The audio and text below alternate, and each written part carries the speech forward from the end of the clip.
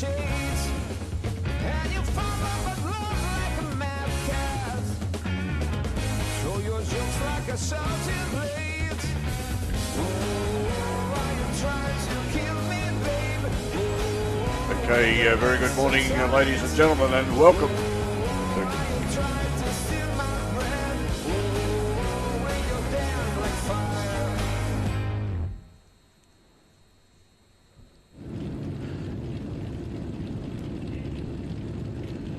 Okay, a very good morning, ladies and gentlemen, and must I say, a slightly not so wet morning as we had yesterday. Yesterday, if anyone was here, was a very drizzly sort of a day and made driving conditions not the most pleasant, but the day did fine up a little bit later on towards the end of the day. So I do believe we've got a Simmons weather report saying that it's going to be a pretty good day today.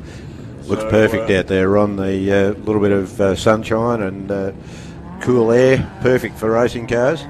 So good morning everybody and welcome to the Victorian Historic Racing Registers Festival of Speed. Wonderful racing yesterday and some safe racing, but a few little offs and things like that, but good racing all around in all classes. Today we start off actually with the regularity event, and this is a run where of course the people nominate their time to see if they can beat the timekeeper or keep it right on the time that they've nominated. Obviously, to go too fast, too slow, you lose points. But we had some very close guys got it absolutely perfect yesterday. So the regularity and invited cars, there are some other invited cars there. So we'll talk about these cars with Phil Memory coming on board as the other commentator.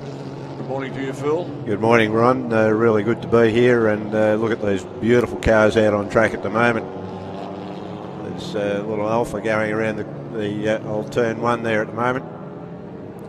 And of course the idea is to, as you say, you nominate a time and you get around as close to that time as you possibly can. You're not allowed to do any late braking, big dives down the inside of the guy in front into the corners. And so you don't need a full circuit licence to compete in regularity. You can do this on a limited speed licence, the same sort of licence that you might use to go and run in hill climbs, which I know, Ron, you've had a bit of a crack at some hill climbs over the years. So yes, just a few, Phil. Yeah, just a few. Yes, when I sort of decided to give the actual circuit racing away, not that I really wanted to, but it was just constraints of getting a family and housing and all those sort of things that go on. Yep. And so I went into getting just an S2 licence to continue into sport in some form, and I've thoroughly enjoyed what I've done. Now we have a red flag for whatever reason. Goodness me. That doesn't happen very often. We've still got the cars behind the pace car. And the pace car has stopped on the back straight, so not too sure just what's happening there. Perhaps if...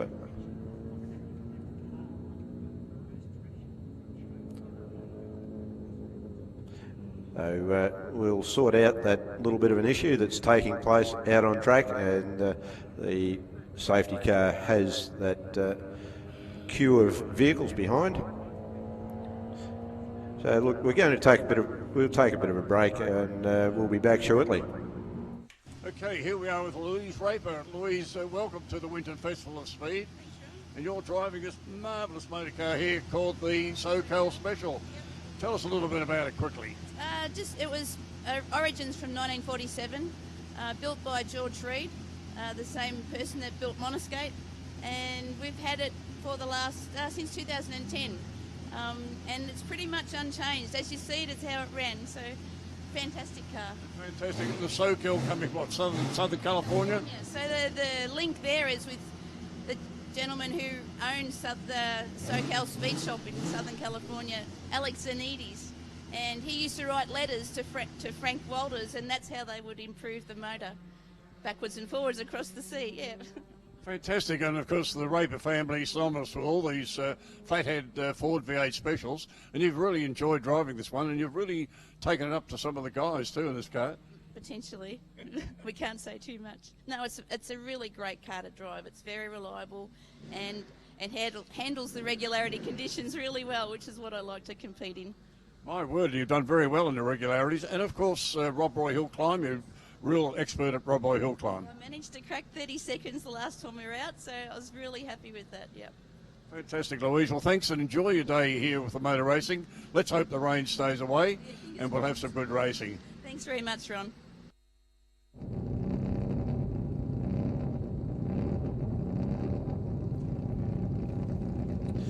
Okay, so we're back live. We're just waiting on the safety car to move off and we will be underway. There we go. The safety car is now moving, and so things will be underway again shortly. Not too sure exactly what's occurred in the background there, but a little bit of a hiccup, as they say.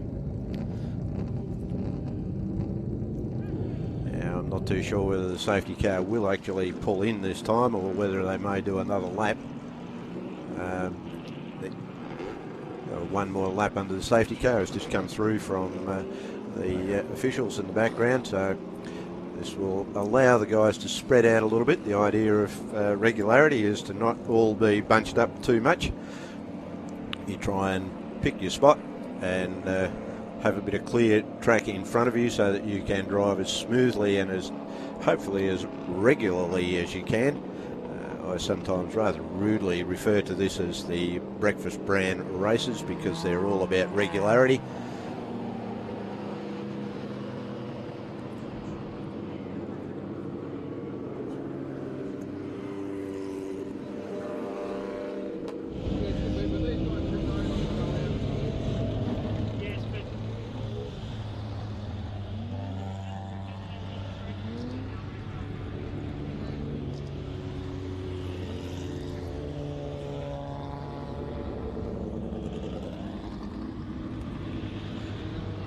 So they're coming through turn one and another lap, as we were saying, under the safety car, allow them to spread out a little bit. Now it will be a little bit interesting because yesterday, of course, the track was quite slippery early on when the guys went out to have their bit of practice and try and work out maybe what lap times that they were going to nominate. Whether they've revised their lap times or not, I don't know. But I see there's some that have nominated a 2-minute 32. Now that's really quite slow. Several of them around at 2 minutes.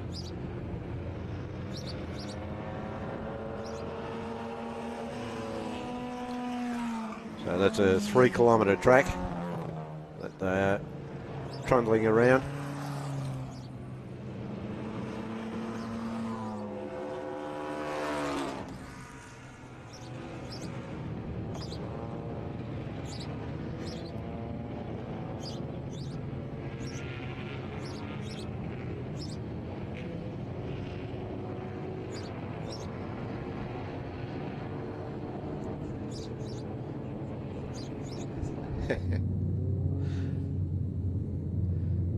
As you can see, safety car coming through down the back there, about to enter the back straight. Some beautiful little cars out there, and some of them quite rare. The Datsun in the front is not a very common car that we see in Australia. Of course, there's a beautiful, well, is it a Shelby GT 350 or is it a Mustang? Car 104.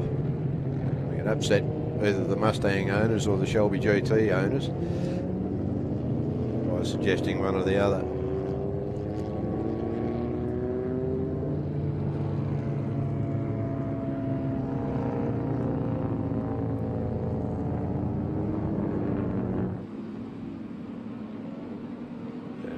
Cars are not allowed to have any sort of electronic timing devices inside them, or they have to be taped over. I think the safety car will have removed itself from the track. See a green flag waving at the start-finish line, so we will be underway with this regularity event. First car comes across the line, and it's that beautiful two-door Datsun in the lead. And as they lap around, well, as they get around, we will see what sort of times they are doing. Of course, the first lap we don't get to work out anything much. All sorts of things out there, from little single-seater open wheelers, clubmans, a hot rod style car. Of course, yesterday, Phil, the timing was a little bit messed up because they did their practicing and when they nominated their times in the wet. Yeah. So when it came to the actual event later in the day, and the track had pretty much dried out by that stage, they were way off their nominated time. So it'd be interesting to see what they've nominated today. Yeah, Much easier to keep to the time, though. I don't know whether they've renominated or not. There's a few fairly what I might suspect as slowish times that they've nominated in amongst that list, so it could be a little bit interesting if the track is certainly in much better condition for achieving a reasonable lap time at the moment. You're able to go up and renominate the time prior to the event running, so no doubt a few of them have been forming a long queue, I would imagine, to the timekeeper man to suggest that they may alter their times. Yeah, well, it's something that they certainly should be well on board with doing, and if they haven't, then that's their problem, I guess. But so see the little Formula Ford there heading down the back straight. I think it's a Formula Ford. It's a Formula Ford. Yeah. Somebody just, like we said earlier on, and we say probably every time about the regularity, that it's a good way to put the toe in the water. We've got a spinner that's come onto the start-finish straight, and one of the clubmans. See that? He was... scribbled a quick message to his mum on the inside of his underwear with that one. Well, actually, that was Connor Ryan. Now, Connor Ryan, I've not seen drive this car before. It's an Arch. It's an Arch Clubman Ford, 1600cc, 1968 model. Something new into the Connor Ryan stable, I would imagine. Yeah. Just finding its limits, I would say. Or a little bit beyond the limits. It's not like Colin to have a spin, actually. No, he's a pretty handy driver. Oh, my word. He drives some really quick cars. So, anyway, he's found the limit. He won't go there again. That could be a commentator's curse, Ron, saying he won't go there again. He may well do it every lap. Yes, we do the old Murray Walker, if I'm not mistaken.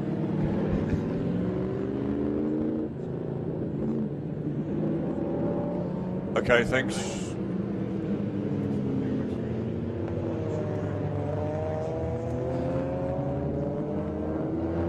So a few cars a little bit bunched up in that little group on screen. Talking yesterday about the Datsun Coupe cars, there's another one out there too, like the Datsun 1600 in a two-door version. Weren't actually sold here in Australia, so they'd be fully import cars. Yeah, fully import car. But, I did see some of them back on the road many years ago. Yeah, quite something a little bit odd with the front wheel right front tyre on the old. I think he's okay. Might have been off. Yeah, he's just been on. He's been on the road. Yeah, been off the road because the car is generally absolutely immaculate, but it's got some mud down the side at this stage. So it's a great car, isn't it? The Ford Roadster. Sounds magnificent. We've even got a replay of the event where he had a bit of a spin apparently, so we look forward to, here we go. I think, no, this isn't the replay, not yet. Here we go, replay of the spin. So the escort, and there we go, backs it across onto the track. Big skid mark on the grass and probably in the underwear. Somewhere else, yes. No, it's a magnificent car. I'm pretty sure it's the same guy that had a black one like this, and whether this is the black one revamped into something else, I'm not sure. Well, maybe the black one was just black because it hadn't been washed.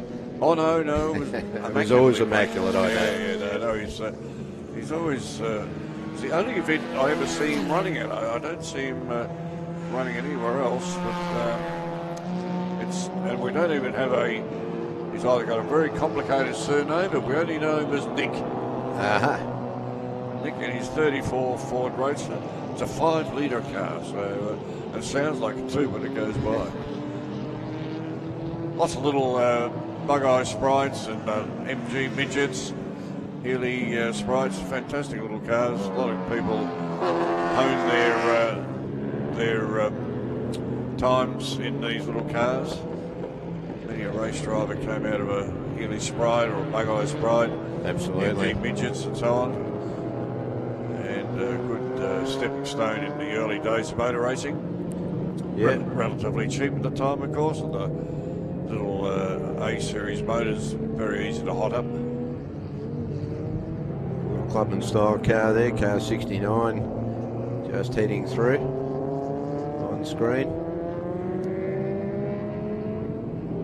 Yes, in your program, there's quite a few cars that aren't in the program because we had a heap of late entries, which is most unusual, but we had up to about 300 entrants, I think it was originally, then suddenly it was got 310, then it was 320. I think we ended up with about 325 in the finish. So a lot of entrants putting in a late entry, as we say. Now Bill Hemming's out there. Now Bill Hemming normally doesn't run regularities. We normally see Bill either driving a Formula 5000 or the big Elfin sports car that he runs. But he's got the little Catalina, I think that is, an Elfin Catalina. Or is it a Alfa Malilar, sorry? Malilar, it's an Alfa yeah. Malilar. So that's an unusual name to me, the Alfa Malilar. But anyway, that's a sweet-looking little car, and Bill's out there. He runs a very nice business down there, the Elfin Heritage Centre. And he's got a great collection of Elfin cars down there. He also has actually for sale a trailer. And of course the people at home can't see, but it's on page 13, a trailer for sale. Contact Bill Hemming. Yeah, but don't ring him at the moment, he won't answer. Or he shouldn't. Real character, Bill. We had him as a guest speaker at the VHRR one night, and had an absolute raptures of his early days with BMC, in actual fact. Okay. In the sales and promotion side of BMC. Some of the stories he told us were pretty amazing. Then he came back to Australia and started with Leyland Australia, so he was involved with the early days of P76 and those other sort of cars. So it's always interesting to be able to get around some of these guys that have been around motorsport for a long time and listen to them chat on. I was lucky enough, I went to a meeting, car club meeting up here on Wednesday night. A chap by the name of Wally Story, who was well known in motor racing in Australia. In the back box, he was the guest speaker, entertained us for several hours, and eventually I went, I think I just have to go home. So, but many a tale told. you couldn't see the wind-up man behind him there somewhere. No, so I believe so it is the checkered flag is out, so once the last car is across the finish, we might be actually able to bring to you who it is that's managed to go as close as possible to their nominated lap time as consistently as possible. Because you don't need to do it on just one lap, do you, Ron? You've got to do it each and every time you go around. If you have one lap where the red mist has well and truly come down and you've done a blinder, that's going to hurt you really hard. Well, it has in some cases. Say, for instance, car 054, which is on the program here. There's Daniel Rosardi with the Datsun Bluebird we were talking about before. He nominated a 157, but he's been doing a 154.4. Oh. So, and next man, Holtz in car 21, which is the car that's the MG Midget. And he nominated 2 minutes, but he's done a 2:04, so he's going the other way. So closest there would be 2:11 to 2:10 for MacGyver. Now I'm pretty sure MacGyver did pretty well yesterday. That's car 78. That's in the MGB GT, from what I remember. So Yes, a few of the guys' times are a little bit mixed up today, but And I see Louise Raper out there. She'd nominated a 2:10, but she's only been doing 2:15. So, right off the pace. So As anyway, the fog seems to be coming down here over the top end of the circuit, so visibility a bit vague up towards the old Penrite corner area there. Yeah, well, of course, the last meeting here, the Winton Historic, we actually had to postpone the start of the day because of fog, so hopefully it doesn't roll in too badly, but the track itself looks absolutely spiffing. Interesting seeing the checkered flag waving there, Phil. A lot of contention about the checkered flag being coming up just lately on Facebook and other places. The flag is actually waved at the first place getter, and then it should be held stationary for the next lot of cars coming through.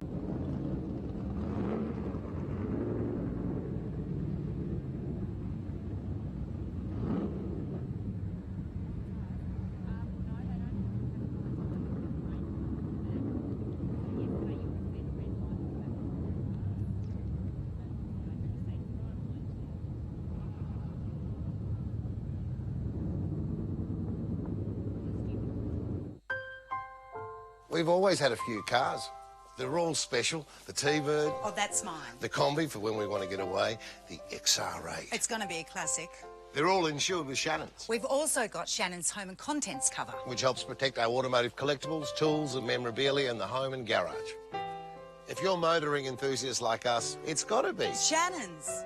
Shannons, insurance for motoring enthusiasts. Call 13 46 46 for a quote. We all agree now is the right time to start making choices to support Aussie businesses, supporting Aussie families and communities.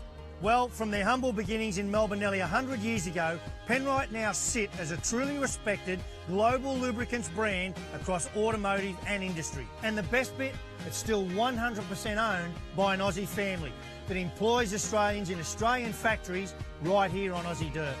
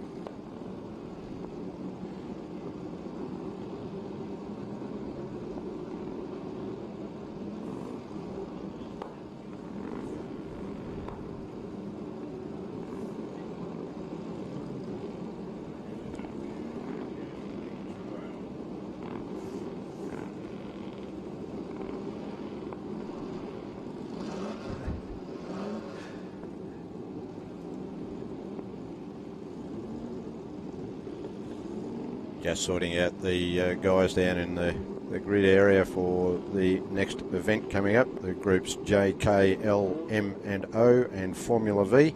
They're in for a 7-lap race, and so they're just getting them sorted out down in the pre-grid area.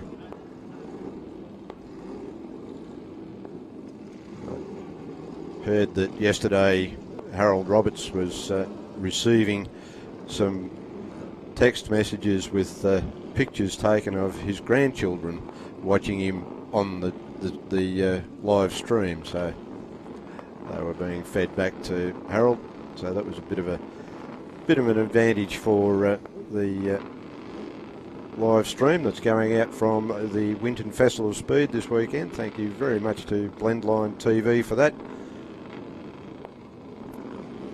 I've had several reports of thank you very much and a great job well done by the Blendline TV boys.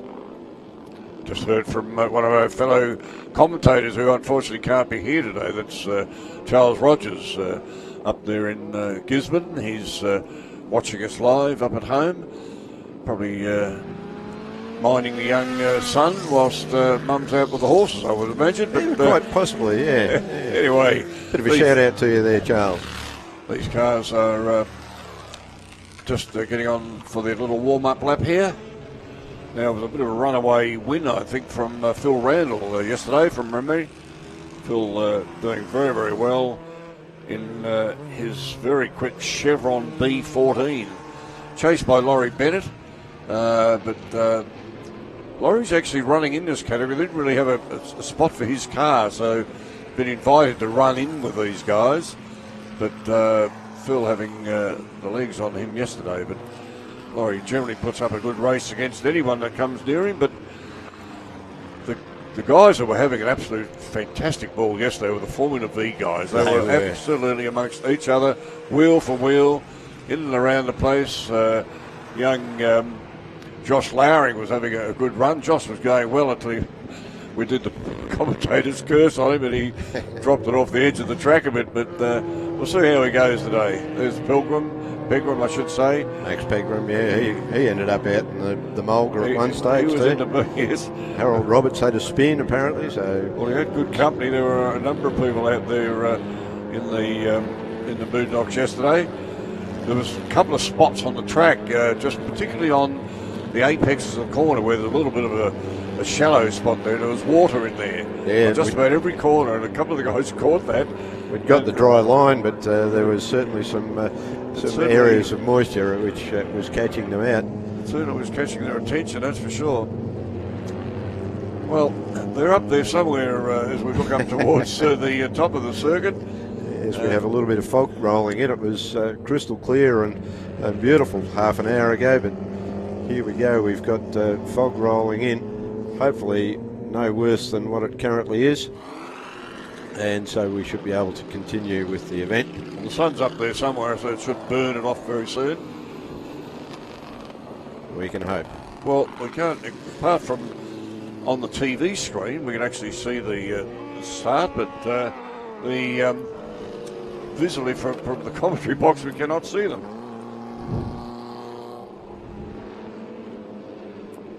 So Randall on pole, Raper in position 2, Bowden in 3, Walker in 4, Strauss in 5, Fagan in 6, Budge in 7, O'Keefe in 8, Simpson in 9, and Mead in position 10.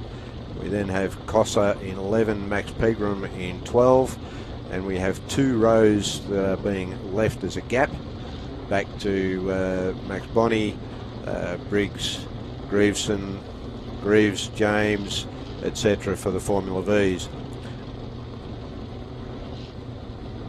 So we're just waiting on the start. Beautiful shot of the cars down the start from the start line there. Low camera angle there provided by Landline TV, doing a great job. Well, they started, so away they went, and it obviously is through the gloom. We see Randall out in front, and Graham Raper in the old monoskate. What a contrast of cars! What a contrast of cars! A very low motor car with a very upright motor car with Graham drives it with absolute verve. I can assure you, it's an old flathead Ford V8, and a bit of smoke and locking up there with one of the little Coopers, but he's got through okay. We seem to be a little bit short of the field as we watch the other cars coming through. Yeah, they had a separate start for the Formula Vees. They have done it this time with us. We thought they might do that yesterday. Yeah, here come the Formula Vees all through turns 1 and 2. All over each other like a cheap seat. Now, young Josh Lowering I was talking about is actually behind that group. He's normally a bit up the front in the yellow Conor Ryan car belonging to the Ryan Bus Company as they make their way through what we're calling today turn 3, and there's the Pratt Holden going through very quickly as well. That's a very smart car that's driven by Bowden, so he's got Walker just in front of him in that lovely little Lotus. And even the TV's having trouble to pick them up as they come through the gloom. Perhaps they could turn the headlights on or something for us. But anyway, second 5-second time penalty for car 26, which is Peter Strauss. Ooh, and car 2 off in the mulga there is... oh, that'll be a red flag for sure, because he's right in a vulnerable sort of a spot there. Yeah. Car 2, which is the one of the little Coopers.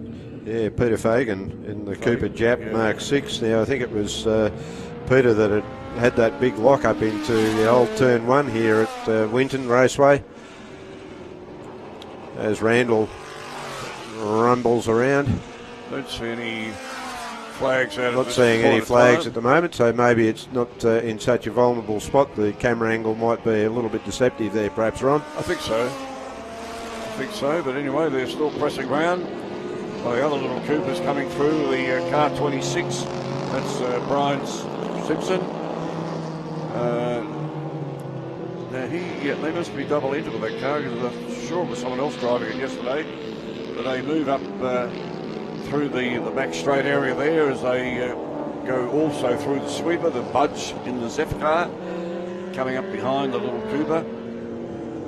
We saw great competition with the Zeph car, and the car that's just slightly in front of him is car 99, of course, which is a fantastic little motor car, and that's the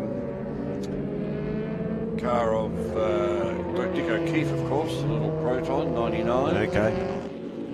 And couple one of the Formula 4 V's. Couple of boys out digging in the sand. Number 8 is well and truly into the bog there. That's Stephen Langman in the 1985 Stag, but he's got it back on track. Back on track, just out of the old turn 1. And he is underway, so those guys carted themselves off into the mulga and need to get underway.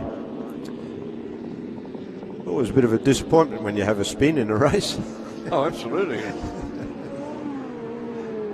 Randall is running away from everybody else. Big gap to car 16, and a big gap in years of manufacture too. So the Raper machine from 1947 up against a much newer car of Randall's. Now, I didn't pick it up at the start, but Laurie Bennett not running at all.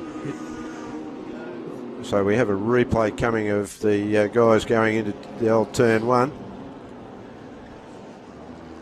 There's a spin. And that was car 4, Shane White in the Standfast. Yeah. Another one in there. Yeah, so there was as well. Car 22 is Ian Kutcher in the Renmark's Mark 2D. So a few little offs going on down there. Formula Vee's always put on good racing. Really close stuff. That's Josh Lowering we're watching there at car number 9 with 33 in behind him. That's Ross McLaughlin. There's a couple of our junior VHRR junior members, and they are really putting on a good little dice there. Car 3 just in front, that's Glenn Briggs. Yep. From Inspector. So the little Formula Vees are having a fantastic race. Formula Vee Racing, of course, was so popular over the years that we'd have a field of 35, 40, maybe 50 cars in these events. And if you were actually leading the race as you came onto the main straight, particularly say at Phillip Island, you weren't necessarily going to win the race, because they would slipstream each other within an inch of each other down the straight. With a few feet to go, someone would just slip out and pin you on the start-finish line. So yeah, someone would pass one and then another would pass that one, and yes, so on. It was very spectacular. Racing. They weren't all that fast to watch, but they were certainly interesting to watch, that's for sure. Yeah, Max Pegram in the Formula Junior being shadowed by 2 Formula V's and being in fact passed under brakes. That's because the Formula V's don't tend to use the brakes. Big dive down the inside. Max drives back up the inside, but not able to pull it up. Coming into the right-hander. Beautiful little car of Max's. And Peter Strauss has been given a 5-second penalty. For what, I don't know, but he has. I think that might have been a jump start, but I'm not sure. We've had a couple of jump starts already this weekend. Yeah, all you've got to do is watch the start official and start when you're supposed to. 37 and 5 35. That's 37 is Don Grievous, and now Don Grievous must have been around since Formula Vee started, I'm sure. He's been running a long, long time. One of these guys, of course, retired for quite a while, and this historic Formula Vee got them going and got them back out on the track again. Now, Graham Raper is still lying second. Phil Randall, of course, out there with a 1:36 his quickest time, and quickest time for Graham with a 1:42. So a fair way back also to Walker with a 1:44. And we have another 4 laps remaining, so an 18-second gap in the lead from Randall over Raper. And we're back to Walker, Bowden, Strauss and O'Keefe. And of course there's that 5-second penalty for Strauss, so that's going to push him back a little bit. Dick O'Keefe there in car 99. Marvellous little motor car, little 998cc BMC motor, it's supercharged, and he just loves driving this thing. He has it absolutely always immaculate. I'm always going to wonder if one day am I going to say car 66, are you in trouble? yeah. He's run 99 for as long I've been as waiting for you to bring that one out, right? The 99, I think, sort of indicating it's a 998cc engine. I think that's where he got that from. But he's having a great little run there with, well, it's actually Strauss. No, where are we? I've lost him on the screen for just a moment, but he'll be there. We come round and watch the next group of cars, which is still 99.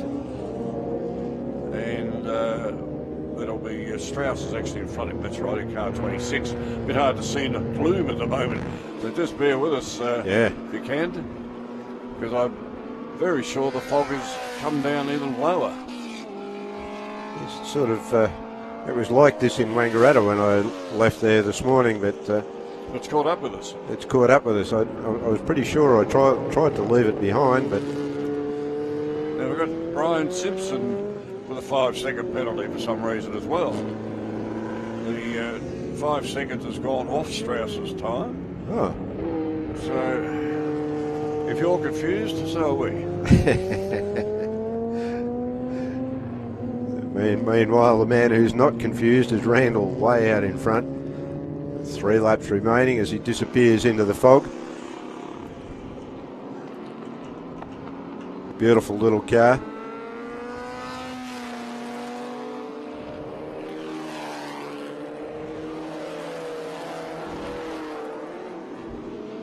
Best time is a 1:36.45, and it has an 18-second lead over Raper as car 20. And I just see one of the cars pulling off the track in front of us here in the commentary position, not on screen, but he's had some sort of an expiry. Well, that is Brian Simpson that we were speaking about before. Brian's easily recovered from there, so I don't think that'll cause any incident, any requirement for interruption to the event. As car 4 goes through.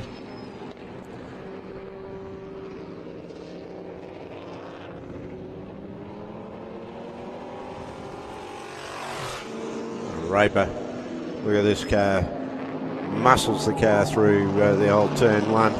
See the arms just doing those quick little adjustments on the steering as he wrangles that car through and disappears on up into the fog and through the fastest corner on the track, the sweeper. Very difficult to see him over there. Here he comes down the bottom end of the track, locks the right-hand front wheel, bit of under rotation there. Out wide, not the perfect line through there, but that was because he'd locked that right front wheel coming into tank. Around the cleavage.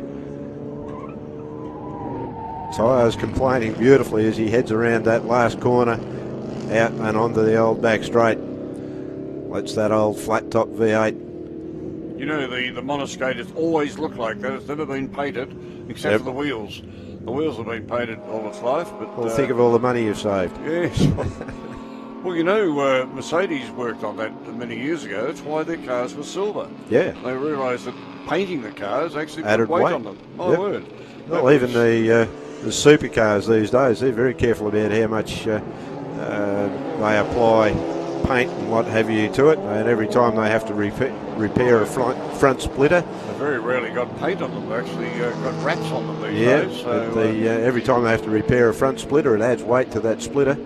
So they keep a close measure of those sorts of things.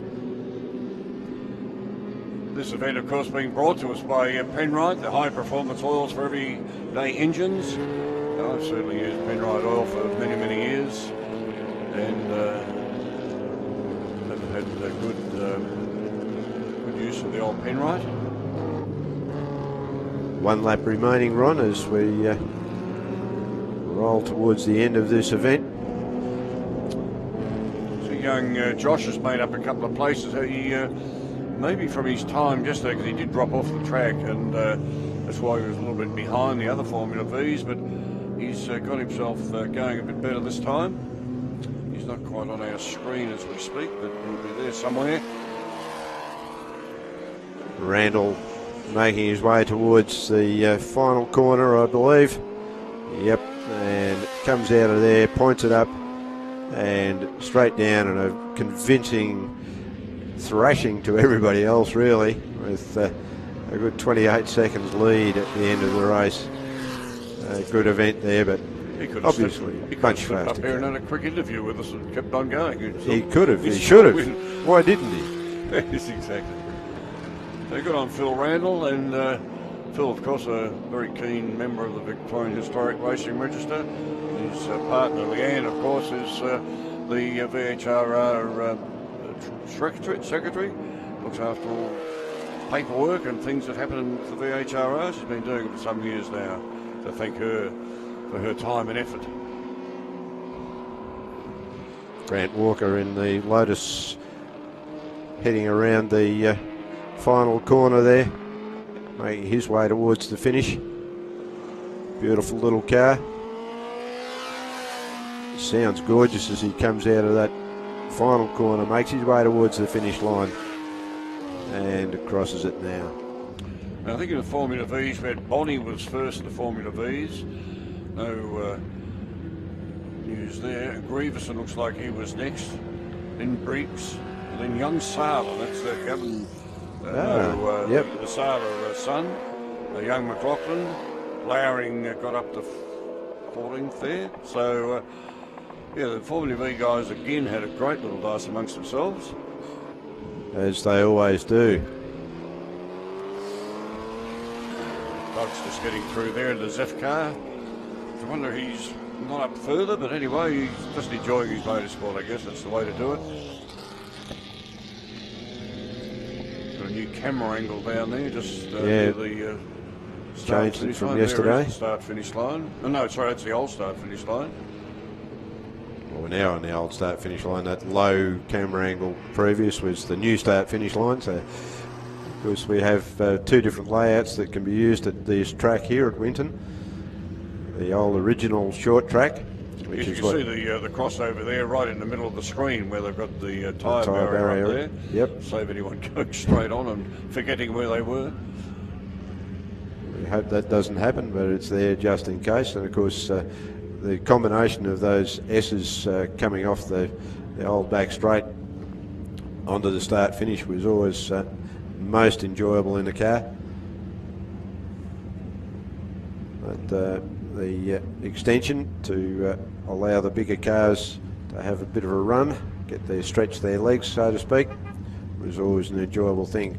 Thank you very much for that, Ron. Not too sure whether we're going to have a bit of a break or whether we're going to roll into the next one. Thanks, Phil, for coming on board with that particular one. Now we're looking for the Super Sprint tribute for 8 laps coming up very shortly, and brought to you by Apex, Australian manufacturer of steel building products. Joe Galegia, of course. Not sure how Joe's travelling these days, but he hasn't been too good for a little while, so let's hope he's okay. So they'll be coming on very shortly.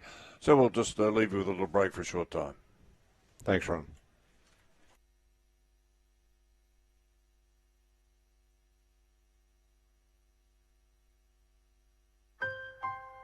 We've always had a few cars.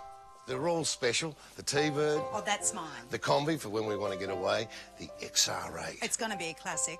They're all insured with Shannons, We've also got Shannons home and contents cover. which helps protect our automotive collectibles, tools and memorabilia in the home and garage. If you're motoring enthusiasts like us, it's got to be. Shannons.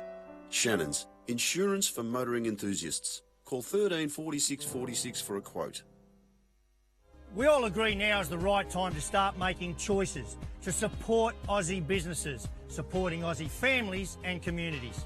Well, from their humble beginnings in Melbourne nearly 100 years ago, Penrite now sit as a truly respected global lubricants brand across automotive and industry. And the best bit, it's still 100% owned by an Aussie family that employs Australians in Australian factories right here on Aussie dirt.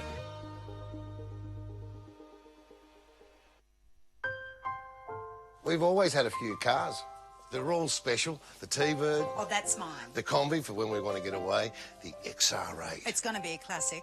They're all insured with Shannons, We've also got Shannons home and contents cover. which helps protect our automotive collectibles, tools and memorabilia in the home and garage. If you're motoring enthusiasts like us, it's got to be. Shannons. Shannons, insurance for motoring enthusiasts. Call 13 46 46 for a quote.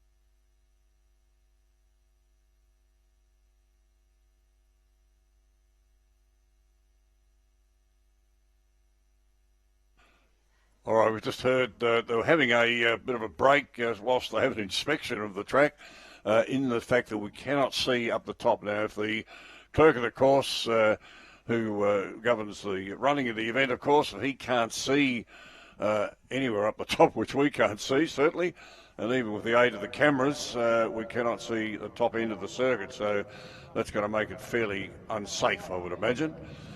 And I don't think too many of the drivers here are what we call IR rated, which is instrument rated, if you know anything about flying. So you need instrument rating on a day like today, I can assure you. But because we just cannot see the top end of the circuit. So we'll just have a break for a moment and talk amongst yourselves until we come back on air.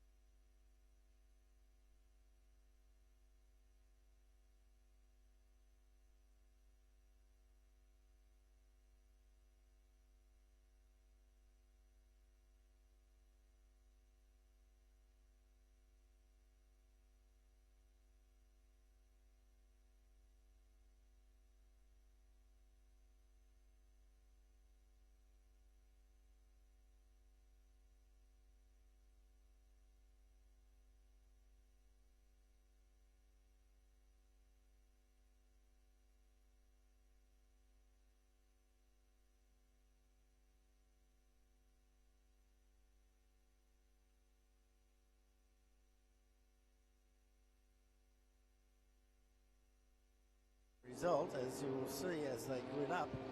Jonathan Miles on pole position, that's no surprise, but beside him is Declan Fu.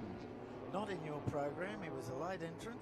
He's an FA car, which means he's in one of the oldest cars in the race, and he is sitting on the front row of the grid. The Formula Fords are split up into 3 different classes, which is how old they are. FA is up to the mid-70s, FB is up to the mid-80s, and FC is up to 90.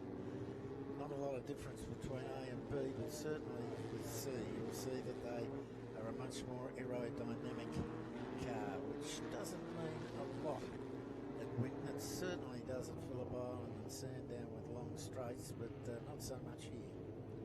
So we've got Bruce Connolly sitting in 3rd position with Sean Whelan from South Australia. Good to see them over from Interstate.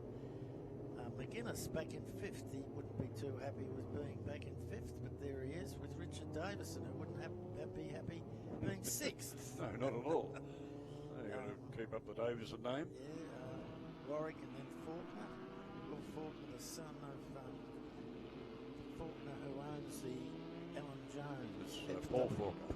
That's right. Formula One car. He's in car 95, which is a Van Diemen RF89, and whenever you see RF89, that means it was built in 1989. So the car's still coming around to form up. Bob, just looking at Phil, as you say there, I believe he's one of our junior drivers. Yes, he is. Yes. Young chap, yeah. Driving for Penrite, the car's in the Penrite colours. Number 342, it's a Lola 342. That's why he's asked for that number. And it's fantastic, wet or not, to see him sitting on the front row of the grid. Jonathan Miles in car 51, of course, is in a Group FC car. Again, another 89 Van Diemen. Not the biggest of the Formula Ford fields we normally see, Bobby. There's no, it's surprising that, but there's 20 of them. Let's hope there's 20.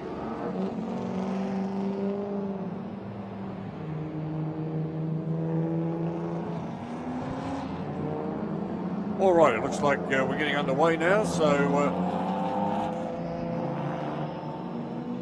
okay, gotcha now, away we go. Tribute car, Super Sprint, and Brett Florence is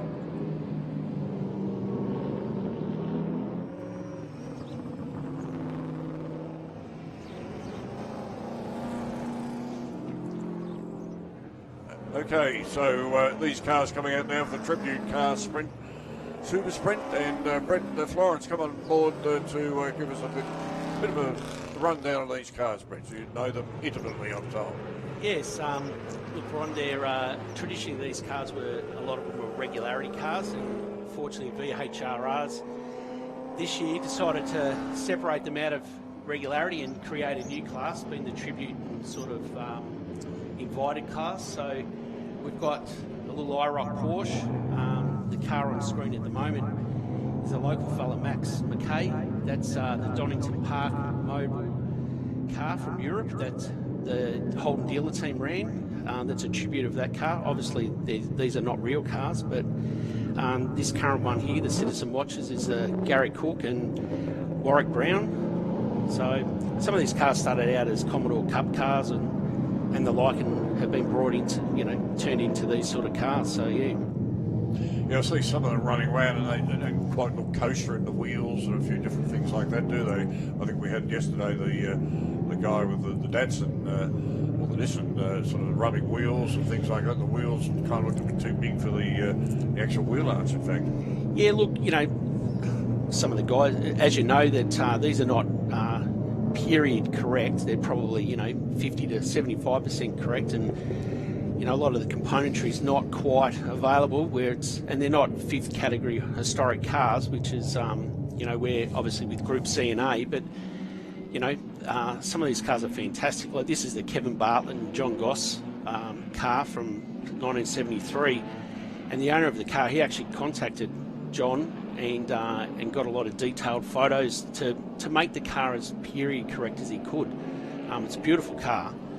Well, Kevin Bartlett's here, of course, this Yes. weekend. So Kevin's one of our drivers, standard guys, and we had dinner with him the last couple of nights. He would be very happy to see the car running around, I'm sure. Yeah, look, it's beautiful. It's a XA Falcon Coupe. And I think Kevin's actually looked at the car at Phillip Island a couple of years ago, so... He has a look at a lot of cars, I think, very closely from time to time. It was a very quick car yesterday. It was out front with some very good times. Certainly sounds the business going past our broadcast spot, that's for sure. And this, the Porsche's an interesting one being in here. Yeah, look, it's an invited car. It's an IROC Porsche. It represents Danny Holm when he raced it. It's a beautiful car, stunning car.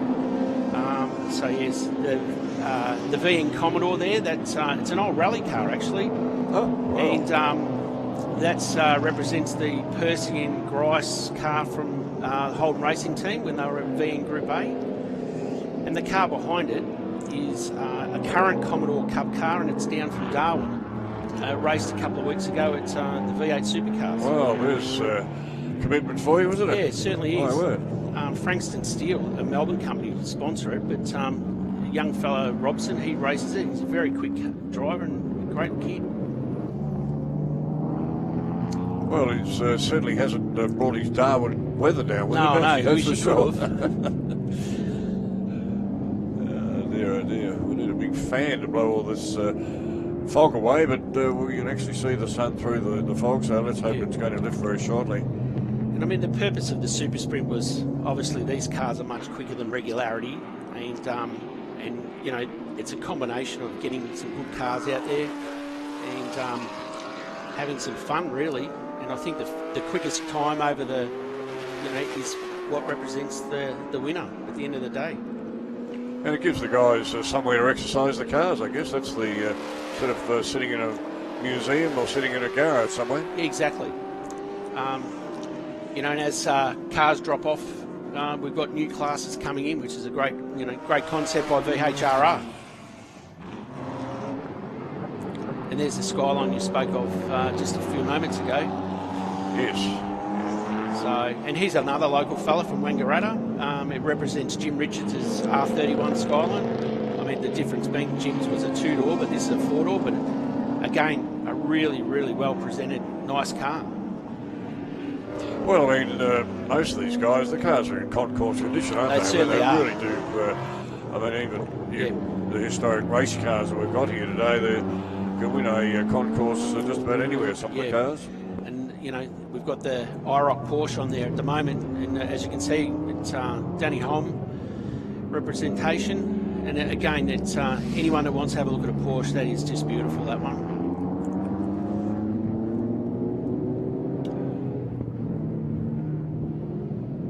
So we're just looking at some of the times, and Ramsey, as you say, is going pretty well there. That's in the XA hardtop. Yes.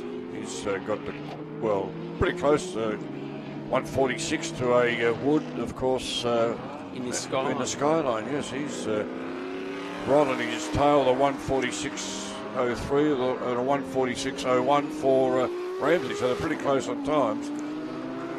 Yeah, they sure are. And so how's it actually based on just the guy that gets the fastest time, no second, thirds or anything like that? No, it's all based, the Super Sprint category is just based around the fastest time of the session.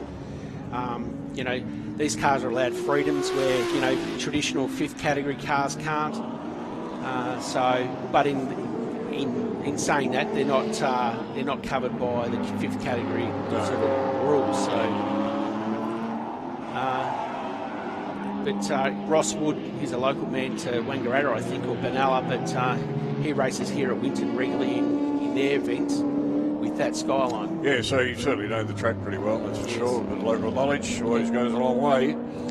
And Wood has actually gone up to a 139.4, so he's really got the thing cranking along with a 140.8 for Ramsey, so he's put it out there that he's going to be the quickest. Oh, we've got someone off in the Boondocks. Car number 100, Stuart Dearden. Yes. And the Green Iron Monster. Stuart's actually got another Falcon hardtop that unfortunately wasn't available to come today, so he's brought this car. But It's a City Ford XB Falcon Coupe that he normally runs at the VHR events. And the car on screen now is another regular VHRR, both these fellas actually, runners in Regularity. There's the Moffat Coupe, and then there's the little Escort, Scott Graham. I actually got told yesterday to not call them replicas. I see they're this a one tribute. actually has got the R beside the that's one of 25. our very early cars that ran with VHRR. So, but Graham Stevenson, and Graham's building an XD Falcon, and he's going to retire this thing. He said she's getting a bit old and needs a birthday. 54 there is, of course, the little Escort.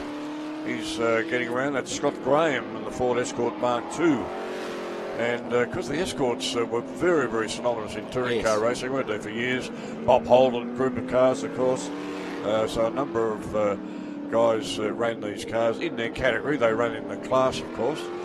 Well, they'd be up to 2 litre, I think they were.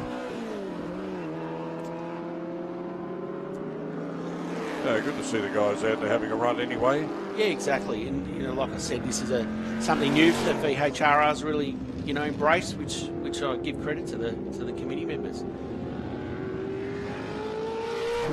Which you're one. Yes. Yes, it's like everything else, nothing happens unless there's a committee or a group of enthusiasts that get all these things happening. Yeah. Headed up by Ian, of course. He's sort of director of the meeting, I guess, but it's Peter Donald and Donald Ian Ross that does most of the work, of course. Yeah. Very hard-working man. Even organises the Saturday night dinners for us, which is pretty good. He's a busy man. But ask a busy man to get something done. Yes, exactly. Unfortunately, we had 2 cars that had to pull out due to medical reasons and just COVID issues. A fella from northern New South Wales with a Greens Tough XE Falcon, and a guy from South Australia. So, but we've got a field of 18 cars at the moment. Unfortunately, little Porsches come to a stop. Yeah, the car 8, of course. Unfortunately, that's Cameron Smith with the Porsche 911. He's just up on the top of the main straight there somewhere, I think. Yeah. Pretty close there. This car here is an old Commodore Cup car, and Travis Kirby from Ballarat, and he's done it in the Gary Cook Warwick Brown Citizen Watches colours from Bathurst in 1981. It's a beautiful car, stunning. It's a great way to get another old Commodore Cup car out of a shed. And absolutely. Yeah. So there must be a few of them lying around the place. Yeah, there would be. So, yeah. That was a very successful category for a long time. Yeah, it certainly was. And did they extend that on into the later model Commodores? Yeah, so there's a VR and VS Commodores were also Commodore Cup as well. So I'm not sure where a lot of those are, but these earlier cars, this is an opportunity, and they still are obviously running Darwin. But, okay, right, yeah, because they did the chap from Darwin, yeah. So that's good that they're still about. Yeah.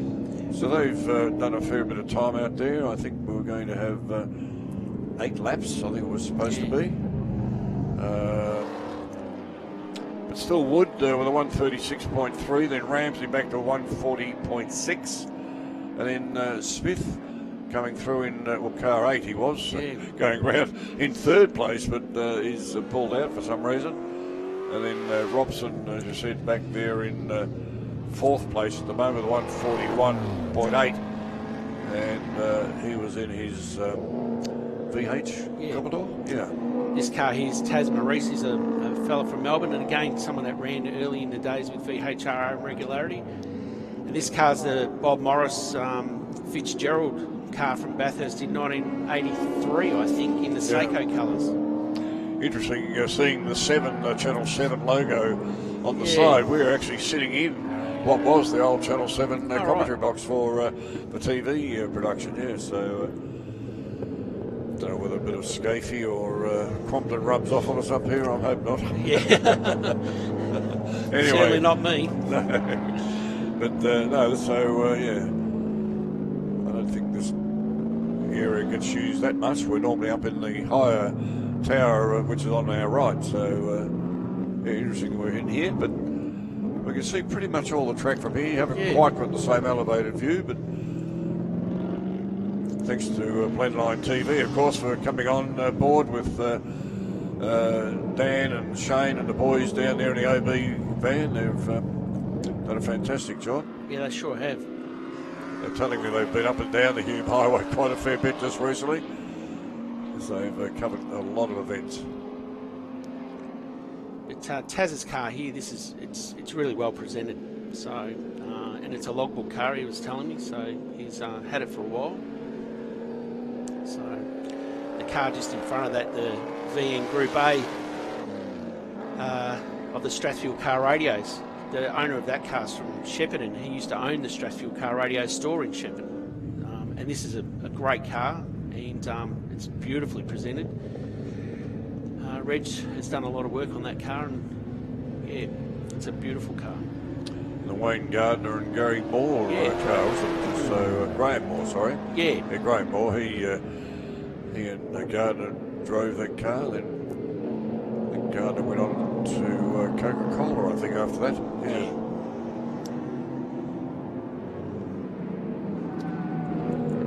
There was another driver that didn't sort of really go on with it for much longer after that, wasn't Wayne Gardner, who was quite a good steerer, actually. Yeah.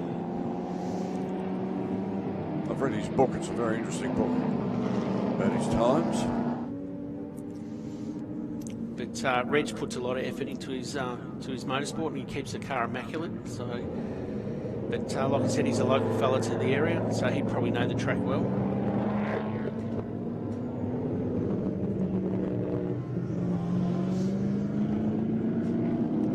Well, Wood's still out there. Checker flag just coming out, and Wood put in a blinder there with a 135.4. So it's very quick. He's really got the thing cooking along very nicely. Then Ramsey with a 140, and now Smith and Deere, and they've broken down. Of course, they're not running. So Robson coming in next there for, you call it, third place. So checker flag drops there on the Apex event, which is brought to us by Australian manufacturer of steel products and their building products they have down there for the Super Sprint. Thanks to Brett. You back later on? Yeah, I'll come back later. Beautiful. So we'll thank Brett for coming up for the category. We've been very lucky this weekend. A lot of the categories that are running, we've got a representative come up from each group. Although we know a fair bit about most of the cars that are running out there, it's nice to have that bit of intimate knowledge on the cars. Like Brett was telling us, he was able to tell us a lot more than what we knew. So thanks, Brett. We'll catch up with you next time round. Okay, we might just take a break for a moment and go back to perhaps an ad break.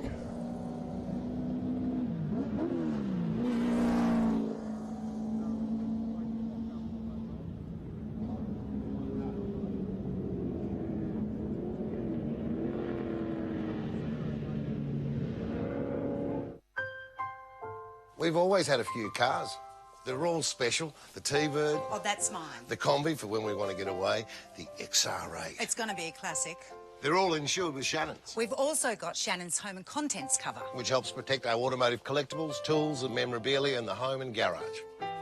If you're motoring enthusiasts like us, it's got to be Shannons. Shannons, insurance for motoring enthusiasts. Call 13 46 46 for a quote. We all agree now is the right time to start making choices to support Aussie businesses, supporting Aussie families and communities.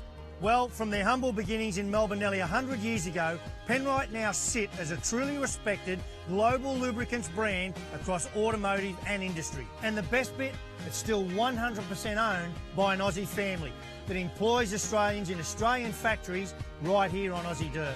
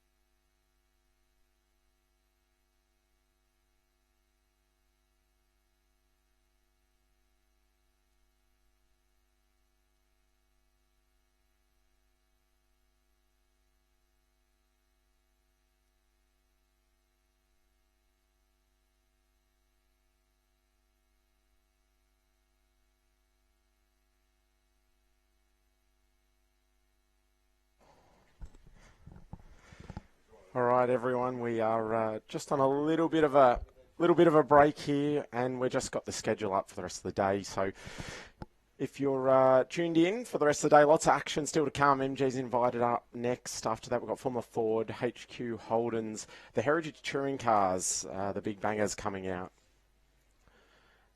and the classic sports cars after that. Group P, Q&R, lots of good racing. The Alfa Romeos, they put on a good show last night. I stayed back to watch those. So stay tuned on Blendline TV for the day. There's going to be lots of good racing, and hopefully the sun comes out and clears up some of this fog. As we get ready here, I've got Sean Herlihy alongside me. G'day, Welcome, Paul. Sean. How are we doing? Lovely weather here that Winton has put on for us today. Few delays in proceedings with the fog slowly lifting, which would be nice.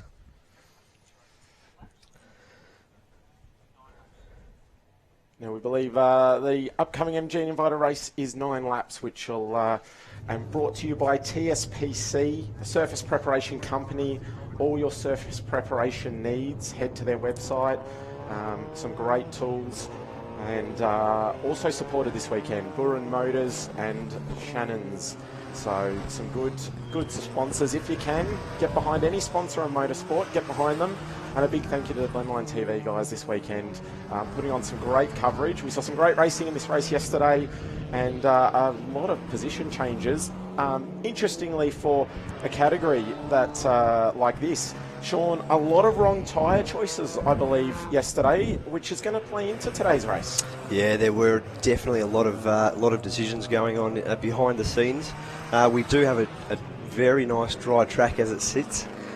It'll be cold. There won't be a huge amount of tyre temp getting into these tyres, but they will indeed have a dry line for the start of this race anyway, by the looks of things.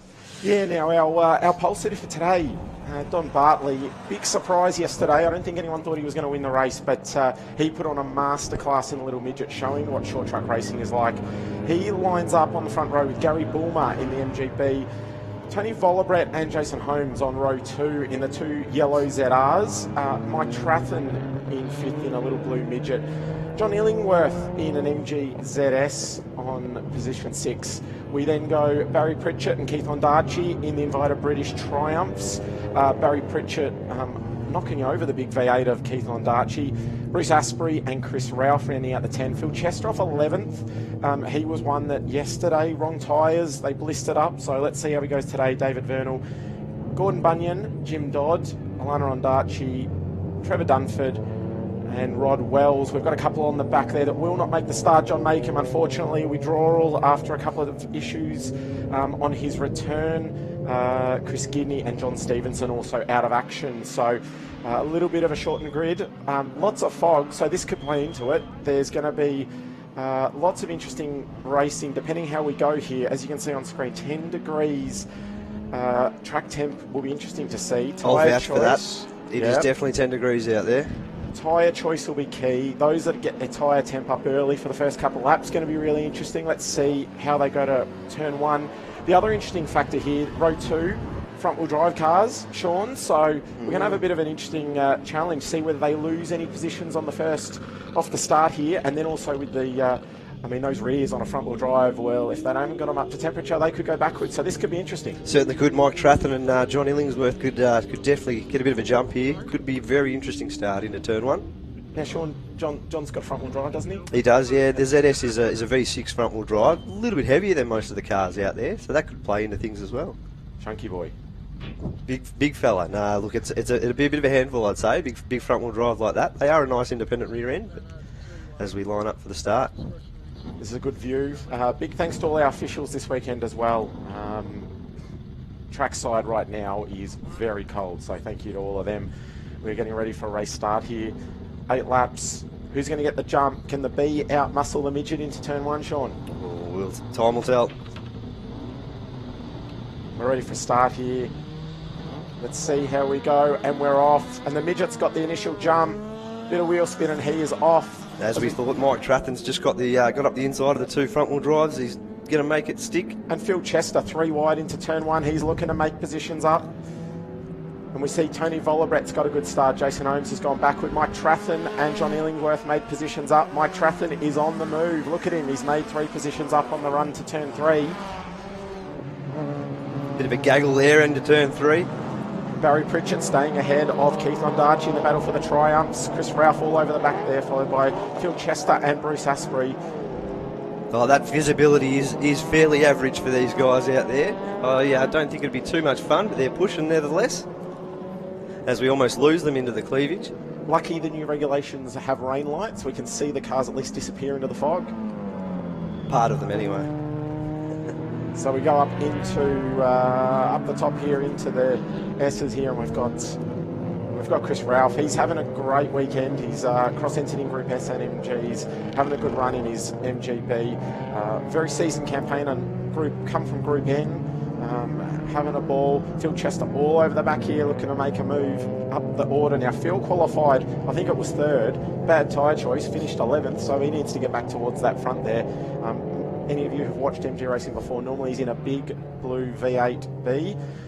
He's stepped into his spare car for a couple of rounds to have some fun in the mid-pack. We're looking forward to getting that V8 back out. He's made the move on Chris Ralph, so he is on the prowl. Let's see if Bruce Asprey can also make a move. Under brakes at the end of the back straight, Sean. Nice move. Throws it up the inside. Very well driven. Good call out to Jayco. All your caravan needs, head down to Jayco. Ask for Bruce. I'm sure he'll give you a deal. We got Gordon. Nice little triumph battle here in the between Alana and Gordon there. The V8 just walks away, unfortunately. So yeah, we see Alana go past David Vernal here. So that is for position 12. The V8 on the move. Should be looking to get on to Chris Ralph soon. As we see up front, Bartley still leading Bulmer, getting a little bit of a gap.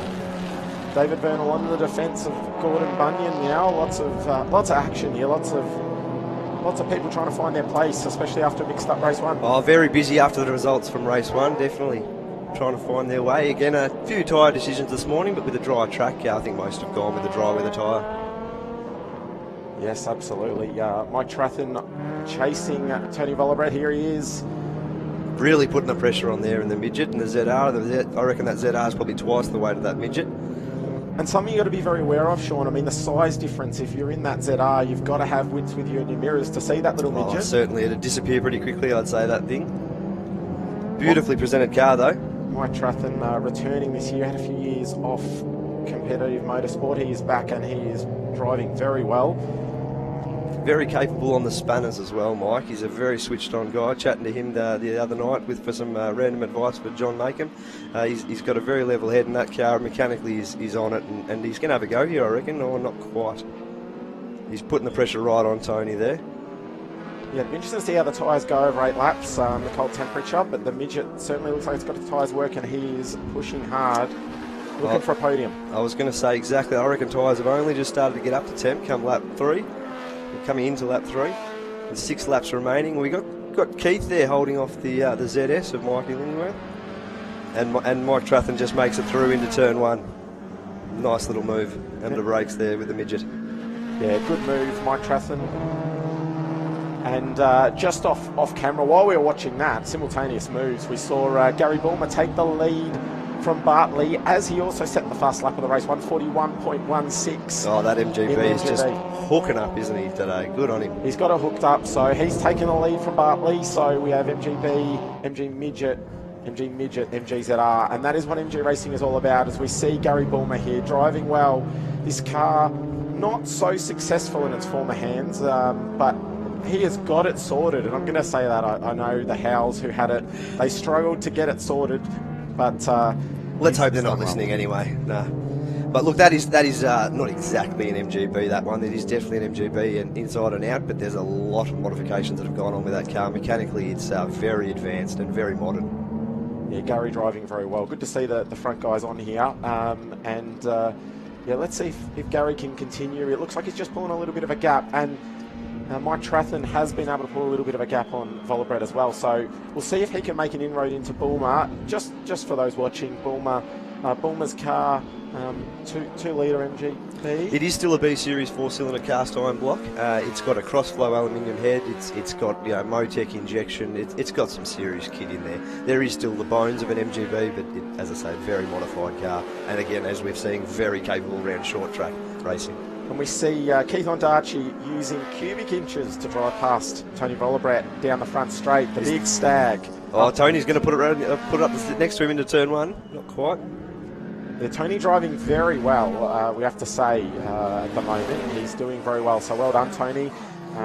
Unfortunately, going backwards probably belies how well he's doing to be battling up there.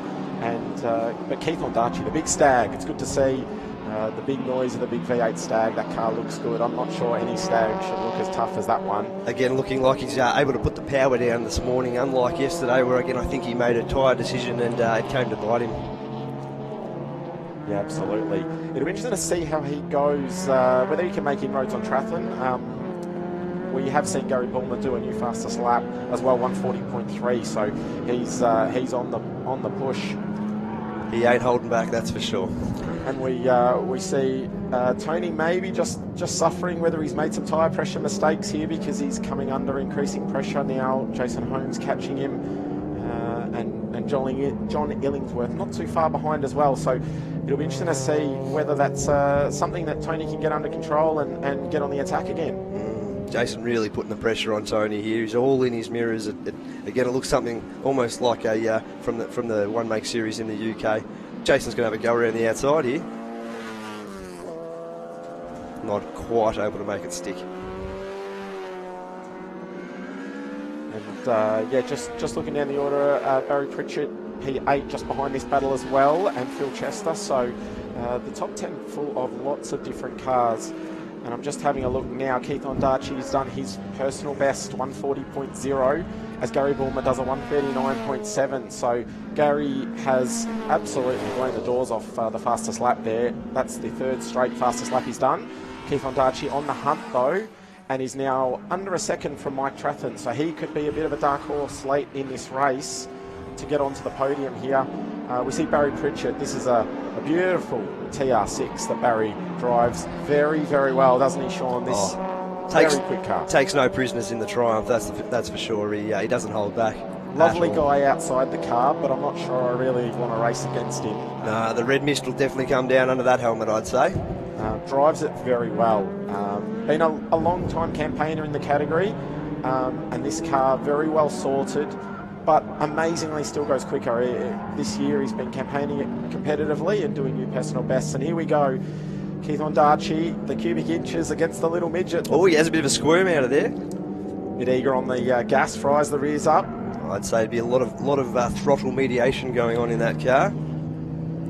He is on the hunt here, and the 2 straights here, we'll see what he can do, whether he can make a pass here. He certainly probably won't be able to do it under brakes, but maybe on the run to turn 1 he can get up the inside. He's still looking, but the little midget, Mike Trathlin, gives him room, but makes it very hard. Great driving. Amazing to see the acceleration of that midget with a big 5-litre V8 behind him. Again, and weight comes into it there, and Keith will just put the foot down and drive past. And here we go. Look at that. The big stag opens the taps. They split Jim Dodd. Poor old Jim Dodd gets lapped there. And he would have thinking, wow, my doors have just been blown off. And Keith leaves Micah hanging out to dry there and takes that position beautifully. Beautiful, clean driving, something I really enjoy about MG racing. There ends up a battle all throughout the field, and a lot of fun for most drivers. Now, just quickly, if you want to come MG racing, there's a couple of good cars on the market, aren't there? There's an outright V8, Vince Gucciardo's GB galvanising V8 is on the market if you want to come racing. Beautifully presented car and very, very capable piece of machinery, that thing. Very well developed. Originally an MGC, got a V8 in it nowadays with a monster 5-litre or something similar. All right, don't scare everyone. Oh, look, no, that's how you go quick, isn't it? Throw in the big power and put some big tyres on it and go and have some fun. Absolutely. Seeing Chris Ralph back on the screen here, and he is chasing Bruce Asprey. It's good to see Chris having a good run in this car. And it's good to see the full windscreen. I mean, that's pretty rare in these Bees these days, isn't it? It is, again, almost a road spec appearing car, but again, very heavily modified to Group S spec. Taken about as far as you can take an MGB at Group S spec. And these two quite different takes. Modern MG mid-engined versus classic MG front-engine. And he goes down the inside. We'll see the drag race down the old back straight. Bruce probably should have the power here, shouldn't he? He should. He walks away very easily, but again, Chris will be putting the pressure right onto Bruce there. Driving the absolute wheels off that nicely presented MGB. Yeah, these two doing really well. As Gary Bulmer has just lowered his fast lap again, 138.6, as we see Trevor Dunford looping it. Had a bit of a whoopsie there, but he'll be right. He'll gather his thoughts and get right back into it. Trevor, normally in a V8 MG, has stepped into an MGF for a few rounds. Again, completely different car to drive. Mid-mount rear-wheel drive versus the front-wheel V8 rear-wheel drive. So maybe caught him out a little bit on the change of direction there. I'd say he's still getting his head around that one for sure. But he'll get it sorted and have a ball, I'd say. Great little car to get into an MGF. They're once you get your head around the mid-mount rear-wheel drive, they're very fun to drive on the edge. As Phil Chester actually just gets past Jim Dodd. Well, I think that's one of the back markers, that's correct? Lucky, yeah. And also Keith Ondarchi has just done his personal best, 139.6. He's half a second off the back of Bartley, so he is looking to move himself into second. Here's Gordon Bunyan and David Vernal on screen. Gordon's run with us a fair few years now in the invited British class in that little Spitfire Triumph. Really positive and consistent driver. Great addition to the grid. Absolutely. Good to see David Vernal out there again, having an absolute ball. Chatting to him earlier, he's really enjoying the time spent on track. As we've just seen Tony Vollebrant having... No, that's Jason Holmes, excuse me. Yeah, facing the wrong direction. Had a bit of a whoopsie. Hopefully there's no back panel damage there, no hearts broken. Yeah, he was battling with Tony, so let's hope that was there was no contact there. Indeed. But yeah, good midfield, and just call out David Vernal. Normally on the other end, normally Clark calls at a number of race meetings during the year, so good to see him on track and enjoying some motorsport, especially at the VHRR events, as Chris Ralph just runs wide on the exit there. That allows Rod Wells through, and here's Mike Trathen, who has got past Bartley, so we missed that bit. But so Ondarchi, Trathen and Bartley, so Bartley's gone back to fourth, Trathen onto the podium. The midgets are really look, they've gone backwards a little bit, but they really suit this track. Also, just to call out, they are quite different cars, aren't they, Sean? So we've got sort of a flared midget there, and then we've got like a Group S midget, do we? Indeed, yeah. Again, Mike Trathen's car just quickly is very heavily modified. Still A series engine. It's got a I believe an aluminium BMW crossflow type head on it. Quite a common period modification, I believe, and again, big slicks for a midget anyway. I think they're 8-inch wide slicks on a car like that. Very interested to see the Group S spec car again running in Group S this weekend, so very eligible Group S car all over the back of Mike Trathen there on the slicks. Again, indicating that there isn't still track temp, and big wide slicks don't necessarily help you out. And it's good to see Mike Trathen still got Reggio in his car. That's pretty cool. Oh, I was chatting to him earlier. He takes for a test drive every now and then down the street. Not quite. Don't tell Vic Rhodes. No, not quite. No, he's doing the right thing. But has maintained the Reggio. And we've got Gary Bulmer on screen, 138.4, new fastest lap, so he is still pushing hard. Just taking the checkered flag there and won the race. Here's David Vernal just trying to defend against Jason Holmes, who's recovering obviously from his spin. Jason's car a little bit more developed, so should be able to probably get by here, but we'll see how well David Vernal remembers how to race. Indeed, he's kept it up the inside down the back straight. Can Jason go around the outside and make it stick? Yeah, good battle, and Keith Ondarchi's crossed the line in second, ahead of Mike Trathen and Bartley. So we now see MGB Triumph Stag MG Midget on the podium. So that's just shows the diversity there. Tony Vollebrant has taken fifth, John Illingsworth sixth, and Barry Pritchett seventh, as we still watch this end of the race, and we'll see whether we've got a replay of any of the action just as we come across the checkered flag here. Jason Holmes drag race to the end, and he has got Gordon Bunyan by ever the smallest margin. Here is the replay. Whoa, that was loose. Run a little bit wide there as it looks and just overcooked it. That was and very allowed loose. Tony, at least there was no panel damage. We can all go home with cars on our trailers in one piece. That was the drifting Grand Prix. Oh, I'd say front wheel drive's got the better of him And there. here we go Paul. again. Oh, just pushing too hard perhaps at that point. Well, he's got the highlights reel, hasn't he? So, I think he maybe wanted a bit of screen time. Is that and Barry. Maybe there's something out on the track there. Someone dropping a little bit of something. Who knows? Hey, RMGs at just the end because of the they're day. MGs, mate. Come on. Oh, look, we've got to be realistic these days, Paul. They are old cars. I mean, some of these cars are getting pretty bloody old these days. So it doesn't matter what Sean says. They don't drop oil. It's okay. You can buy one and come racing. Thanks very much. That is our final race for the weekend. Big thank you to the VHRR, another fantastic event. All the officials trackside, Blendline TV, and obviously our event sponsors, TSPC, the Service Preparation Company, Shannons and Buren Motors. Thank you very much. We'll see you at the next event. Thank you.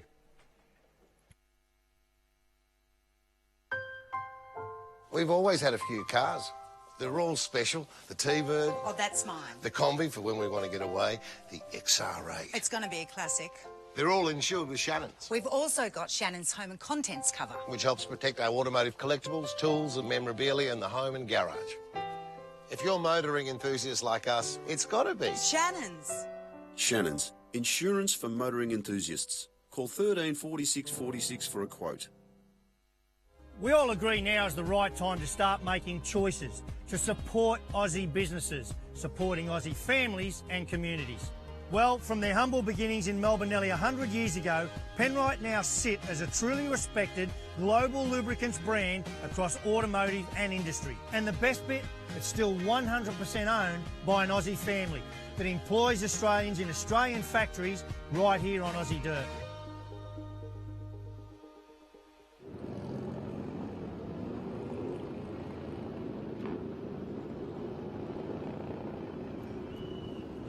Righto, here come the fabulous, fast and furious Formula Fords. Great racing to be seen here.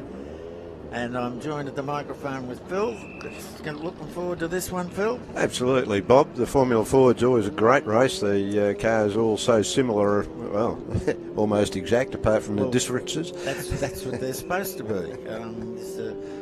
This formula was invented, if you like, back in the late 60s by a company that had a car race training thing. They trained racing drivers and they put them in racing cars, and the owner was sick of these new people blowing up his expensive race engine, so one day he just dropped a stock standard Cortina 1600 motor in. And whilst they didn't go as fast, they were still racing cars. They still had fully adjustable suspension. They still did this, that and the other. So Ford England heard about it and backed them, and within a matter of years it went worldwide, and it was the starting point for every Formula One driver today, and I think every one of the super tourers in Australia. Absolutely, and such a great formula. The race tactics required are immense, and it's just a fantastic training field. And it's interesting to see, we'll see them rock up. Well, to tell you first that this is split into three classes, FA, B and C, and that is on the age of the cars. And the A is the earlier cars, which are in the early 70s. B is up to the mid-80s, and FC is up to 1990.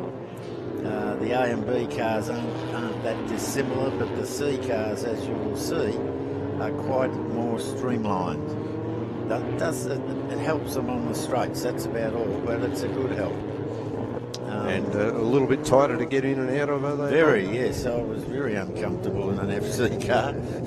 FA car, mine was an FA and not a problem.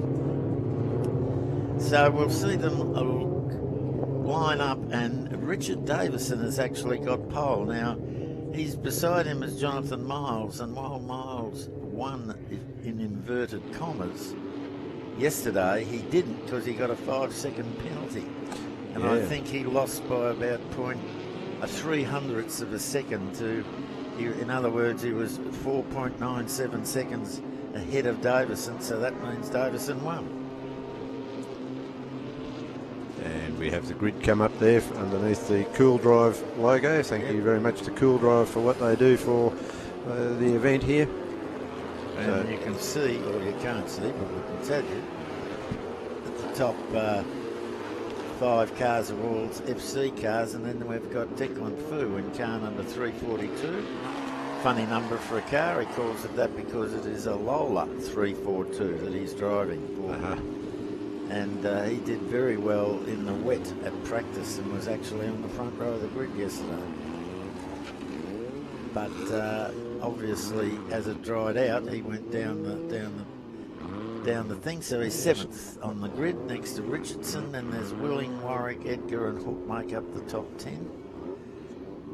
Cars have all 7 laps. Sat on the start line beautifully. No gaps in the group. Just waiting for that start. Engines revving. Bit of a rolling going on with a couple of them. A couple of them made a bit of a move. Good start at the front though. Looks like Miles got the jump. We'll see as we get back to the starters. The whole field look cleanly away. Miles, Davison, McGuinness as they were on the grid. The 4th car, we're just waiting for it to come past, is 32-22, which is a great start for him. Plenty of passing. Too wide, that's not unusual for Formula Fords. Yeah, they're usually sometimes 4 wide, aren't they? Yes, they are. So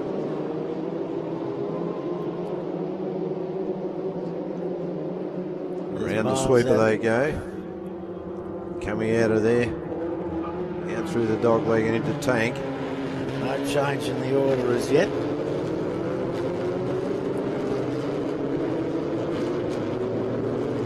Everybody's keeping it all nice and tidy as they head around the cleavage area and then on to the old back straight. Bruce Connolly from New South Wales in car number 45, well up with them. It's an L1, an Australian-built car. When Formula Fords first came into Australia, you could not import a car. It had to be built here, which helped a lot of the local manufacturers. However, we are now allowed any type of Formula Ford, so a lot of these have been imported from America and England. There's a nice passing move down the back straight there by car that can't quite pick up the number, the red one.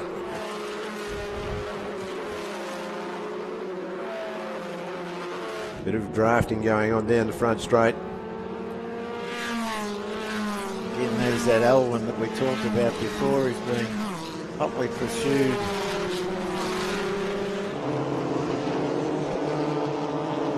There's Declan Fu in 342. 342, yes. Making red. Dropped to 10th, but he's still the fastest FA car in the race. Jonathan Miles is leading as an FC car, and the first FB car is Willing, car number 65 down in 8th, and the first FA1 Fu in 10th. There's Fu there going around the outside. No, can't do it. Not going to make that stick unless he can get back up the inside again. That was the theory. He was going to try and do the under and over. He's going to no dive down into the right hander onto the back straight. So he's given Nigel Hook in the very, very modern Van Diemen 89, which means it was built in 1989, giving him a very bad time. Yeah. Trying to worry him into a mistake. So far the mistake not happening, but certainly applying plenty of pressure to the rear end of that car. Warwick in front of those two, and he's coming under some pressure. So this is the sort of dicing we see. This is dicing, if you like, for place 9th. They don't care. They're having a ball. That's right. And it's all about getting out with a grin on your face at the end of the event. Yeah, doing a stock take on the wheels on your car, and if you've got all 4, you've had a great time. Yep.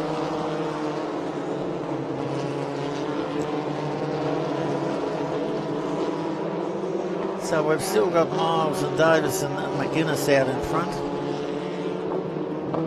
Last time round, Miles was a second ahead. Davison was 2.7 seconds ahead of McGuinness.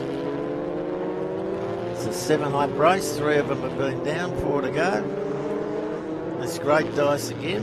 Ooh, that was close. Yeah, Luke Warwick has stepped up in his Swift, which is an English-built car, very advanced in its day. In fact, it was banned for some time in historic, but they've let it in back in now. So Luke Warwick there in car number 8, making some nice attempts. Not quite getting them pulled off, but having a bit of a crack. And what do you call a Formula Ford with no wheels on it, Bob? A canoe. I figured that one. It has been known to happen as well. Oh, very rare to get all 4, but certainly 2 is quite common. Never a good feeling when you turn a race car into a motorcycle. No. Good move down the inside there from car 45. That's Bruce Conley in the L1 003/B, and car 95 Will Faulkner in the 1989 Van Diemen. And 49 is Eric Bellamy in a Wren, which is a Melbourne-built car, having a bit of trouble there, we saw on the screen. Again, this great dice between these 3. Faulkner, Connolly and Whelan, all having a great dice for 4th position. Right, so we've just been told that Bellamy was going slow because he was involved in a crash.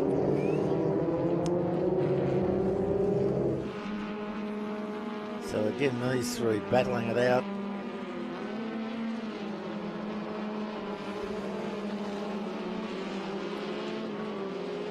Under brakes, hooking it to the right. Jump onto the brakes again as they come onto the start-finish straight. Back down on the screen with the heading down through the cleavage with the group of cars there. So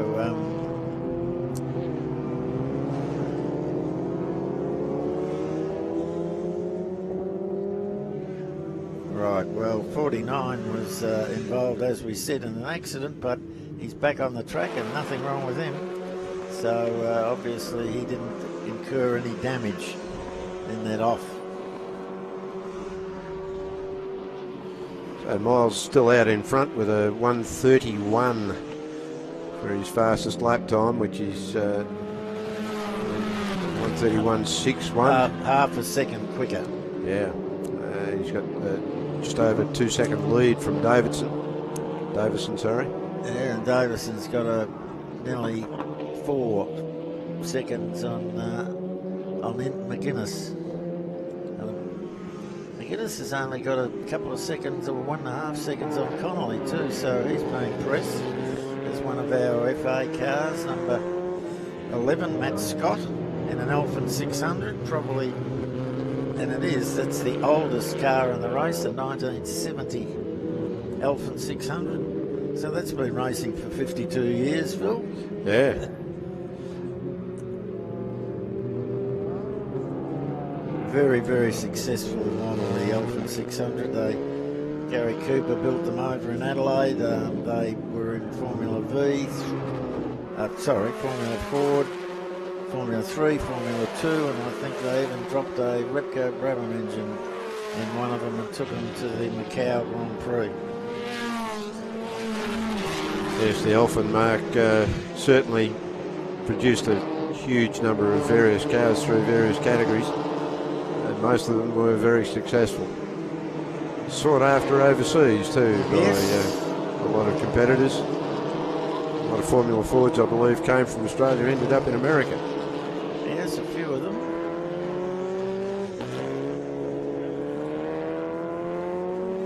Continue with it. Oh, there's a bar down. Nice move down the inside, yes. Oh, and wheels touch, and yes, that's broken the suspension on that car for sure.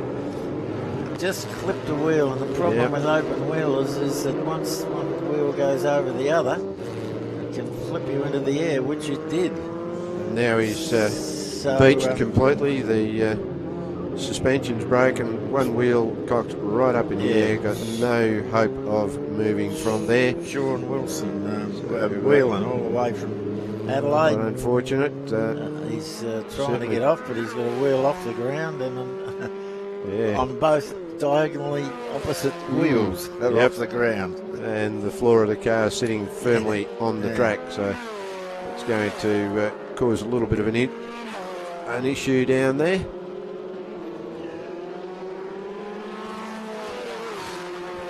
Meanwhile, on the rest of the track, Neil Richardson from South Australia leading this bunch. Very pretty Van Diemen RF89. 1 lap remaining.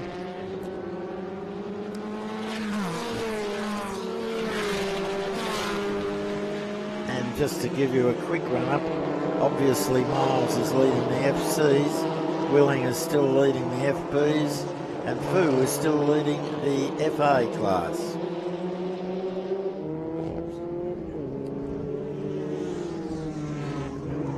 There he is. There he is on Jonathan screen. Miles, a good nearly 4.5 seconds ahead. So we used to say he could turn it off and roll to the finish. We couldn't quite yet.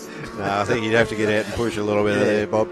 But makes his way now down the new section of track, or newer section. Hardly new anymore. It's been here for a number of years. But it's new to us, Phil. It's new to us, yeah. Yep. Comes through the final corner onto the start-finish straight. Great win for Miles. Yet another one to chalk up. Hang on. So there's Miles and checkered first. flag for Miles as he goes across the finish. And 4.4 seconds gap until second, which is Davison. Another 5 seconds we're waiting for McGuinness, who gets across the line. Then Connolly right behind him. So they're the first 5 places. Waiting for 6th to come across. The next group heading across the finish line there too, Bob. My word, they from 5th to 10th all went over within about a second of each other. So Miles FC, Willing FB, Pooh FA, they're the winners. Yeah, there's a bit of action in that event there, Bob, so we're going to have some replays come up shortly. So here we go with some replays. What have we got here? Oh, this is the move down the inside and touching wheels into the air, and you can see that right-hand rear suspension is immediately cocked up. It's cocked the leg like the little boy dog on the we hear a car 8 number off. A squeal of brakes there from Luke Warwick in his Swift. We know he got that going again. So that was the fabulous Fast and Furious Formula Fords, brought to us by Cool Drive, which we thank them for their support. And we'll be back shortly with the next Absolutely. event. Thanks very much, Bob.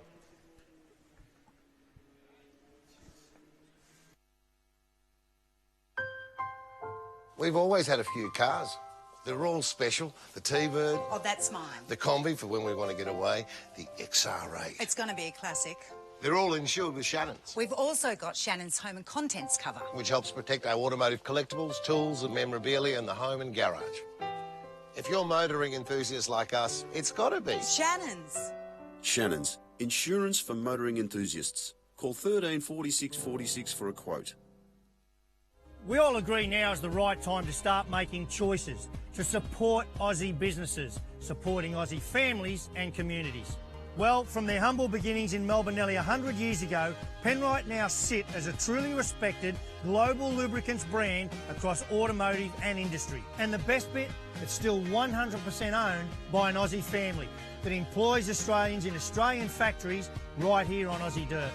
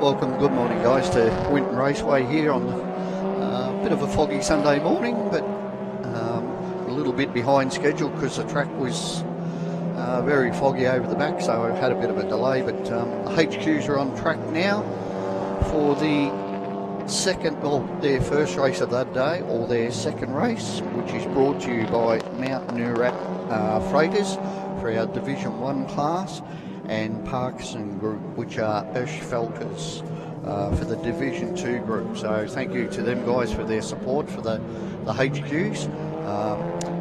Mount Noorat Freighters have been around, a very good sponsor of the club and the class for a number of years, so thanks to Tony and the crew down there at Terang for all their support. Thanks, Tony.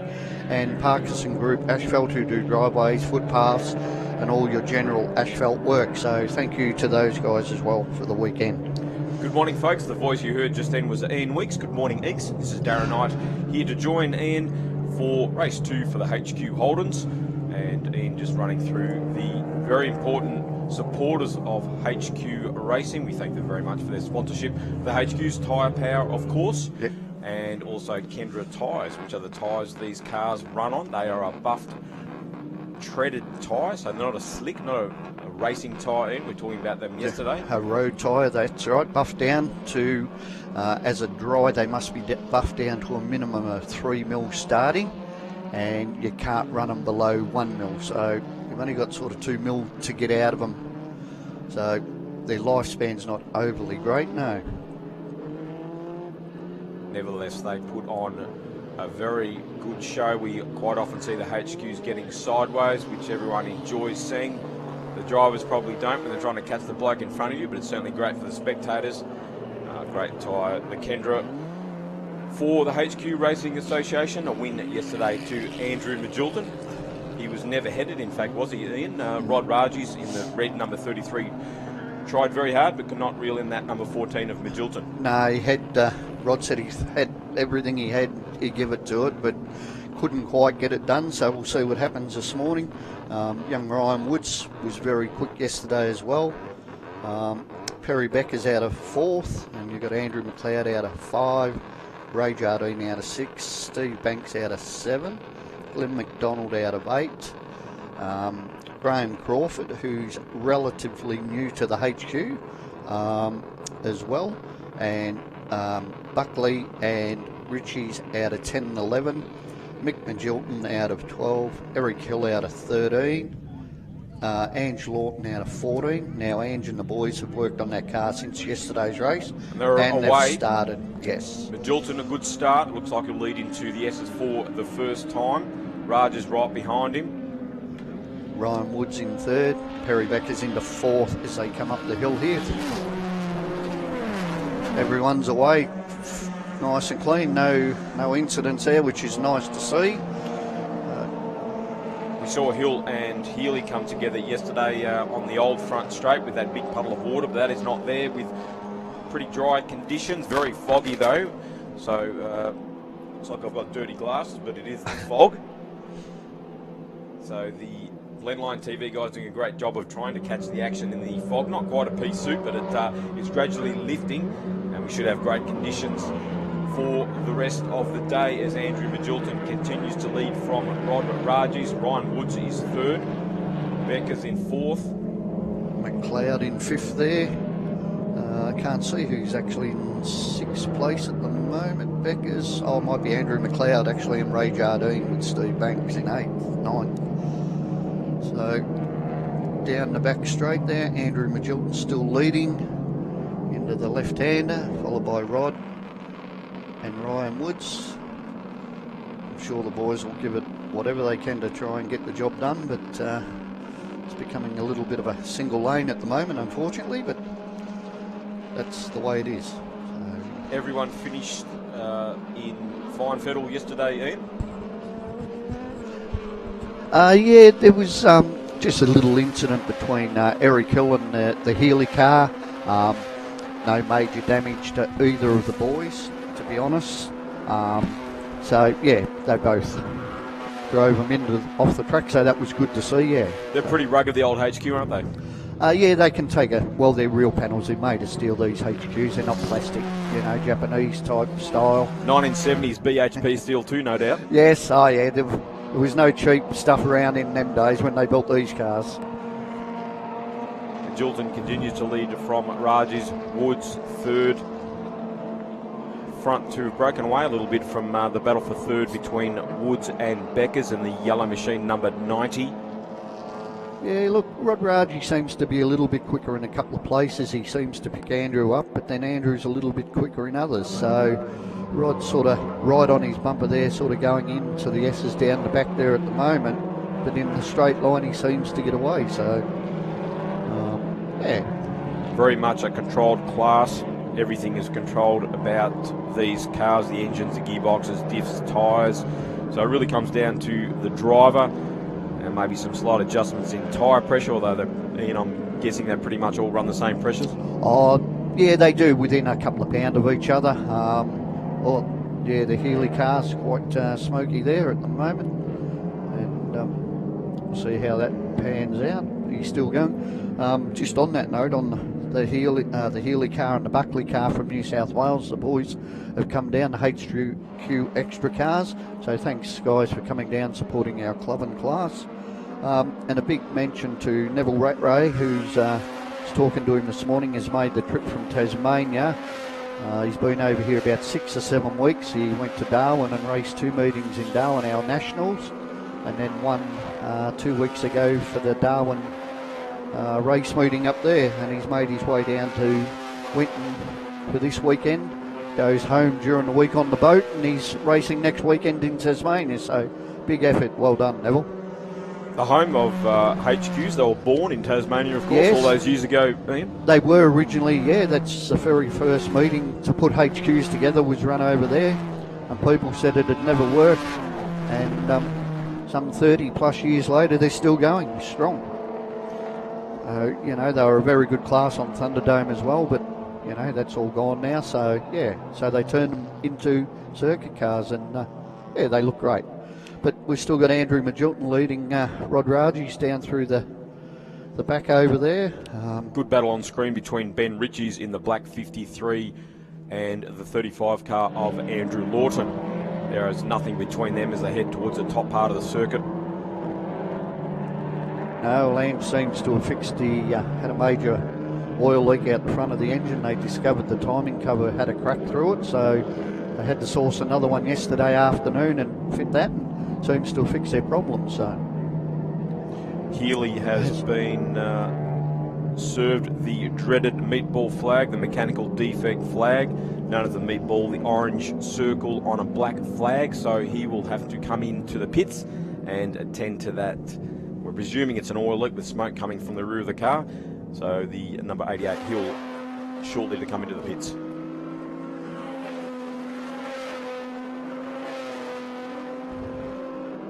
Ritchie still leads the 35 machine of Lawton with the Tasmanian, Ian mentioned, Rattray in the red machine number 11 trying to get on the tail of this great battle on screen between Ritchie's and Lawson.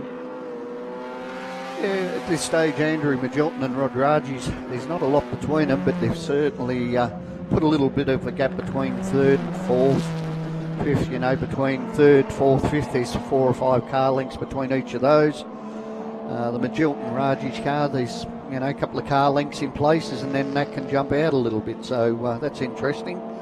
But at this stage, Andrew Magilton has certainly got it looking nice. Rob was saying yesterday, Andrew is just so consistent and smooth in his racing. And yeah, in the last sort of 2 years, Andrew has come on leaps and bounds. So he's only a young fella, so with a little young family, so good on him. Rod Raji's been around a long time, won multiple national titles, club championships, multiple of them as well. So it's good to see someone take it up to Rod and not let him have it his own way for good. Ray Jardine in the number 8 machine on screen now, trying to fend off the attentions of Steve Banks in the 76 HQ. Nothing between those two at the moment. HQ Extra, Ian, for our viewers on Blendline TV, not sure what that is. What is HQ Extra all about? They are a group out of Sydney. I don't know a lot about them. Good. Sorry, Ian, to change the position there. Steve Banks up on the inside of Ray Jardine. So good move there from Banks. Yeah, as I was saying, the HQ Extra guys, I don't know a lot about them. I know they run a weekly TV show, but I don't know whether it's just a private little business or it's a major family thing. I don't know how they work it, but I'll find out between the last race of the day, and I'll come back to you on that. But yeah, they certainly do a nice job, and they present nice with their cars as well, and it's good to have them running around. I see Ray Jardine's running the HQ Extra on his car this weekend as well, so that's great. Had a big presence at the recent Bathurst 6-hour production car race. The HQs were on the support program, and a big setup there from the HQ Extra guys, an online show about HQ racing, so certainly very well presented and well organised. And Jardine certainly doing them justice at the moment, up there in 7th place at the moment, although he's just lost that 6th place position to Steve Banks. Yeah, I just noticed the 35 car of Andrew Lawton's starting to blow a bit of smoke out of the rear of that car going down into the back of the circuit there at the moment. So maybe they haven't quite fixed that oil leak, but we'll see how he goes with it. If it gets a little bit better, yeah. Graham Crawford in this 68 machine, sponsored by AW Automatics. He's having his hands full trying to fend off Mick Midgilton, second of the Midgiltons out there in the white machine, number 75 with the blue stripes. Yeah, Andrew Midgilton at this stage is sort of gap Rod Raji's a little bit. Andrew has the quickest lap with a 1:45.9. 1:45.9. Rod's with a 1:46 dead. But Andrew's sort of put that 10 or 12 car lengths on him now, so I don't know whether Rod's made a bit of a mistake or, I think Andrew's a bit younger and fitter than Rod, so that may help him a little bit too. Sometimes age and treachery can overcome youth and beauty, but not always. Last lap for our race leader, Andrew Midgilton, in the number 14 HQ. Yeah, the top 5 really have stayed where they started from the race. So we've got Midgilton, Raji's, Woods, Beckers, McLeod, Steve Banks in 6, Ray Jardine in 7, Glenn McDonald's back in 8th, Crawford in 9th, and Mick Midgilton in 10. So that's our top 10 at this stage. I think Mick Midgilton's come up a couple of spots, to be honest, from where he started this morning, yeah. Lost a couple of car lengths there on screen here with that battle with Crawford, but back again on his tail as they head up towards the top part of the circuit as Andrew Midgilton is heading towards the flag. 3 corners to go for our race leader. Going down the old back there into the 2 right-handers, and he'll be onto the main straight to comfortably take the checkered flag in this race. There's a good battle over the back going on between Mick Midgilton and Steve Banks, so see who wins out. Oh, it's a Crawford car, sorry, to Mick Midgilton and Crawford, yeah. So Midgilton takes the win in the Middies Electrical sponsored HQ number 14. Rod Raji's second again, so 2 seconds for Rod in consecutive races. Ryan Woods third. Barry Becker's just beat home Andrew McLeod in a great battle for 4th. Steve Banks 6th. Ray Jardine 7th. They're still battling towards the back of the pack there with Ling.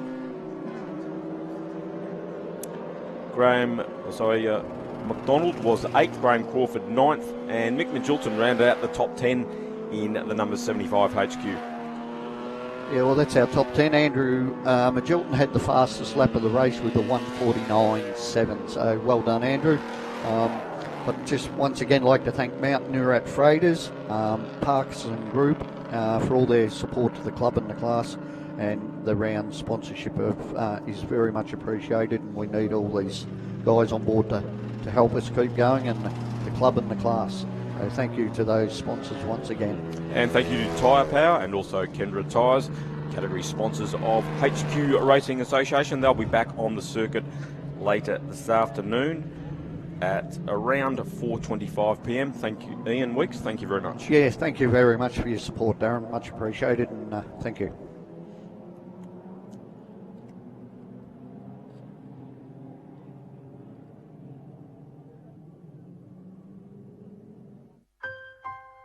We've always had a few cars. They're all special. The T-Bird. Oh, that's mine. The Combi for when we want to get away. The XR8. It's going to be a classic. They're all insured with Shannons, We've also got Shannons home and contents cover, which helps protect our automotive collectibles, tools and memorabilia in the home and garage.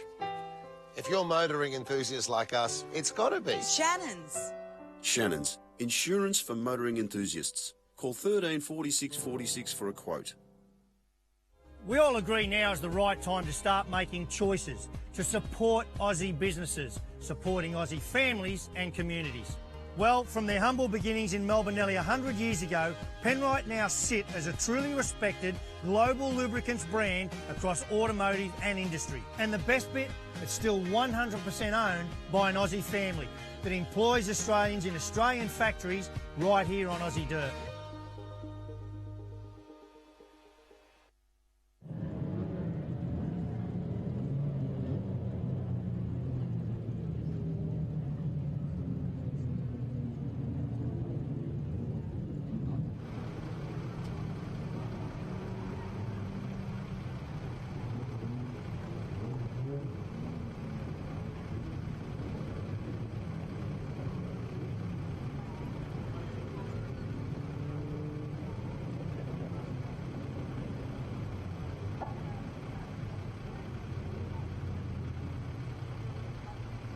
Somebody has left their headlights on. It's a Land Cruiser New South Wales registration RLP 001 Land Cruiser RLP. With me today now is Don Dimitriadis with a magnificent looking Group C Mazda RX-7. Welcome, Don. How are you? Group C's production cars that ran back in the day from about 73 through to about 85, and then they moved across to Group A. Right, and what is the difference between this Group C one and a Group A one? Group A were the cars that could come in from Europe, so all the European cars as opposed to our locally produced vehicles and obviously the RX-7 and production. I bought it at the start of the year, so I usually run around in a V8. I had an XC and now I've gone across to the RX-7. Well, you'd be regarded as a bit of a turncoat, wouldn't you? Well, all the greats did it. Moffat did it, and everyone else did it, so why shouldn't I? I was joking. All right, thanks, Don, and I wish you all the best out there on the weekend. Thanks very much.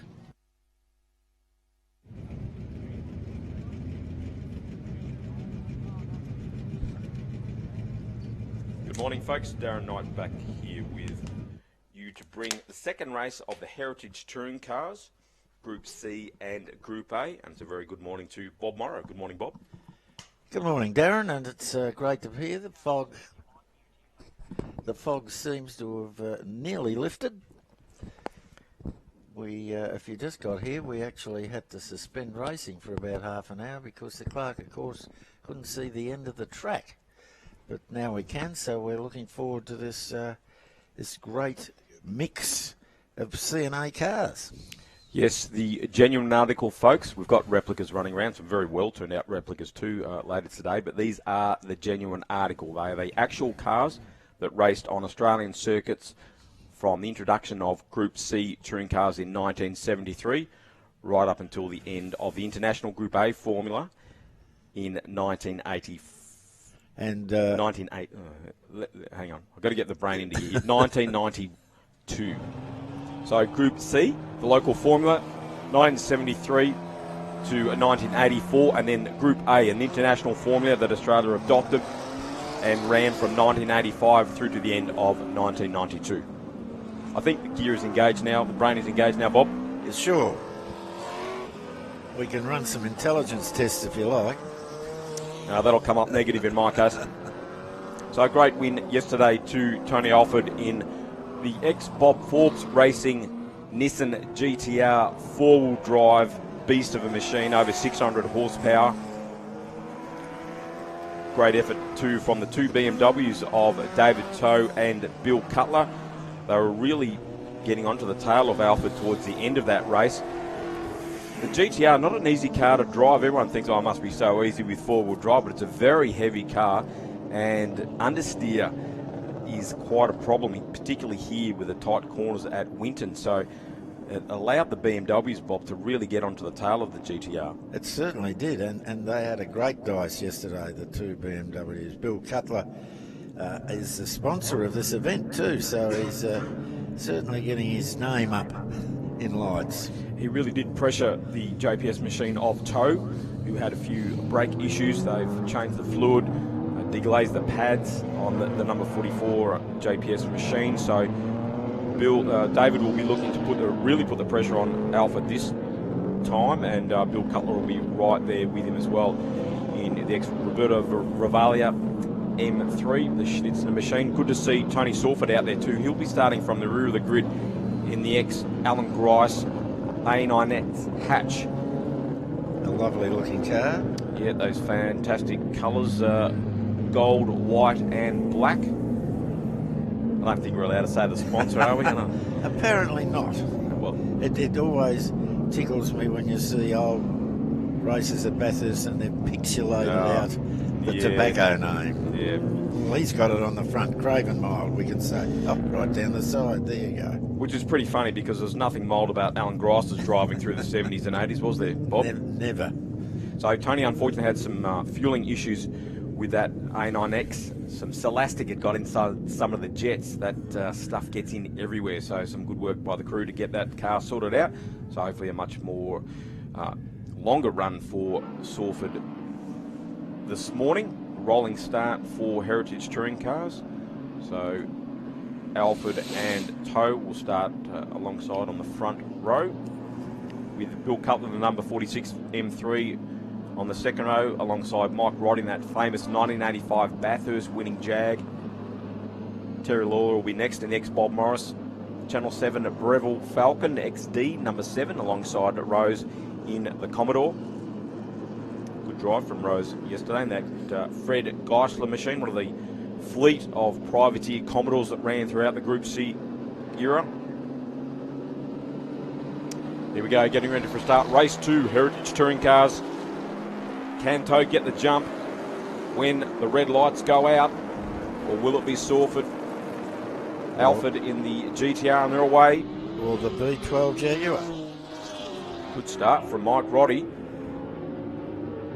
Bill Cutler goes up the inside of Roddy into turn 1, so Alfred leads from Toe.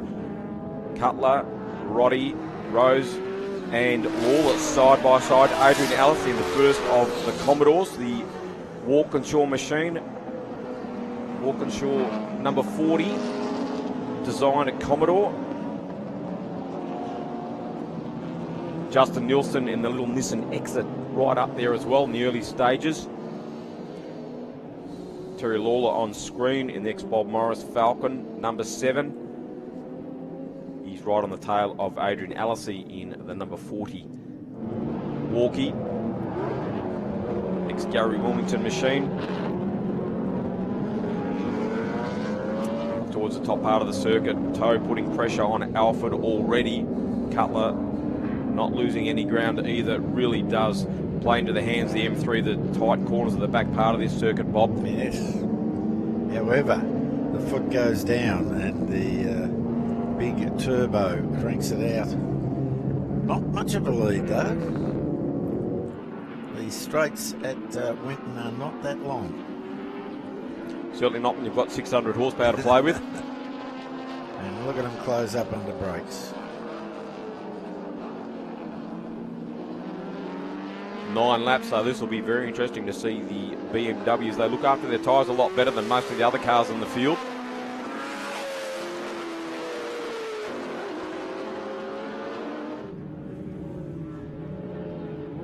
Lawler's still holding down the Group C lead in 6th outright in the XD Falcon.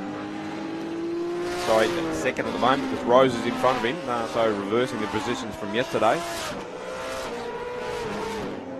So a race within a race here on screen at the moment. Rose in the Commodore, Lawler in the Falcon.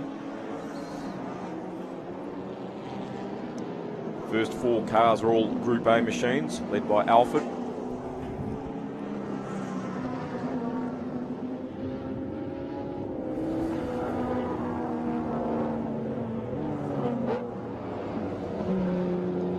Adrian Ellisy, the first of the Commodores, the ex-Gary Wilmington machine. Craig Foster in the little Toyota AE86 Coupe. He's in front of Rod Hatfield in the number 9 Tirana and Steve Axisa in the only LJ XU1 in the field. Holden that straddled the 2 categories in touring car racing in Australia, improved touring, series production rather, back in prior to 72. He's really putting the pressure on Hatfield at the moment. A great battle between the 2 Tiranas. Hatfield in the number 9 LH, Axisa in that blue LJ XU1. They continued to be raced with the introduction of Group C in 1973. As did the Charger. We have a Charger out there too, Craig Marsland, back there in 14th, back there in 17th, and number 14, Chrysler Charger. So 73, that transitional year for touring car racing in Australia, moving from series production and improved touring into production touring, as Group C was known in 1973. Corolla's doing well for a 1600cc car, isn't it? Yes, they've just rounded up the Nissan Pulsar Exa Turbo of Justin Nielsen, front-wheel drive turbo machine. They had some oil leak dramas with the car yesterday. Hopefully they've got that sorted today. But yes, Bob, great drive from Craig Foster, little number 90 Corolla, the rear-wheel drive AE86 Coupe. Car that was succeeded by the front-wheel drive AE82 and then the AE92, but ran alongside the front-wheel drive machine for a couple of years with Toyota Team Australia, John Faulkner, Drew Price. Really did a great job. Consecutive manufacturers championships for their class, split between the AE86 and the front-wheel drive AE82, the stumpy little hatchback. David Toe, fastest lap, a 136.5. Certainly trying very hard to put a move on Tony Alford at the front. And here they are on screen. David Toe up the inside of Tony Alford. Wow. And takes the lead. So a nimble little BMW doing a business at the moment. So David Toe leads from Tony Alford. Bill Cutler in third. Fastest lap on that lap, Bob, a 134.7, so no surprise there from David Toe. No, and he's moving away. Yes, he's dropped Alford very quickly. Yes, and it would appear that Bill Cutler's moving up on him too, so maybe Alford's having a bit of trouble. You can actually see the car understeering on the turning through those tight circuits. As we mentioned, not the best track for the GTR. Can't really stretch that 600 horsepower legs. So no other circuit in the country really would suit the BMW more than Winton. Yes. Under 1,000 kilos. Beautiful handling machine. Big wheels and brakes. Bill Cutler, of course, has been running that car in Europe. He left it over in Europe for some years and ran at Spa and Nürburgring. So it's been around. Originally based on the 325 BMW, but sharing virtually no panels at all with the 3 Series BMW it was based on. Really only the roof panel. Every other panel on the M3 is different to your standard 3 Series BMW. Well, whatever's happening with Alford, I think he's fixed it. Because Toe isn't getting away from him. He's made it back up again. And he's sitting right behind him. Only half a second between them as they went over the start-finish line. 4-cylinder naturally aspirated power for the M3 of Toe versus turbocharged inline 6 for the GTR of Tony Alford. car originally built by Gibson Motorsport for Bob Forbes and driven with great verve by Mark Gibbs and Rowan Onslow. On screen, the second of the XJSs, Tony Pallas, and the ex-Gary Wilmington XJS. He's leading Tony Sawford in the Grassy A9X at the moment. The Wilmington XJX, basically a race car built off the used car lot. Gary Wilmington thought that'd make a good Group A machine, bought that car second-hand, road car, and turned it into a race car. Alfred fighting back now on tow and gets the lead back. So once again a change of position at the front. Tony Alfred in the GTR reclaims the lead from David Toe. Now it's got a hairdryer hanging off the side of that six-cylinder Nissan engine. Do you reckon could have been some boost tweaking going on there? I'm not sure if they can do that from the cockpit, but we'll find out for you, folks. Yeah. A bit of twiddling somewhere. David Toe, such a competitor, that'll fire him up.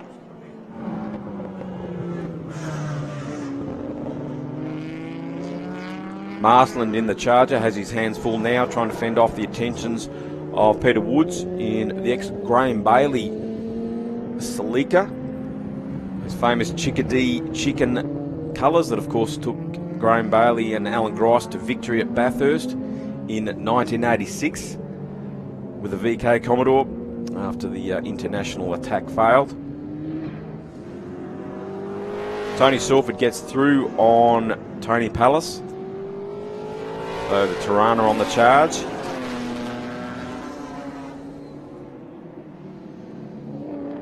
So Sawford up into 9th. Tony Pallas goes back to 10th, and now he has Steve Axisa in the LJ Tirana right on his tail. Talking about the Wilmington XJS driven by Tony Pallas on screen here, number 12.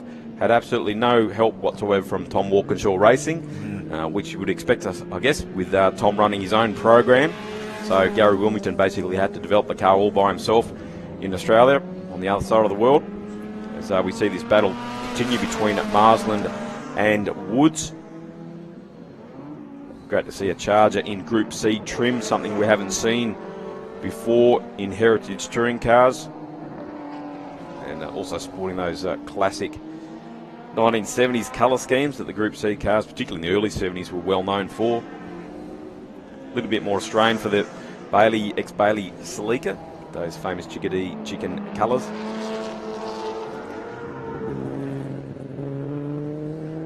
Graham Bailey's certainly got some heritage there with being a chicken farmer. So was one Carroll Shelby at one point. As the race leader, Tony Alfa, there starts to round up the back markers we were just talking about. David Toe following him through. In fact, David Toe taking the lead.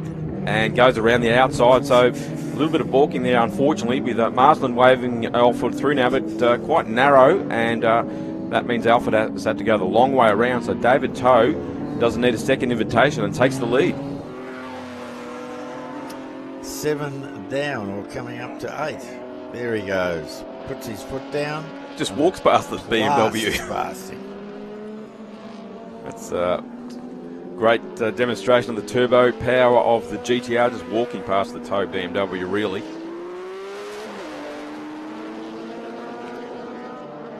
Coming down for 8 out of 9 laps. On 1:32.3, the best lap for Alford. With Toe the next fastest at 1:33.7 as they round up Dom Dimitriades in the Group C RX-7. Cutler still holding down third in front of Mike Roddy in the Jag.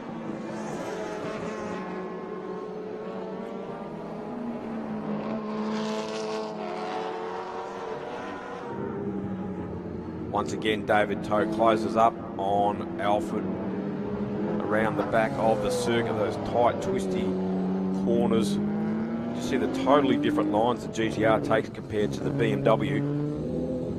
The M3 turns in like a go-kart. Toe looking for a way past, right on his tail. As as they head down the old back straight and into the, well, we call it the new part of the circuit. It's probably been going about 20 years, that extension, hasn't it, Bob? Yes, yeah, but I keep saying it's new to us. Yes.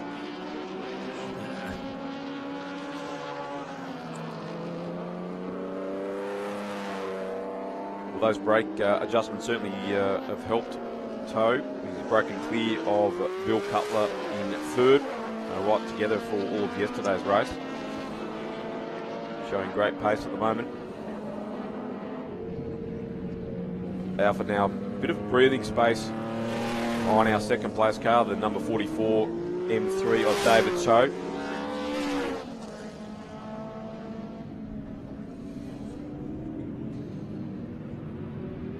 In fact, Bill Cutler nearly falling into the hands of Mike Roddy. Yeah, so Roddy on the charge in the ex-Tom Walkinshaw Racing XJS, the very car that John Goss and Art Harner took to victory, the great race in 1985, right on the tail of the M3. They really were mortal enemies on the circuits of Europe back in the day, the BMW and the Jaguar. Roddy now having a look on the outside of Toe, has the inside run now into Tank Corner. Just negotiating the RX-7 of Dimitriades. Roddy right on the tail of Cutler once again. Adrian Alesi also starting to come into the picture now, next Gary Wilmington, Walkinshaw Commodore. The first of the fuel-injected Commodore touring cars. Replaced the VL carburetor model, and that wild body kit designed in England by Tom Walkinshaw Racing. Called the Plastic Fantastic by some, Plastic Peak by others. And Tony Alfa takes the win from David Toe. So Nissan GTR victory once again. Third place should be Bill Cutler heading towards the line. Oh, yes. Yeah, sorry, it was white car. I thought it was Bill, but it wasn't. Cutler takes third, narrowly in front of Mike Roddy in the Jag. Adrian Alesi really came on strong towards the end there in the Walkie Commodore and finished fifth. Terry Lawler takes out Group C, got past Rose in the Commodore, so the Falcon, again, another win in the Group C category, and sixth outright. Rose was seventh, a great drive in the ex-Fred Geisler Commodore. Craig Foster, great drive in the little Toyota Corolla. He is going to bag sixth place.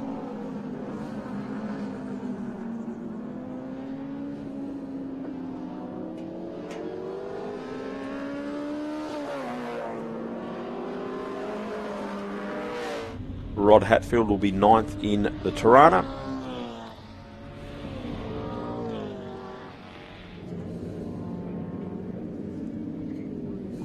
And Tony Salford will round out the top 10 in next Alan Grice Racing. And our next finish for Salford, who'll be happy with that after yesterday's DNF. So once again, recapping the top three, Tony Alford, the winner in the GTR from David Toe in the BMW, and Bill Cutler was third, and also the sponsor of the Heritage Touring Cars this weekend. Bill Cutler, he is an optometrist, so if you're having vision problems, look up Bill Cutler. He's in Kew, been serving the bespeckled community of Kew since 1979, Bob. Yeah, and I'm one of them. Excellent. Heritage Touring Cars will be back out this afternoon at around 3 p.m. Thank you, Bob.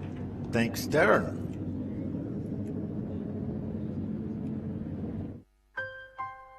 We've always had a few cars. They're all special. The T-Bird. Oh, that's mine. The Combi for when we want to get away. The XR8. It's going to be a classic. They're all insured with Shannons, We've also got Shannons Home and Contents cover, which helps protect our automotive collectibles, tools and memorabilia in the home and garage.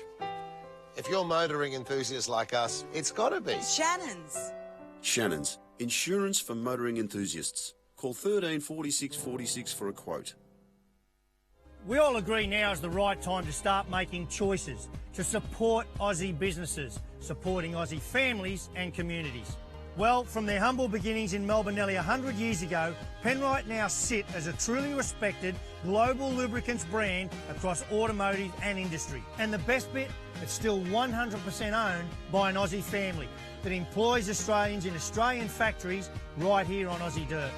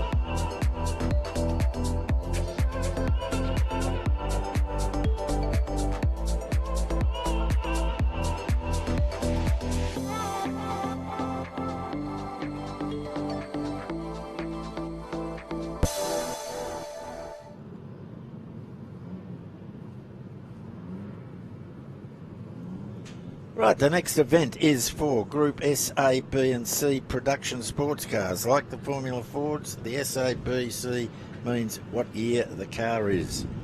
And production sports cars mean, like Darren was talking about, the tribute cars with the Group N touring cars and the Group S sports cars, you can actually go out and buy a car now and convert it to the specifications and run it. Whereas everywhere else in historic racing, it must be the car and it must run at the specification it ran when you want to run it.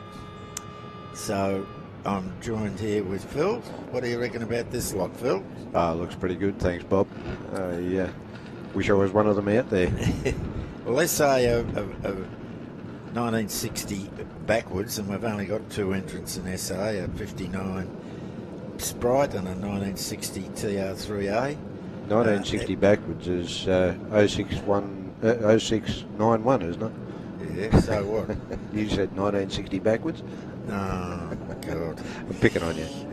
SB go up to the 1970, and SC go up to 1980. It would appear, yes. We've got a 1929, that's 1979 Porsche 928 there. And a great mix of cars. We've got Healey's, Triumphs, MGs, Chevs, Alphas, Shelby American GT350, and if you think that looks like a Mustang, you're wrong. It isn't. It's a Shelby American GT350, which Ford actually got a Mustang and modified it and homologated it in Europe as a sports car so that they could run it in sports car events mainly in Europe. But we've got a couple of them out here. One of them is Ian Ross. It was the instigator of the Winton Festival of Speed. It was his idea that we get it up, and he's still involved with the running of it. Awesome. So he's out there in car 33. 911 Porsches, of course, Datsun 2000s, Triumph GT6, Stingrays. We've got a heap of different cars. Yeah, massive range of cars, and looking forward to watching these MG midgets run around and harangue the daylights out of some of those bigger cars.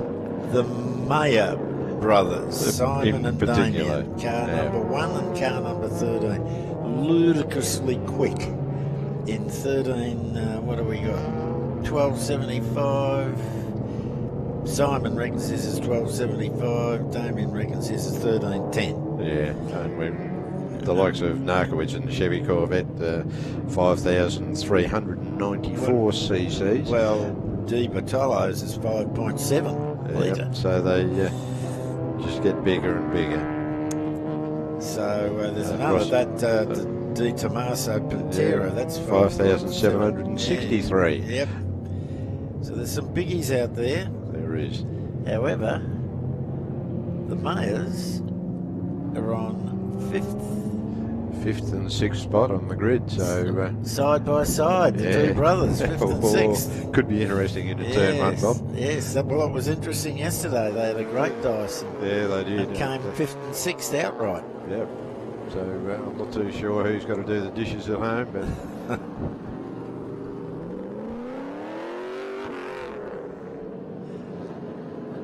Car 43 that the camera's on at the moment is Donald Bartley from New South Wales, and his 1275cc 1967 Austin Healey Sprite brings up the rear of the grid.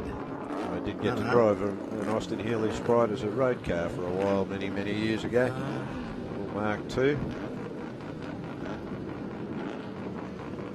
Certainly was nowhere near as quick as any of those cars out on the start line at the moment.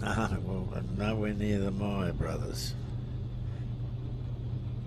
I think I could get about 20 or 30 miles and I'd have to stop and let the engine cool down. Good God.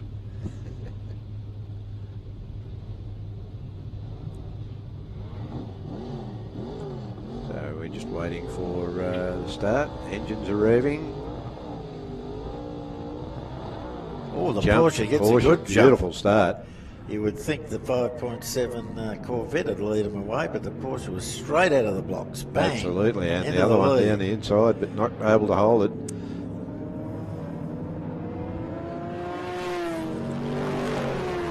So they all come thundering through onto the old start-finish straight. And the Meyer brothers side by side. There they go, and Simon takes the lead in the... There's an attempt. Try it on the outside already. Try that again to see if he can get the inside running coming onto the old start-finish race. So, straight. Here we go, trying the under and over. Yeah. No, all right, I'll step in here for a slipstream. Two Porsches just in front of them.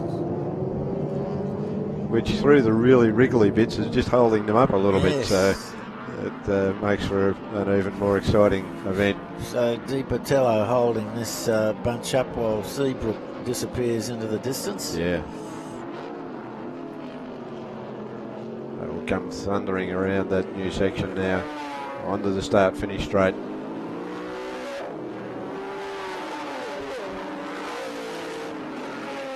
And away we go. There's a Corvette. Big Corvette about to try. Oh, looking for a way through a couple of Corvette sandwich. Oh, a big lock-up from Damien here, but he battles on. The Corvette takes him. Yeah. Oh, and very wide. Nearly kissed the concrete there. That's not a place to be out too wide. Michael Byrne catches up in his Lotus Super 7. Meyer will be all over the back of that Chevy Corvette, down around the wobbly bits down the bottom. A couple of Triumphs there, a Triumph Spitfire and a Triumph GD6 battling it out. The Spitfire's a 1200cc and the GD6 is 2 litre. And a beautiful car, the GD6R. But their Corvette holding them off, car number 30. As he heads up into the sweeper, looking to try and get around car number 48, the Alfa Romeo. There's the 928 Porsche. We've got a replay coming up of some incident. On turn one, so here we go with the replay. Yes, it's the passing move the of lock-up, the Corvette. a bit sideways. Good action and there. a bit off the track, nearly hit so the concrete. close. That is so close. He didn't back out of it. No, certainly not. So the Di Tommaso leading one of the 928s. We haven't seen 928s in production sports car racing ever until the last few years when a couple of them have popped up. Yeah, it is. It's one of those interesting little aspects of things that's occurred.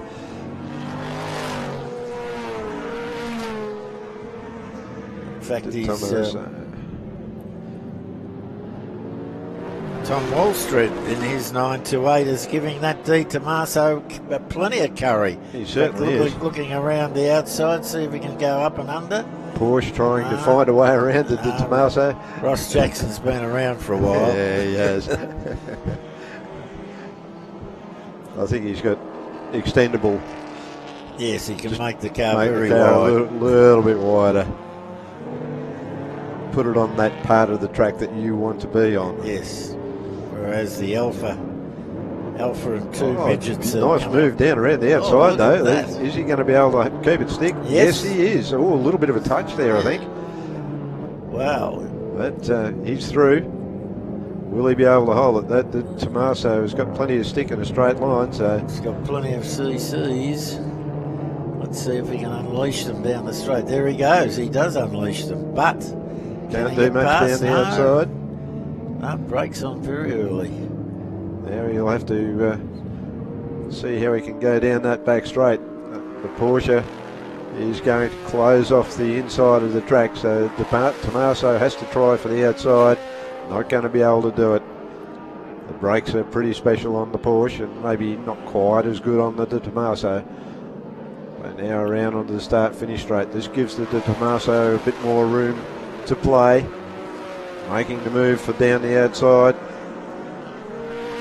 And no, not almost able to pull it off, but not quite.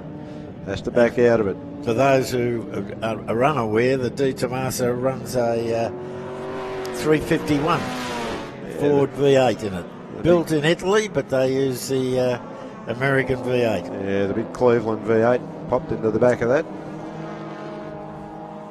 Hugh Harrison in the Alfa GTV is behind them. Meyer trying to get around that number 7 Porsche. Alex Webster, he's been around for a while on Porsches too, so a very experienced competitor. Yeah, knows which part of the track to be on. And Simon is well away from his brother, who actually has a Corvette in front of him before he can tackle. Still got that Corvette in front of him. Hasn't been able to undo that. A little bit of a change of position. Lap 4 of 7.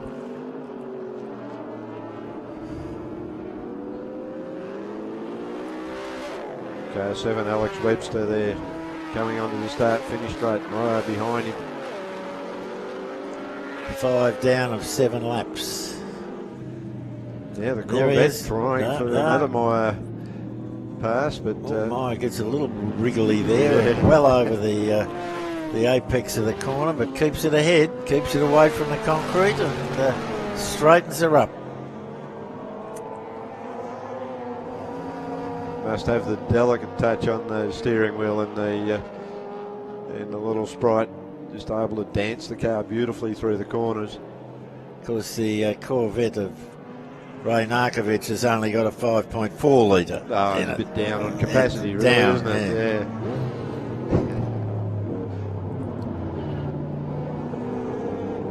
Not down on the music though. The beautiful big V8 making all sorts of lovely noises from those exhaust pipes.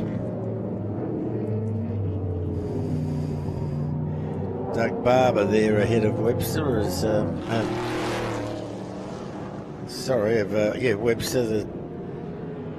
Webster's trying to get around. So Tim Linus there in another of the Porsche 928s. Gaggle of various cars behind him, including a Triumph Spitfire, an Alfa, MG Midget. The MG trying to get up around the outside, car number 4.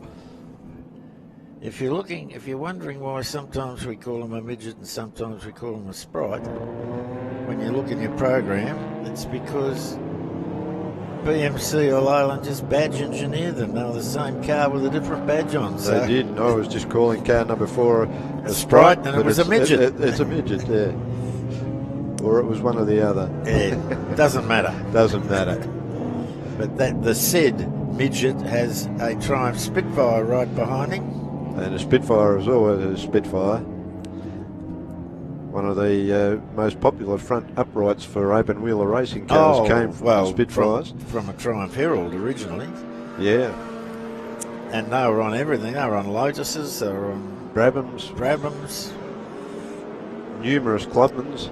Oh, every the Spitfire makes a big run down the inside, but can't pull it off. It was a good dive, but... the midget's all over the back of the 928, pulls up to see if he can drag past him, but I don't think so. However... It's not too bad, no, just quietly. It's works out against him at the end of the straight, but he comes back under him under brakes. When you've got 4.5 litres against 1.3. Yeah, that's a tough chore. Yeah, and there goes the Spitfire again, looking to go around the outside. Don't think so. What's he going to do up there? No, he has to cut back in. Takes another look at the outside. And meantime, the midget down the inside, and he's going to make it work. Yes, he's forced the... and there goes the Spitfire under him as well. I think the Porsche ended up with a couple of wheels just a tad offline out on the maybe a little bit of dirt. And if the Spitfire makes a mistake, the GD6 is right behind him. Yeah. And the Alfa's right behind the GD6, so this is a great five-way dice. Great little challenge going on there. Meanwhile, back we've got two Porsches absolutely just about kissing one another. Car 7 all over the back of car Webster and Barber. Myers come through. Came through and through another one. No, not quite. That was a beautiful passing move. Just caught him napping a little bit.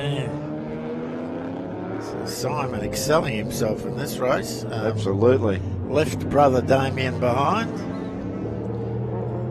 Damien still challenging on the Ford Corvette there. Holds the inside line up into that left-hander onto the new part of the track. Or newer part of the track. We're going to have to work out a name for that, Bob. Car 27, the beautiful Porsche, rumbling around. Seabrook in the... well out, 11 and a half seconds ahead. As he gets the checkered flag, never headed. Start to finish. Wait for second. And it's Di Patolo in the Corvette. And this great dice, the Di Tomasa, there's Damien Meyer.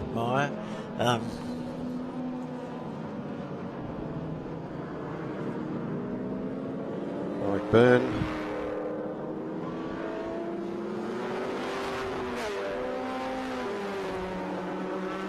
And the remaining part of the field coming down that start-finish line across the finish. A great gaggle of cars there. Great little race there, Bob. It was. Still going on. Further back, there's that great dice. The GD6 has got past the Spitfire. It has. They've been racing all right from start to finish, and he's just pipped him. Let's see if the Spitfire can get him back. 928 is cleared out. He's safe. Yep. I think the GD6 is safe as well. Yep. GD6, of course, is a Spitfire with a hard top and a Triumph 2000 motor. Very successful in America. Couldn't be beaten. They won year after year after year in production sports cars. I think the first one of those I saw, Bob, was up at Mount Cotton at a hill climb up there many, many years ago. Beautiful car. Yeah. And all right, well, that's the end of SAB and C. We'll see them later on this afternoon, and we thank Auto Restorations over there in Kiwiland, who do unbelievable work. We thank them for sponsoring this event, and of course Penrite, one of our major sponsors up here at the Festival of Speed. Thanks, Phil. Thank you, Bob. Off to an ad.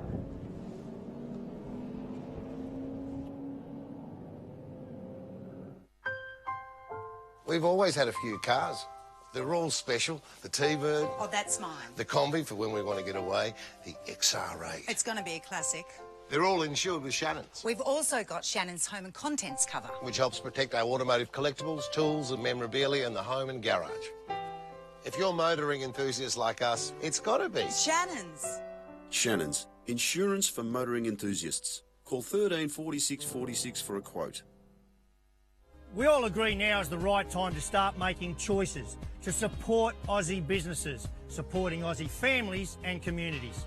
Well, from their humble beginnings in Melbourne nearly 100 years ago, Penrite now sit as a truly respected global lubricants brand across automotive and industry. And the best bit, it's still 100% owned by an Aussie family that employs Australians in Australian factories right here on Aussie dirt.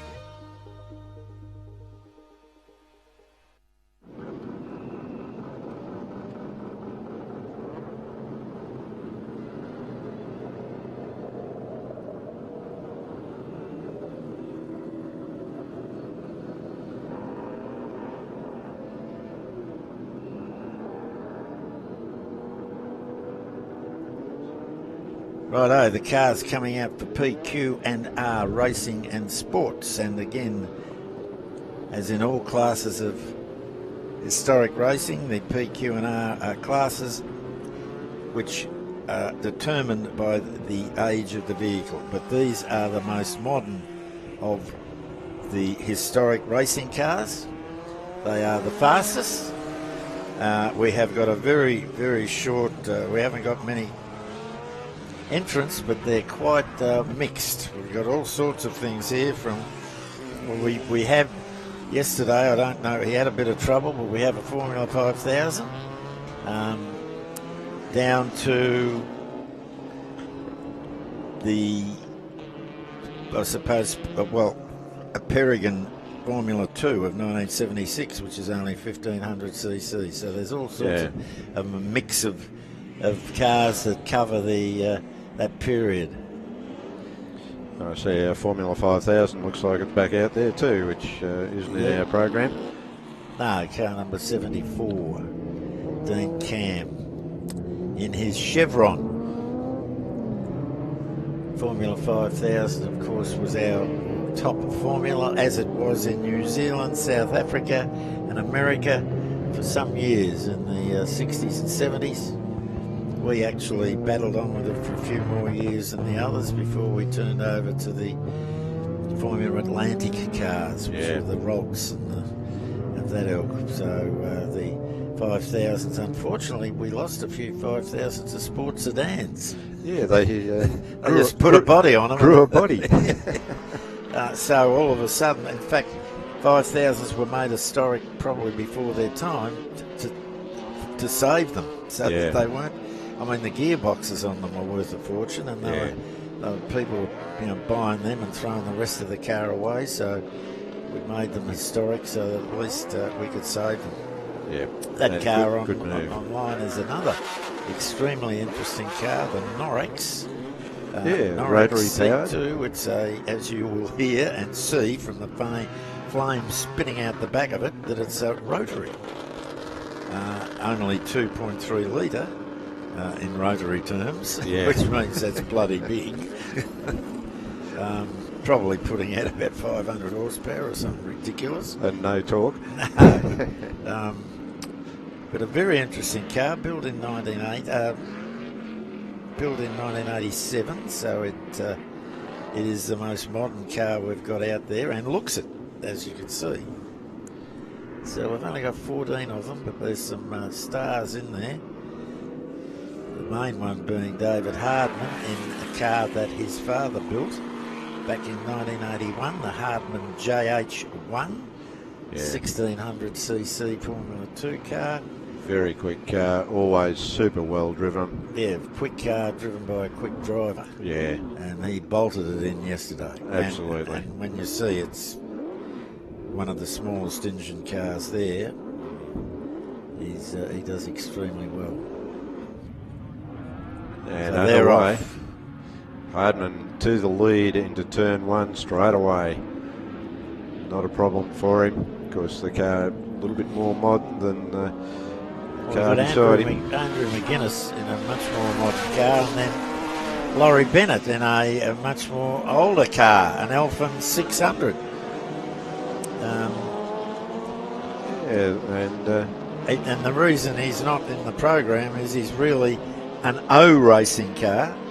Yeah. And they got the O racing cars up to fill this field out, and we can see they're as quick. Yeah, absolutely. Except Phil Randall, who decided to stay back in Group M&O. Yeah. So Laurie Bennett, not the slouch of a driver that some may expect from someone who's over 80. But, he's not over 80. God, he'll get you for that. That's all right. We live a few hundred kilometres apart. He might cool down by the time he gets to me. No. He's in his 70s, but he's... we've lost car number 25, which is Robert Whitwell in the Tiga. Yeah. SC85, which is a Formula 2000 Sports, which we'll talk about later. That car on the right of your screen is Alan Gissing in the Gissing Holden. I think it was built in 72, so that means it's been racing for 50 years. It's got a Holden motor in it. It looks like a Clubman. It's not, obviously, because it's got a Holden motor in it and it's got a wing on it. You can't do any of that. I would assume that it's built that way because it was cheap to build that way. Yeah, it was cheap to build a sports car that actually looked like a Clubman rather than something else. And car 74 is the 5000, the Chevron 5000 that we've been talking about, which he started at the back of the grid because he had problems yesterday, and he's up into 7th position so far. Yeah, and probably looking forward to moving even further forward in the group. Pity that we've only got one 5000 here, but there he is, and he's doing it well. It is. I spoke recently with Malcolm Osler, who's a bit involved with the old Mildred Formula 5000. Of course, Malcolm not here this weekend. He would probably be running his Rolt, but he's overseas at the moment for a couple of months, so no Malcolm Osler. Well, it's incredible that Hardman on the standing lap was 7 seconds out in front. And a 128. So we won't be seeing much of him. And he's just on the done screen. a 124. Yeah, he's now done his flying lap. Yeah. Let's see what we'll wait for McGuinness. 11.7 seconds ahead in a standing and flying lap. Yeah. Pretty impressive stuff. Very, very quick. Here comes that beautiful Formula 5000, the Chevron. He's lapping 6 seconds a lap quicker than the 5000. Yeah. McGuinness on screen at the moment. He's lapping in a 128. He's in second, but he's a long way back, and he's not that far ahead of Bennett, who was in the 129s. Pretty respectable time. Only 0.7 of a second behind him. Yeah, Bennett's car would be an early 70s Elfin 600. I would think so, yeah. Has been around forever. I did an interview with him yesterday. They might replay that at some time, where he gives a history of the car. And of course, Laurie's been around the Winton track forever, many times over the years. So even though he isn't 80. Oh, you're just trying to keep in his good books, I know. No, Laurie has been around for, I think he was racing in the 70s for sure. He was. I certainly saw him competing at hill climbs. What we've got on the screen at the moment is Rowan Carrick in the Formula Holden. Now, this was our number one Formula for a few years. It was. It's called a Formula Holden. It was called a Formula Brabham. It's called a Formula Holden because you had to use a 3.5 litre V6 Commodore motor in it. Rowan, we've got a few examples running, but Rowan's the only one of them out today. He's sitting back in 10th position. Absolutely, and of course the Formula Holden was not a super highly stressed engine in the Formula Holdens to try and keep the cost of the the category down, but they certainly had that beautiful snarl of the V6. Yes, and his is a Hocking, which is an Australian-built car, so it's an all-Australian car. Yeah. There's the Norex again. We might see it spit some... There we go. Spit some flame out of it. On cue. Yesterday he had a bit of a problem with the left-hand door of the car. Was coming adrift from the vehicle. That seems to be sorted out overnight, which is a good thing. And he's all over the back of car 35. Wilson, who's not in our program. Or he'd be a Group O racing car. It looks like a Brabham to me. Looks like a Brabham from sort of the 60s. 1600 Brabham, and the flame-spitting Norex gets up beside him. It's a bit disconcerting when you're right behind a car like that. I was stuck behind a Porsche, turbo Porsche once, and God, I could feel the heat. Yeah. You'd be hoping that there was no fuel leaks. Yeah. Oh, there he goes. Dives under. Down the inside. Manages to take that move. A little bit of a challenge to come back from car 35. Has a look to the inside up the front straight, but I think the Norex is going to have the power. Well, maybe not. Only just. Into that straight, the Norex is just in front.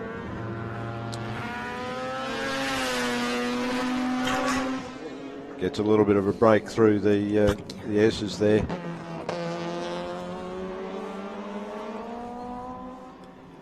Beautiful car, of course, green and gold for the pretty much the Brabham colours of the day as well. Yep, although he did have some that funny turquoise there for a while, but yeah, green and gold for Australia. Bennett still all over the back of car 36. Looking for a way around is Laurie. Try the outside. Having a great time. They are. Really, you would think that the Rolt should run away, but it isn't. In fact, McGuinness's best time is a 27.8 and Laurie's is a 27.9. There we go. They are 0.1 of a second as they went over the start-finish line. They're heading into the sweeper now. Bennett drifted off the back there a little bit. The car... So you can forget about Hardman, as we said. This is the battle for second place. Hardman has just run away and hit. He doesn't need to try any harder. No. He's the last swing. He was 21 seconds ahead of these two. Down to a 1 minute 23.2 was Hardman. His best lap, but his last lap was on 1:26, so he certainly backed it off. Yeah, doesn't have to. Doesn't have to stress wear the car out. Oh, Laurie looks as if to dive down the inside, but thinks better of it. I think that was just to scare him. Yeah, well, Andrew's been around for a while. I think he'd be very difficult to scare. Yep. Andrew, of course, ran for a lot of years in Formula Ford up to Pointy End. Laurie's moved back onto him as they come onto the start finish straight. Now Laurie's looking to go down the inside. What's going to happen at the end of the straight? Laurie hasn't got the legs. No, he's got a bit wiggly under brakes there. Does not have the legs to come down the inside. But yeah, I'd say he was on the limit of his braking as well when he did. Yeah, I think so. Whoa. Speaking of on the limit, a little bit of sideways again twice. Laurie just trying to get a bit of extra attitude on the car to make it turn. As long as it doesn't turn around in its own length, it's all good. Yeah. Down into the old tank corner they come. Car's sounding beautiful through the camera, that microphone down there as they work their way down the wriggly bits. There's our leader. Makes his way onto the start-finish straight for the finish. David Hardman in his father's built Hardman JH1 takes the checkered flag. Well ahead of second, of which there's still a dice between these two. McGuinness in the Rolt in front. Laurie Bennett behind. Oh, and Laurie Bennett takes a big dive, cuts that lead in half into a quarter. Gets right up on one of those brakes that time and moves up on him. And again, and he's going to looking make a challenge for the finish. Yeah, well, the bigger engine of the Rolt will pull it away, I think. Yeah, I think so. Not just, by much. Gee, no, well, I'll tell you how much. By 0.2 of a second. 0.2 of a second. Good move. Yep. So a long wait, or not such a long wait for Cam was in fourth. In the fourth. We're waiting for David Crabtree. We haven't mentioned much about David Crabtree. Well, we haven't seen him. No, we haven't. But he's also another Formula 5000. Oh, you still own that car? Oh, yes. Yep. Yeah. So he's been selling a few cars, I think, but I think he's kept that one. Yeah. So, good event there from Hardman. Just ran away and hit in the end, but, he ran away and hit at the start, really. Yes. Yeah, not at the end. Good battle between McGuinness and Bennett. Yep. Cam made his way up through the field nicely. Crabtree, Cutchell, Carrick, Gissing, and just waiting on West has come through. Wilson and James. So a good run there. Right, well, that was the PQ&R Racing and O Racing for Dana Precision down there at Rowville. Any engineering things you want, go and see them, and we thank them very much for their sponsorship of that event. Thank you very much, and we'll just take a short break, and we'll be back shortly. We've always had a few cars.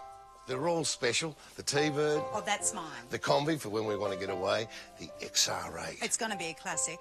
They're all insured with Shannons, We've also got Shannons Home and Contents cover, which helps protect our automotive collectibles, tools and memorabilia in the home and garage. If you're motoring enthusiasts like us, it's got to be Shannons. Shannons, insurance for motoring enthusiasts. Call 134646 for a quote. We all agree now is the right time to start making choices to support Aussie businesses, supporting Aussie families and communities. Well, from their humble beginnings in Melbourne nearly 100 years ago, Penrite now sit as a truly respected global lubricants brand across automotive and industry. And the best bit, it's still 100% owned by an Aussie family that employs Australians in Australian factories right here on Aussie dirt.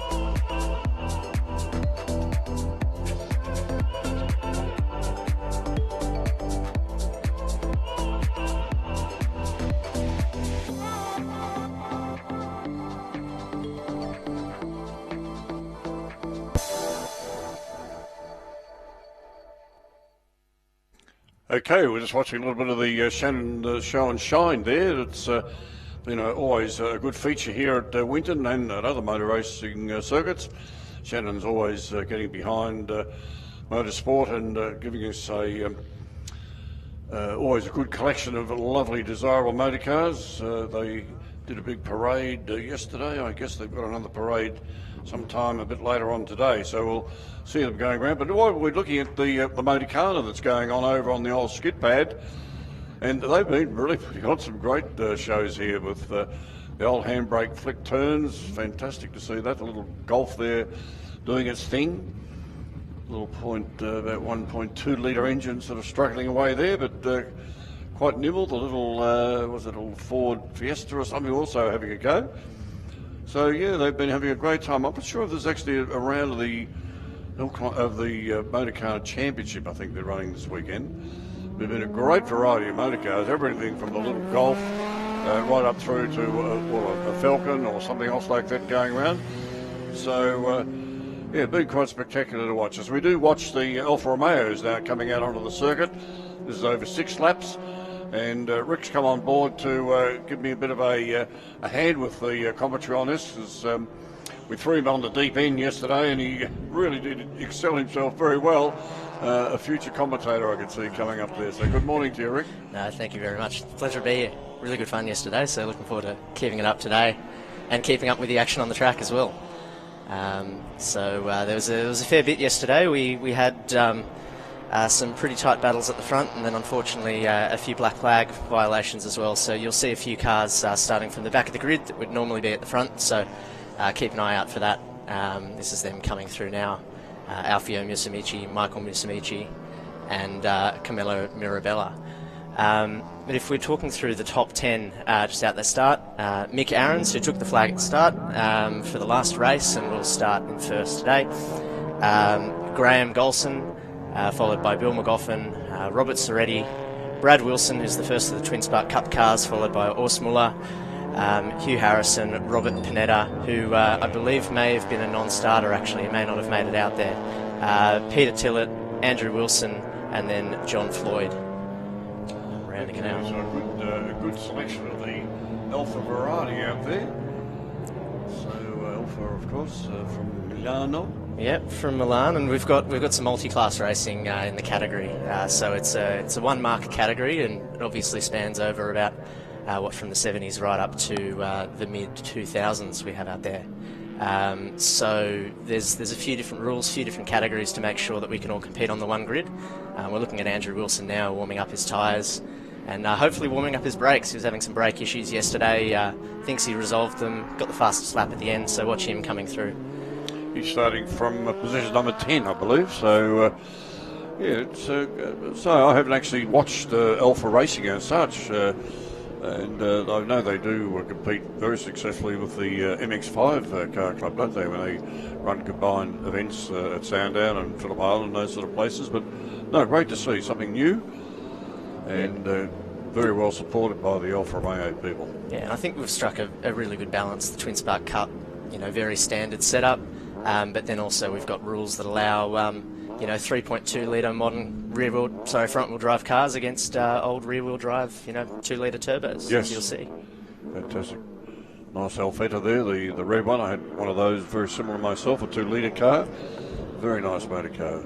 Unusual gearbox arrangement at the back, all hanging out the back, but equal weight distribution. Absolutely, it was a very, very, very, very good handling car. And terrific torque out of that 2-litre engine. Okay, K's all lined up now. They're on the grid, green flag, so we'll see 5-second board just comes up. And thankfully the fog is lifting, so we'll have a clear race. Okay, and away they go. And Golson got a good start there with the older car in the middle of that group. Yep, Mick Aarons up on the inside, taking the early lead in through turn 1. Eric Golson in the 105 manages to hold his place, and we have Brad Wilson and Urs Muller coming together in turn 1. We might need a replay there to see what happened a little bit later on, but they are normally occupying the same piece of track. We're trying to. Yep.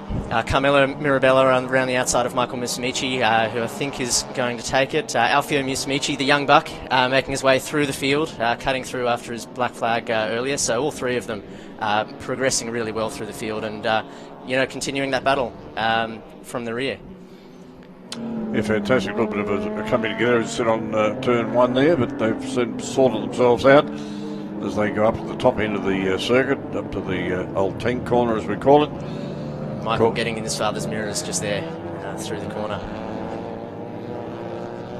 Still keeping on him. Aarons and Carlson and your dad up in for third place. Yeah, that's right. He'll be pretty happy with that, I think. Yes. We'll see if he keeps it. Alfio around the outside. Maybe you bought you a drink last night after all the chatter we had off him yesterday. Oh, a lot of sorting out down on that turn as they go up onto the newer part of the circuit. And they gather themselves up. Car 17 doing pretty well there. He's made his way through the field nice. Peter Tillett has a little bit of a lock up there. Seems to continuing to gather it through. We'll see if you can get through the mud. With yesterday, we have had a fair bit of rain, so hopefully he makes it through. Right through the mud. Oh, my dear. Oh, he got some traction to keep it going, but otherwise he might just get there. He did too. Well, no, he's got a bit more grass yet, but he's coming up the top end of the circuit there, but safely back on the track. And Andrew Wilson keeping John Floyd at bay. Again, multi-class racing. John Floyd in the Classico class for Group N and Group S registered vehicles. That's car 141, is it the one? Yes, correct. The Alfetta? Yep. Correct. Very nice. Good car. And we have Stephen Aarons on the inside of Urs Muller as well. That battle will be continuing, I'm sure, through the rest of the race. Okay, replay coming up of that little incident on turn one. Cars all got away very well. Aarons, as you said, with Carlson stuck in the middle there, with Soretti, is it, out on the other side. And then we'll watch the action just a little bit back further. Lock up there, bang into the side of 64. Brad Wilson had a lock up and went straight into Urs Muller. Lock up and lost the steering at that stage. Yeah, there'll be lots of conversation about that later, I'm sure. They're very good mates off the track, maybe not necessarily on the track. Okay, yes, it's off on the way. Yes, and Richard McKee keeping his son, David McKee, at bay. Rob McKee will be watching at home. He's normally out battling with us as well. Quite the family connection, all up and down the grid. Yes, it's certainly a good family connection, isn't it, with the Alfa Group? Yeah, definitely. You've got Andrew and Brad on the track as well, twin brothers. Actually, I thought maybe that was them who connected earlier. It's not uncommon either. Yes, David chasing his father, Richard, rather. So this is the father and son group that we're watching now here. Yep. Yes, fantastic. The yellow car and the red one. Father in front, but perhaps not for long. And John Burkhardt coming in, hoping to capitalise on the situation as well. All three of them normally occupying the same piece of track.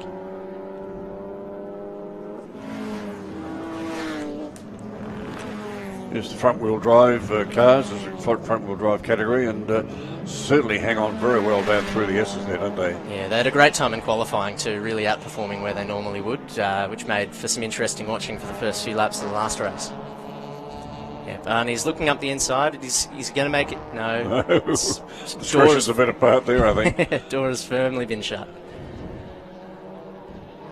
It was a tricky corner. I mean, on the old circuit we call it turn 2. Today we're going to call it turn 3, that particular corner. You've got to really just throw the car in there in a front-wheel drive car, just keep your foot planted, and you'll get yourself around pretty good. Bit of a passing move there happening. No, didn't quite do it. Cars, he's gone a bit wide. They will have might have the outside run road. here. Might have it. No, I just think he's a little bit too far back. But maybe next time. Maybe next time. But John Burkhardt, in the meantime, is definitely capitalising. He's really closed that gap, so it'll be interesting to see if maybe he thinks he can make a move a little bit. Well, what happens, of course, 65 and 6 are having their own little race, and of course you can capitalise on that if they're slowing each other up, actually. And Burkhardt not quite getting through on that particular time. It's he's in car 54, I think it is. So. And we've got Ray Pignataro in the Alfa Sud as well, who thinks he may be able to do something. But Brad Wilson cutting back through the field, so he'll back himself to be in the mix here as well. He'll be aiming to get around these guys to finish the race. It's in car 10, is it? He's going pretty well. Yes, car 10. Yes, so a bit of a recovery drive from him after the first lap incident. Now there's great dice going on here for their positions back in the grid. They're fifth and 17th. Fourth and fifth, and Dan McGuffin back there in sixth. So a good little dice going on here, Patrol. There's the passing move. We've just got the passing move done. He's got it done. Yes. I think he'll be able to hang on to it too. He's got the distance there, and then Richard McKee's got to worry about Brad Wilson in his mirrors, so he's got to go for the defensive line.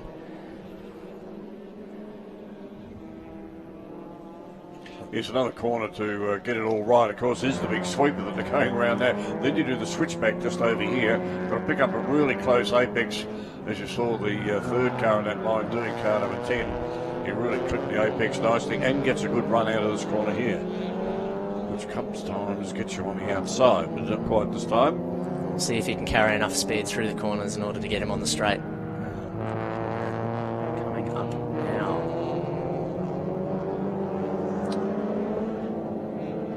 Wilson struggling to get back the position he lost.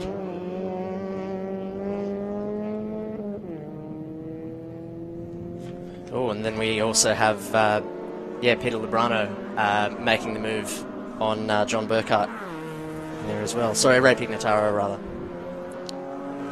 And Brad Wilson making the move on Richard McKee. Got through.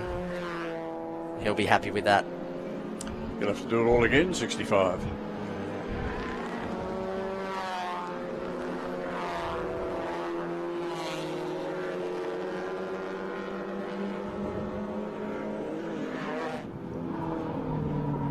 Are some of these cars running the V6 motor? Have they got a V6? Yeah, some are. So we've got Robert Soretti on screen now. He's running a GT-V6. Yeah. We've got Gary Golson here in the 105, and we touched on him yesterday as well. I've been reliably informed that his father is Ray Golson. That's it, Ray. Yeah. Ray's the guy. So he won Bathurst in the under 2 litre class That's in right. 1974 in a 105. Yep. I did mention that yesterday. I thought it was the same family. I think they had an Alfa dealership in Canberra, I think, yeah. Yep, so this is Robert Soretti racing out of the Giddy Goat Cafe. So he's going to... Oh, I know the Giddy Goat Cafe down in Yark, I think it is. Yes. So he's going to be working for third on the podium. I'm not sure if he's going to catch Gary. We're on lap 6 of 6 at the moment. Might be a bit of a distance, but he'll be happy with that. But we've got Alfio in his mirrors, who's started from the rear of the field. The young buck charging his way through the field following the black flag incident in the last race. So you were mentioning the V6s. He in fact doesn't have a V6. He's got a 4-cylinder 2 litre, but he's got a turbo. So right. There's a few pros and cons of the various different cars that are all still battling quite closely near the front of the field. Oh, yeah. His son has got a 3.2 litre V6, but a front-wheel drive modern car, and still they're doing very similar times on the track. So they've got the regulations down to make sure that the 1 Mark Series can still turn up some interesting racing across some different time periods.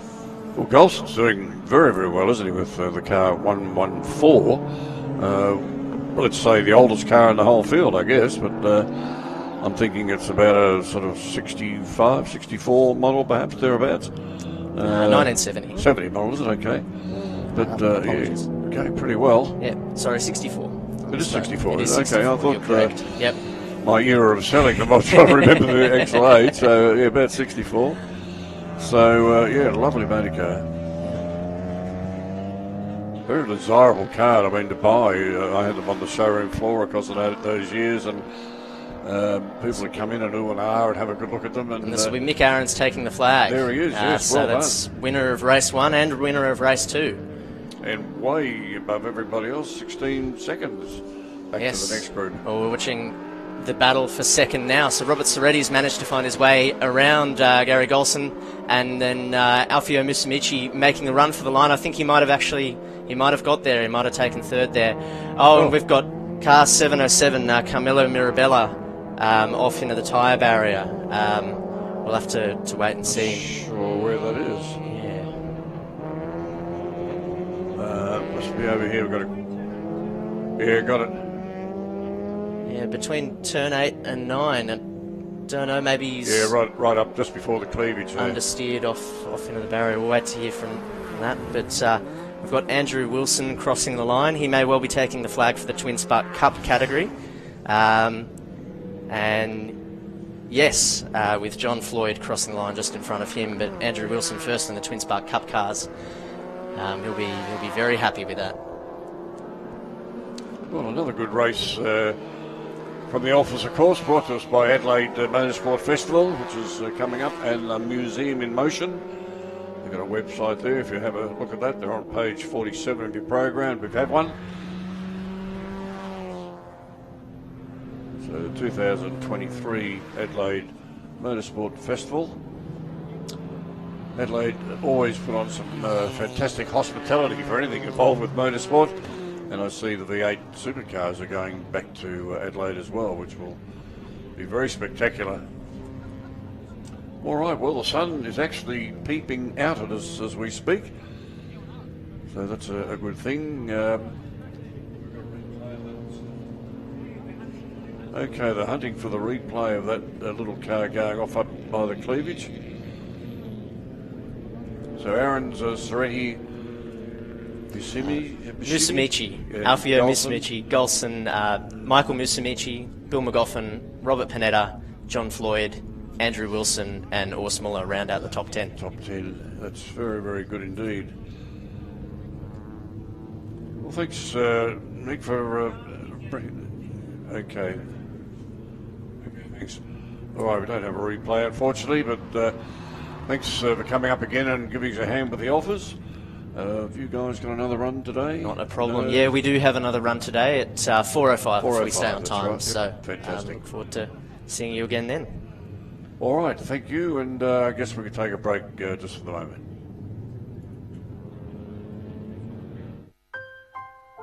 We've always had a few cars.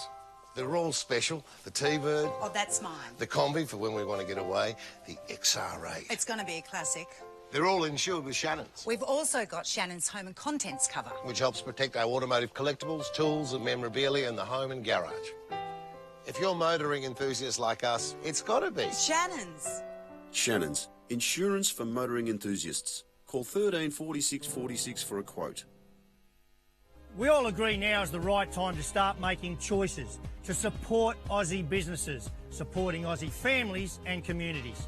Well, from their humble beginnings in Melbourne nearly 100 years ago, Penrite now sit as a truly respected global lubricants brand across automotive and industry. And the best bit, it's still 100% owned by an Aussie family that employs Australians in Australian factories right here on Aussie dirt.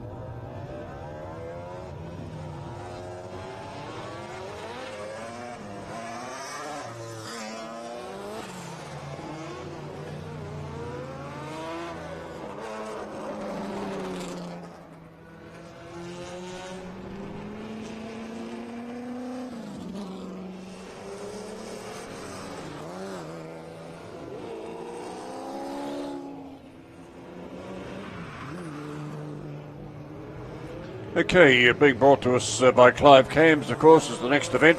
The Historic Sports Sedans over 7 laps. And it's called the Historic Sports Sedans Sprint.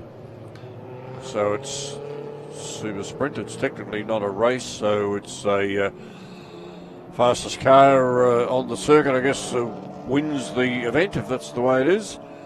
And Darren Knight's just getting himself organised to bring us the information on the sports sedans, historic sports sedans. They've been around for a long, long time, was generally sort of a category that was brought into, well, at the time, give some cheap motor racing, because they could use all sorts of variants of cars. At one stage there, you had to use, like the BMC type car, you had to use a BMC type engine, but that all kind of went out the door when Bob Jane decided to come around with a Tirana with a huge V8 engine in his car, and beautifully presented, of course, which was done by John Shepherd, and a lovely car it was, and it blew us all to the weeds with our very lightly modified cars at the time, and then all sorts of variants of cars started to appear, and Anglias with Falcon motors in them and all that sort of thing. So Austin A30s with Holden engines in them, built by a certain P. Brock. Yes. There's a replica out there today. So, so it kind of went out the door, the original idea of it all being nice and cheap sort of form of motorsport. But anyway, so we've got some very, very nice cars here, the Nissan and the RX-7 of Graham Gilliland, so the original builder and racer. He's behind the wheel of the number 21 Series 4 RX-7 for a quick little turbo rotary under the bonnet of that bright orange RX-7. He'll start alongside on the front row, alongside an ex-Barry Bray machine. It's driven by Miles Bond. It's a Datsun Stanza. Very quick little Nissan turbo engine under the bonnet, the number 36 car. Oh, the little X-ray Malloy Mini, that's exactly what I was talking about. A little Mini, strip it out, take a few bits and pieces out, and suddenly you had a lightweight car. So a very good example of an early sports sedan, as Ron was talking about, alongside one of the beasts he was also talking about, Jason Maros, and the ex-Clem Smith Charger V8 powered NASCAR engine under the bonnet. And they're away. So Gilliland leads them through the S's. Mini got swallowed up pretty quickly there, Ron. My word, yes. He's running out a bit half there with the big cars there, but never mind, he's in there having a go. It's the only Mini running this weekend in this category. I'm not sure why, because there's a huge group of Minis that could actually run in this category. We used to run the Mini Super Series with about 3 categories in that. You had the sports sedans, you had some slightly basic sort of cars, and then some standard cars. So good to see him having a run anyway. Stephen Rook driving that car. Maros in the Charger number 26 in front of Damien Johnson in the ex-Doug Clark Celica Sports Sedan, 82 model Celica with the RA40 model. Damien Johnson, of course, has been involved in sports sedans for many years, driving that unique Falcon-headed Holden Tirana, now behind the wheel of the Doug Clark Celica, as we talked about. Quite a handy motor car in touring cars and sports sedans, the Celica. We made a big break on the next group of cars coming through, which is the Capri and the little Mini.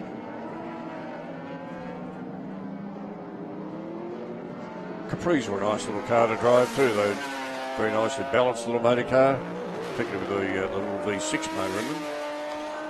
Car originally built by Derek Van Zelm, who was another man to really get stuck into sports sedans. Built several beautiful machines over the years. Honda Prelude, of course, very quick. So Van Zelm, certainly one of the foremost constructors of sports sedans in the country. Mark Sully back there in the Hunter, ex-Hunter car. He has had that car for a little while. He's been sort of trying to sort it out. He has these issue with the big wheels and things that's running on at the moment. It kind of sits up like it's had a bit of a fright. But he's keen to get into the sport. He's given us a whole lot of dossier all about the sports sedans, which we unfortunately just don't seem to have with us at the minute. It's lying in somebody's car, I feel, out the back. Mark Sully in the Tirana, as Ron was talking about. He runs old car radio repairs. He really is a radio nerd, for want of a better description. If you've got a problem with an old car radio, come down to see the ex-Dave Hunter Tirana driver, Mark Sully. Well, he does a very good conversion of old radios to new digital or transistorized type radios. A real boffin. Oh, absolutely. Yeah, makes the old valve sets into transistorized and does all your retro type face shears and things like that for old cars. That Tirana is running a V8 under the bonnet, Holden 308. So a car that, a concept I guess that they were thinking about with the mooted XU2 as a touring car in 1972, putting a V8 under the bonnet of the Tirana, but that all got killed off with the supercar scare, the scandal over the Australian factories trying to build these rocket ships for the road, as they were called in the press. A bit of a sensationalist scare, and that put an end to, briefly, the V8 Tirana. Of course, a couple of years it all meant nothing because the LH came out with a 308 from the factory and all that was forgotten. Mark, having a look on the inside of car 86, which is Craig in the Capri. Meanwhile, our leading cars, we call them leading, I suppose, because it's technically not a race. But the quick cars, Bond and Morris and Gland up there, Johnson. Miles Bond in the ex-Barry Bray Nissan Datsun Stanza. He's our fastest man so far, 132.06. Jason Maris, the next fastest man on the circuit in the ex-Clem Smith Charger, a 133.4. Very pretty shape. The fastback Stanza, a model, don't believe was sold in Australia. The two-door. The four-door certainly was. Yeah, plenty of four-doors around. Very handy rally car back in the day, the four-door Stanza. Driven by Gravel Warriors, Jeff Portman, etc., those sort of champions of the forest. Made a very quick sports sedan with Barry Bray building that machine. There's three Barry Bray machines here this weekend. The little A30 and also the Gazelle as well. And here we have a Humpy Holden. 48.215. On screen, that's Mark Abella. Well, he must be still running a Holden engine. It's 3.3 litre, so it's a 6-cylinder. And very nicely presented car too. The FXs, incorrectly called, never officially called the FXs, were they? No. Not sure who labelled them. The 48.215 was the factory term for the very first Holden. FX got labelled on there somewhere along the line. It's a beautiful example of an early sports sedan, as Ron was talking about. Minis very popular, and also early modelled Holdens, turning them into sports sedans. On screen, Mark, on screen, the HB Tirana of Corrie, the first model Tirana, preceding the LC, very similar to the English Vauxhall Viva. As I called it yesterday. Yeah, it's very similar. In fact, Ashby's electric, I seem to remember, came from Morwell, down that way somewhere. Cole Ashby, I think, was the original owner. It's a Gippsland Car Club across the front. And he drove some pretty quick old Holdens in the day, from memory.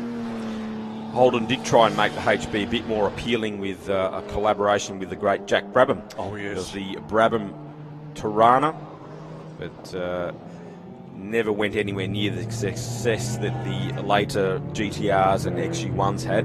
But nevertheless, a toe on the water for Holden in the performance car stakes with that Brabham Tirana HB. Probably, not to everyone's liking, I guess, but quite a desirable car to have these days. Would be these days, yeah. Had a Brabham badge on it. Certainly. Speaking of early Holdens, Rod Woods in the number 91 FJ, the red machine that originally started as a touring car, like so many sports sedans, I guess, in those days. Started out as a touring car and then was built up into a sports sedan in the late 60s, early 70s. It's just in front of that beautifully turned out Peter Brock A30 replica. It's fantastic that they got to build that up quite a little while before Peter passed away, but I remember him demonstrating it at Bathurst and those sort of places. Graham Balto is the wheel of that number 179 Brock replica in front of the man himself, Barry Bray, in his car, the Nissan Gazelle that he raced back in the 80s. The car that replaced the Stanza that Miles Bond is flinging around at the front of the field at the moment. So great to have original constructor and racer here in his original car this weekend, the number 38 Gazelle of Barry Bray. Actually, if you look back on YouTube, somewhere there's a terrific footage at Bathurst with Brock taking Murray Walker for a run around the Bathurst circuit in the A30. Really? I haven't seen that. Oh, yes, it's quite spectacular. And Murray, in his typical way, does a commentary all the way around. So, oh, of course. Oh, hang on, what's happened here? Bond looks like he may have an issue with the stands, or has he just had a look? No, I think he's had a misdemeanor there. There's something dropping out of the back of the car. Oh, yes, lots of water, and he's likely to have a bit of a spin on that if he's not careful. Now, would that be a radiator leak of some sort, Ron? Looks very similar to me. A bit of fluid coming right at the front of the field, at the front of the car. Oh, the rusty water coming out of the radiator, but I wouldn't keep going for too much longer with it like that. I hope he's having a look at the gauges, and they're probably not all pointing in the right direction. Yeah, just looking on screen, doesn't look like there's any more water coming out. It's puffing a bit of smoke, though. Hot Miles is looking at the gauges. The old story there, if it doesn't stop any smoke coming, well, it's could be terminal. Still the fastest man on the circuit, Bond, a 1:30.5 on lap 4 of this sprint. These cars are not actually racing, so it's not a matter of position, it's a matter of who sets the fastest time. This category still in its infancy. Group U, they are now classified as. Checkered flag comes out. Group U Sports Sedans officially ratified as a historic category just a few years ago. So more and more cars coming out of the shed to join the big meetings. So every time we come to an historic meeting, there's a few more coming out of the shed. So hopefully we'll see full fields of them racing, having bona fide races in years to come, Ron. Yes, it'd be fantastic to see. They're worthy of getting a few more cars on the track and actually racing. Most certainly are, and usually a fairly big job to restore these cars because a lot of them were, well, basically because they've been chopped up and changed from factory, a lot of them were really disregarded and parked in the shed and forgotten about until people started realising that they are a valuable category in their own right and started doing some fantastic restorations, none more so than the ex-Clem Smith Charger of Jason Maros. That is a beautiful machine if you get a chance to have a close look.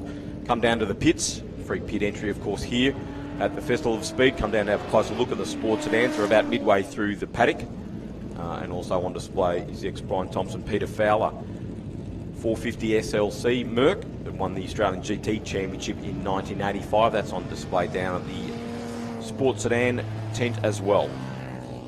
Well done. Stephen Rook will be pretty happy there with a little mini. He got up to 8th place, if you like to call it, with a 1:44 seconds. So he was going very well in the little mini.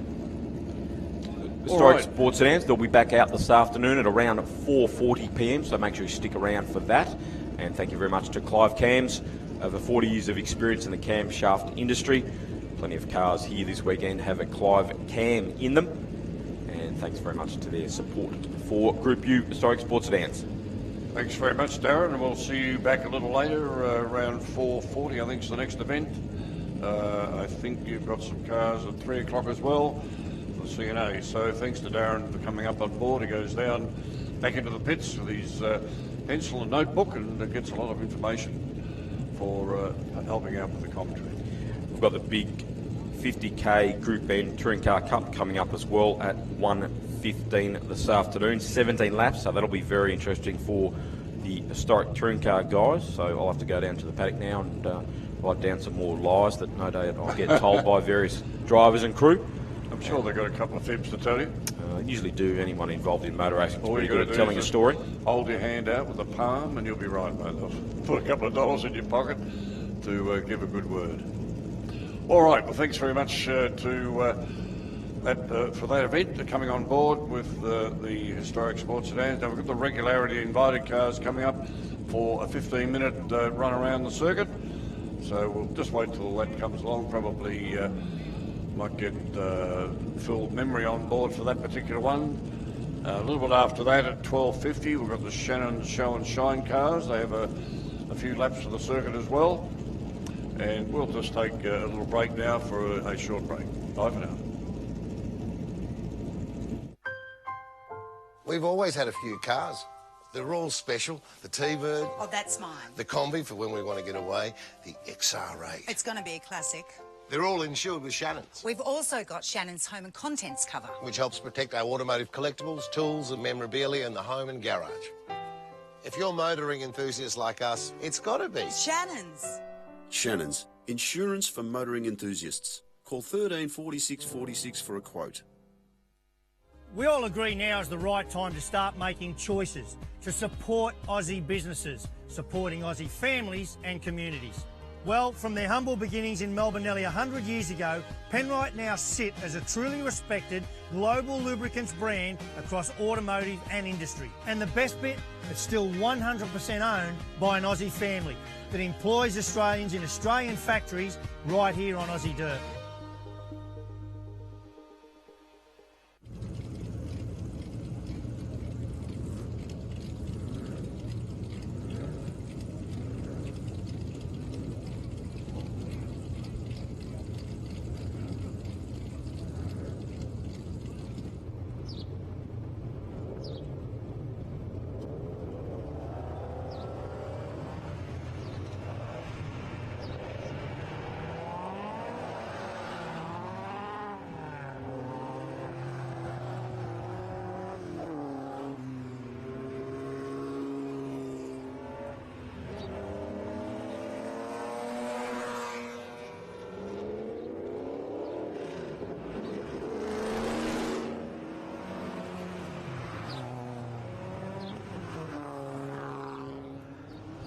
Okay, we've got the cars coming out for the regularity event, so we will be getting these guys as regular as we possibly can.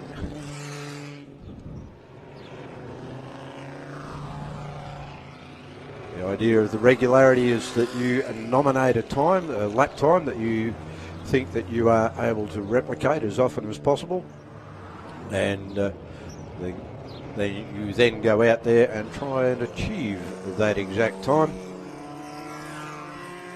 The idea is to not nominate something that's going to cause you to be out there driving at 10 tenths. Probably around about 8 tenths is good. And the person that loses the least amount of points is going to be deemed the winner. So they don't have a pull-up and a start like a normal conventional race. They spread themselves out on the track and then they get underway. Some beautiful old cars out there. So the Millthorpe Special coming around there now.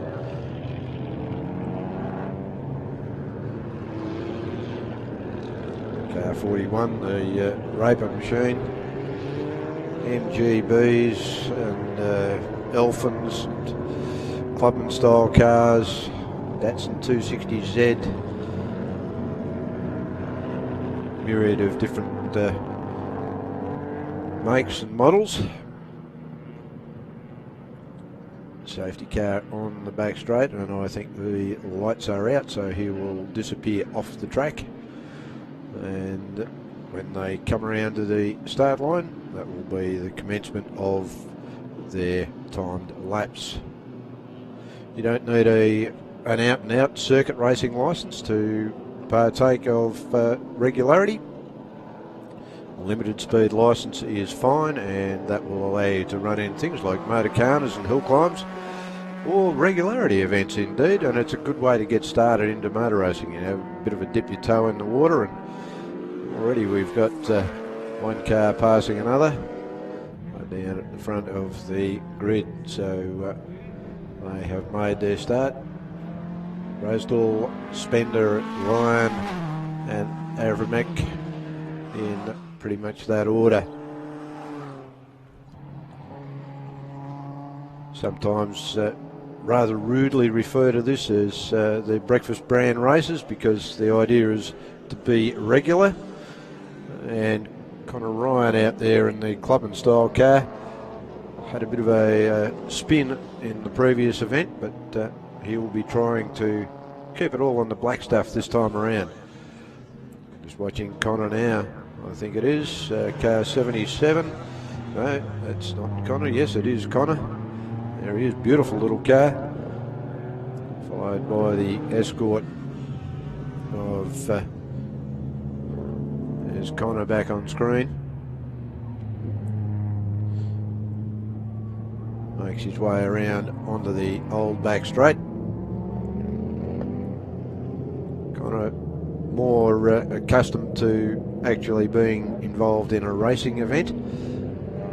He's elected to have a crack at the regularity this time around for something different.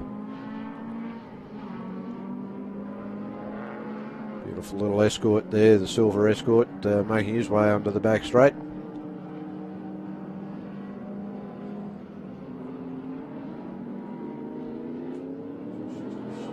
.260C, the car 230, Avramic, sorry, passed by the old car 53. Ron Simmons, one of his favourite cars out there, I think. Ron always likes this car, watching it going around. More of a street rod style car. Certainly no slouch.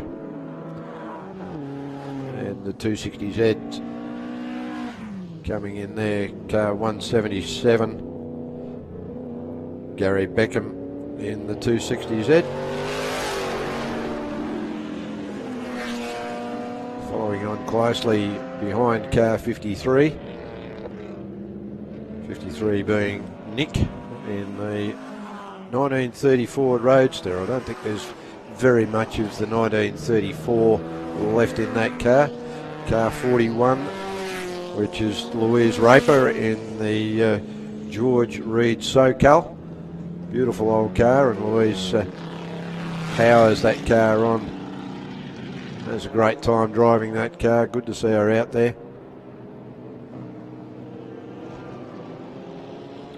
Perfect day here for motorsport at Winton this afternoon.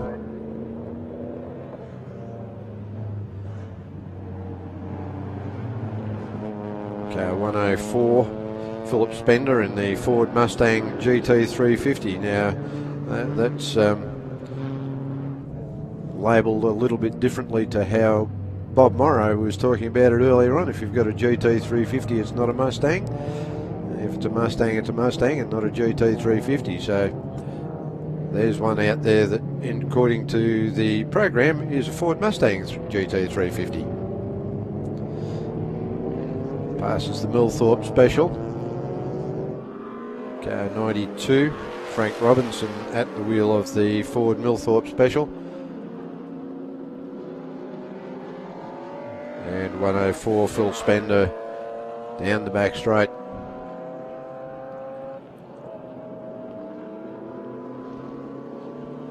About to come onto the start-finish straight. Beautiful old car. Powers it on, and away he goes on his lap around. So let's see. Actually, Spender is pretty close on the money with his, or he was on his time. My little timing list has changed. But at the moment, it looks like Doherty is the one who's doing the best out there, according to our on-screen list. Of course, we don't really know who's won a regularity event until the event is all over.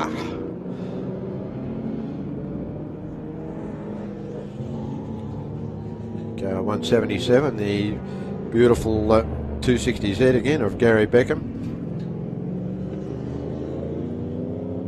Still trundling around behind the old Ford Roadster there. I think Ron Simmons is going to come back on air and just provide a little bit of extra to the commentary here. Welcome back, Ron. Thanks, Phil. Okay, looking at car 8, there is the Simpson Special. And that's Ray Lewis driving that car. Now, Ray found this car up in New South Wales a while ago. Take a little while to get it back into the condition you see it there today, and he's really got it nicely set up. Ray Cross is very well known as a very good trombone player. He runs a little jazz band, and they get around to some of the clubs and pubs and car club events and so on. But just loves his motorsport. He's had a variance of other cars over the years. I think he might have started in motorbikes and things years ago, but a good competitor now. He's got a nice little car to run. Doesn't cost him that much. He did spend a bit of money, obviously, on getting the engine going and the rest of it going, but seems to have settled into a nice little reliable little motor car, running the old grey model Holden engine. Certainly had no trouble getting past the Alfa on the back straight there. So, yes, it's got some mumbo. It gets along very well, with Bill Hemming coming along there also in the Alfa Romeo. This car number 63 we've got coming through here. Beautiful little car as he does the left hand and then the right hand onto the old start-finish straight. Does Bill. Bill's a purveyor of all things Alfa, of course. He has the Alfa Heritage set up down there, sort of Moorabbin Way, I think it is. And you can go down there and have a look at all sorts of Alphans and maybe buy one or two if you want. He's always got something for sale. I know he's got a trailer for sale this weekend. But no, he's a real character of the motorsport. I must take some time to pop down there and have a bit of a look at the array of vehicles that he has, Ron. I might pop in and see you borrow some of your crypto coins and go down and buy one or two. Right, yes. I know one, because another car we were describing before, full import cars, is a Datsun, I think they've got with the Triple S or SS. They have variants of those sort of cars. They did indeed. But they were made a little bit sportier than the standard one that you bought. But just off the showroom floor, they weren't a bad little motor car. They're quite That's right. nice to drive. And like I say, a two-door version, to my knowledge anyway, not sold here in Australia. I think you're right. Yeah, Triple S, it's called a Triple S. Because they went on later on, didn't they, with a Triple S, Yeah. the newer sort of shape and things like that. So you could buy a Triple S in a four-door Correct. road-going car. Not sure that it had that much more performance. I think it was more of a tricked-up car with a bit of trim and a bit of body things. The car 74 is an interesting car. That's an Oscar body. And 74 things. Okay, so 74 is Australian-built car. The Oscar body was similar to the Maserati car of the time. But that's right, yes. And Paul England, the late Paul England, built up the Repco Holden version of this type of car, and a few people took copies of the body. Okay. And so it was quite a few of them around. We've got the checkered flag now, and McKee went over the line there first, but we have to look at, of course, the actual times that they finish up with, because for instance, McKee did a 2:04, but he did nominate a 2:02. Next car was Connor Ryan with a 1:51. He nominated a 1:50, so that's getting pretty close. Yeah. So we'll have to wait until the last car, of course, goes over the line before we actually get to be able to tell which is which. Get the actual winner of the event. And from time to time, it's actually been the very last car that goes over the line. Yeah, that's why I was saying before, you can't really call the winner of this until it's the last car has crossed the finish. We can't preempt it until the last one goes through, but that's right. Yeah, of course, was the guy in that Alfa Romeo 147, Ryan in his little Clubman car. Yep. And then Spender, which was car 54, is in the Datsun Bluebird that we're speaking about, the brown coloured one. The brown coloured one, yeah. So we'll just wait. There's a few cars out there going round. And it's not as easy as it might look to nominate a time and then try and drive to that time. It's quite a difficult thing. The red mist has easily come down. You feel a little bit more freer and a little bit more comfortable out on track, and I'll just go a little bit harder. And I've run it a few myself, and when I had the Cupresses and those sort of cars, and also the Lotus Cortina of Graham Noonan that I've driven quite a few times, and I usually end up about 10th or 11th, somewhere about that. I never quite get it, but like I say, I think the mist comes over the eyes at some stage, but they've been all, just about all given the checkered flag. I think Bill Hemming coming through there, a few cars up the top, but I think they've already finished because they're not going at any lickety split type speeds. So at this point in time, looks like Key might be the winner. I think it might be. With the 204, but he 204.9, and on total points out of the 50 that you can start with, he's got 38. Connor Ryan, a good effort there by 36, Connor. yeah, absolutely. 36.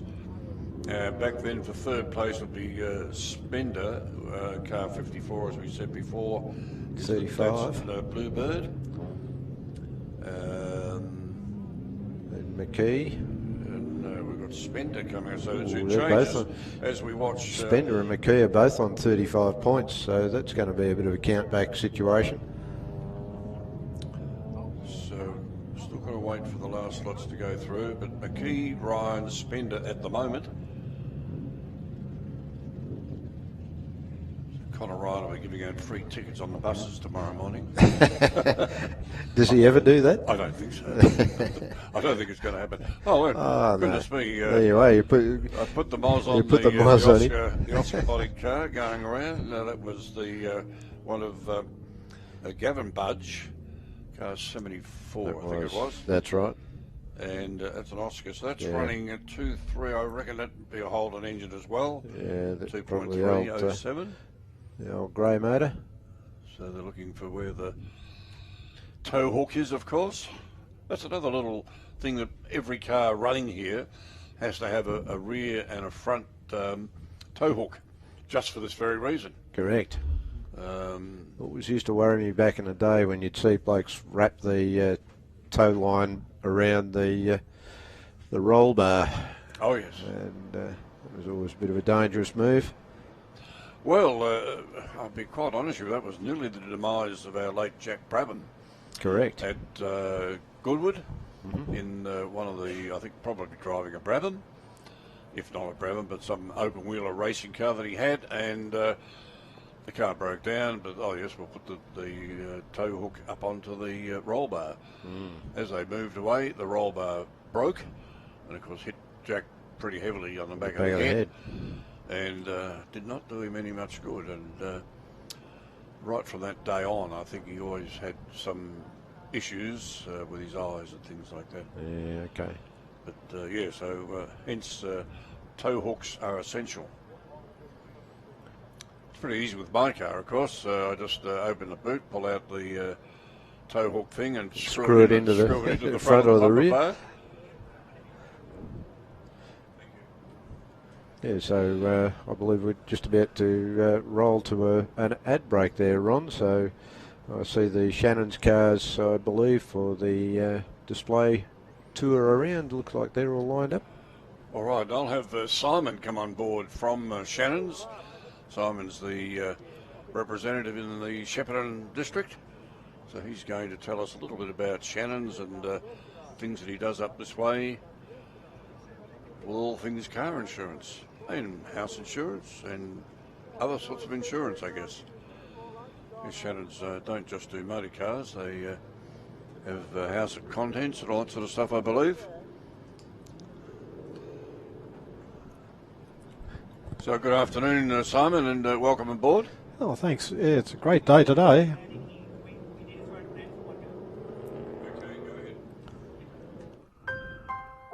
We've always had a few cars. The Royal Special, the T-Bird. Oh, that's mine. The Combi for when we want to get away, the XRA. It's going to be a classic. They're all insured with Shannons, We've also got Shannons Home and Contents cover, which helps protect our automotive collectibles, tools and memorabilia in the home and garage. If you're motoring enthusiasts like us, it's got to be Shannons. Shannons, insurance for motoring enthusiasts. Call 13 46 46 for a quote. We all agree now is the right time to start making choices to support Aussie businesses, supporting Aussie families and communities. Well, from their humble beginnings in Melbourne nearly 100 years ago, Penrite now sit as a truly respected global lubricants brand across automotive and industry. And the best bit, it's still 100% owned by an Aussie family that employs Australians in Australian factories right here on Nice Aussie car, Go. those Capris. No. Okay, thanks. Back live now as we watch the Shannons show and shine, and I have Simon on board here from Shannons. Good afternoon again to you, Simon. Yeah, good afternoon. It's a great day compared to yesterday. It's a great day compared to what it was like this morning too, believe me. Couldn't see anything. But Actually, never mind. it was strange this morning coming over. It was clear, and then when we got here, it was foggy. So It certainly was. But we've got a fantastic array of motor cars there. I'm just seeing on screen, of course, the group of Mustangs out the back there. But tell us a little bit about your involvement with Shannon, Simon. Oh yeah, I look after all the clubs, the car clubs in the district, anywhere from Alexandra right through to Tokawall, so it's all the centre of the state. In fact, this morning I've been talking to a number of the clubs. There's guys over from Rochester and Echuca are down here, as well as Shep. Okay, Alexandra was my old hometown for a while. Lovely area up there. Yeah, lovely spot. Look at the lovely Chevs, like the 57 Chev. That is just a classic car, isn't it? Beautiful and car. The Fairlane convertible, Lotus Cortina I spoke about before. Lovely Stingrays. And the big Chev. Now Nice little Triumph there too. Chev Eldorado, I think they called that one. And the Bridge Skyline just going through there too. That's Peter Sned's car, I believe. Mark IV Zephyr. That's a very nice car. And the 56 Chev back there, but the 57 I think is iconic, isn't it? Waving to the crowd there as they go through. But and the very basic HQ Holden, which we see many of them racing here today. That's how they all started out. The car going by there with the wire wheels, a Triumph 2000 MD, which is managing director. They only built a few of them with wire wheels and things like that. I was checking it out before. It's a nice car. Triple carburetors and all sorts of weird and wonderful things. My friend Rob Bothwell, that's probably watching back at home, he'd be very keen to see the MG Magnet that's just going through here. We didn't really see too many of those here in Australia. There weren't many out here at all. The Murray Minor, of course, many of those. I started my mainly driving days at a Morris Minor. Mind you, it was a side valve Morris Minor, so I wasn't going to break any records. But anyway, it was good fun while it lasted. Big Stingrays going through, so great variety of cars. The XD Falcon, there's a little Healy Sprite with the Sebring style of front, and MX-5. The MX-5, of course, the biggest selling sports car in the world. There's a club of MX-5s here too. I see them all. Oh, very strong. There's a later model MX-5s. It's the Eldorado, I think they call these cars. The rather sort of ungainly area. I had a look at this car out in the pits, and I reckon if we fill up the boot area there, the tray, we could have a swimming pool. It was a beauty. It was very fantastic to see, but very glamorous looking sort of a utility, isn't it? That's right. There's a comparison, a Porsche next to the Eldorado. My word. Yes. Here's this, if you get a chance, have a look at this Triumph 2000. It's just about to go on the screen shortly. There's some nice sparkly wire wheels that you don't normally see on those cars. Ford Capri, again another car that's very classic and very desirable these days. I see the, I think it's the Holden Commodore that was run in the Holden Commodore series that they thought would be a good idea to put a whole lot of known drivers into these cars. They had a whole field of them out at Calder. Not one of them came back, I'm pretty sure, without a damaged boot or a damaged side or something hanging off them. They put all the well-known drivers. I think that car might have even been the one that Bow drove, and John Bow tells me that there wasn't too much damage on his car, but certainly some of them were rather knocked about. Actually, I was just looking at that Volvo wagon that went past. I reckon that's got an interesting history. It looks like an old hearse. Yes, it would be, I guess. There it is there. Well, it is a hearse, in fact, as you speak, yes. Yes, it is a hearse. It's good having a parade lap, isn't it? Yes, a whole group of Holdens there. The HD Holden going through, that's an X2 model. X2 was a twin carburetted version with a few little bits and pieces fitted to them, and the sporty sort of version of a HD Holden, if you could have one. Lovely classic Falcons going through, a couple of XC coupes, Murray Minor, another MX, or a few MX5s grouping there. Go from the NCs and the later models there. Car 40, I would assume, could be a replica of the Volvo cars they ran in that 2-litre category they had some years ago. It certainly looks like it. It's boys are all getting a bit excited up this end, a bit of manoeuvring two round the corner there. Yeah, it's okay, the hearse is close. My word. Well, I guess if you're an old Volvo fanatic and you've passed away, you can ask for a Volvo to take you around the track. I must tell Andrew White about that. He's a good friend of mine that's into Volvos. Yeah, so Rydell and Richards, I think, drove the Volvo in that 2-litre category. Car is just passing, of course, with a lovely Zephyr. It's about a Mark III, I think that one is. Yeah. They were a very pretty car for the day. It's so far ahead of the Holden at the day. I mean, they were a little bit dearer, of course, but gee, they had more power, more comfort. Heating and domestic standard, as I recall. Yeah, that's right. Yeah, that was about the same time that the Falcon was released here, and that was. It finished them up. Yeah, they didn't keep going. The old XJ series Jags, beautifully presented those cars. Very early MX5 going through. That's about 89. They came to Australia. They started building them here in Australia, and I was followed up by a new one there. That's right. Yeah, it's the same model that I've got, the one that's just going around there. So got a lovely chassis on those cars. Oh, beautiful car. I've had 4 MX5s, and even the latest one I've got now, which is not the current model, but the one before, and just a beautiful car to drive. I mean, I've got other cars to drive, but I always like getting in the MX5, and I give it a bit of a fang up Rob Roy Hill climb and a few of those sort of places. There's that car we're telling you about with the John Bowe name across the top, and they drove in this category. There's 3XY radio station sticker on the front, and they certainly made a mess of some of them, I can assure you, but that one's been beautifully restored. Holden dealer team 006 number plate. That'd have been quite a collectible plate, apart from the car being quite collectible. Actually, nearly every car out there is very collectible. Oh, absolutely. I mean, that lovely Capri there.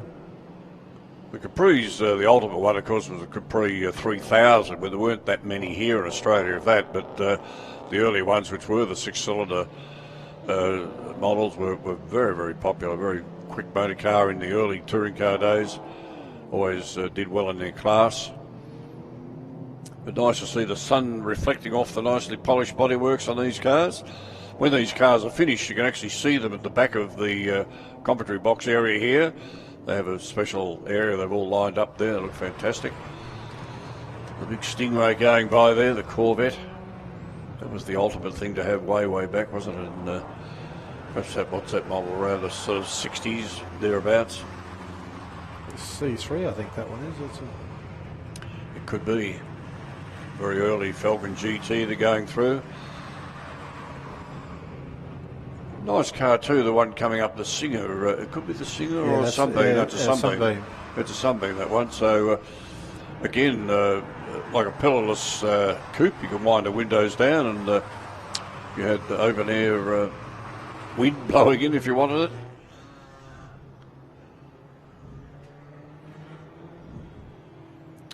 Oh, they'd be hard to buy now too. The red wall tyres, that's how they came with those red wall tyres on them. A little red stripe around the tyre. Very.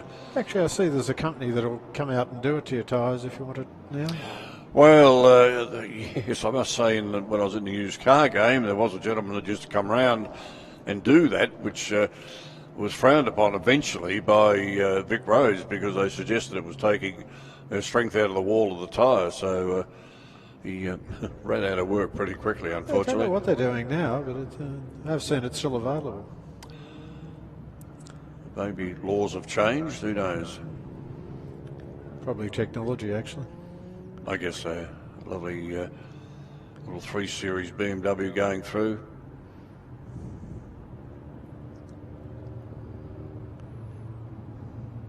So how do they get in to have a go at the parade? Well, okay. They used to have to be here early enough in the morning to get one of the tickets for it. There goes our van in the background very quickly. We're just talking about that, the van that did the trip on the Nürburgring. Did you ever see that one? Yes, I did. Yeah. Don't think a van's ever gone that quick. I know to get into the parade, you've got to be in fairly early to get a Guernsey to have a run around. Yes, we run out of tickets mid-morning.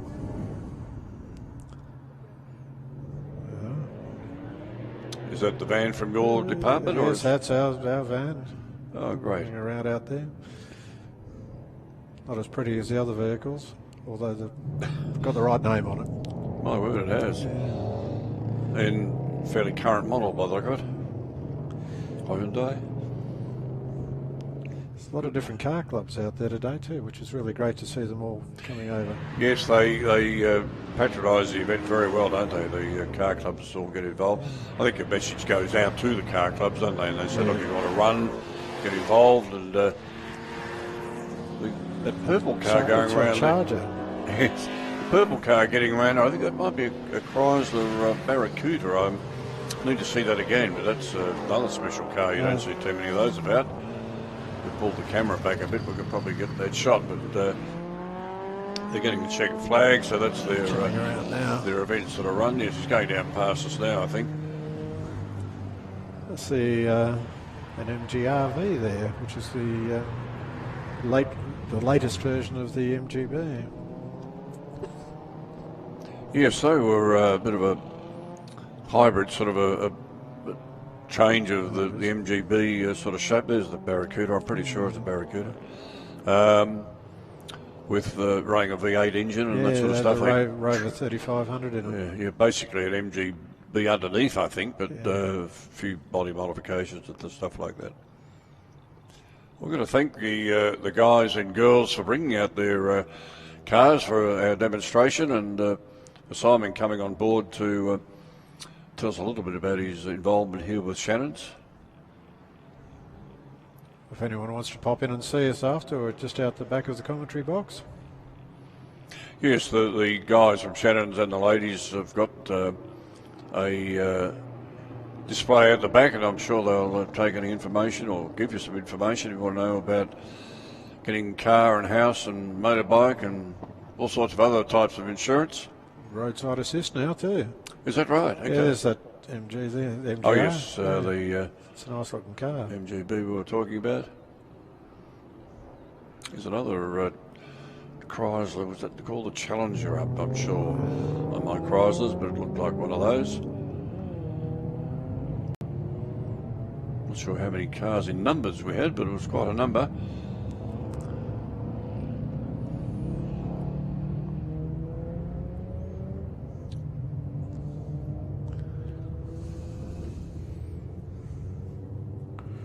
I go right back, of course, probably before your days, Simon, with the late Bob Shannon, of course. Oh, that would have been interesting. Where the name comes from, yeah, Robert Shannon. He was called Chabon Insurance in those days. Unfortunately, Rob's no longer with us, but the name goes on. I just do a lot of work for Shannons. I had a detailing business, and prior to motor shows or motor sales and those sort of things, motor auctions, he'd get me down with a crew of guys and we'd tidy up the cars and make them look pretty strict for the owners. And I did a bit of emceeing for him at the auctions, geeing the people up, that type of thing. All a bit of fun. Auctions are in their 40th year now. They're still going. Yes, the old Bill Sherwood, was it, that used to run the auctions, all dressed up in his fancy top hat and waistcoat he used to wear, a very bright waistcoat. Lovely man. Unfortunately, another chap no longer with us.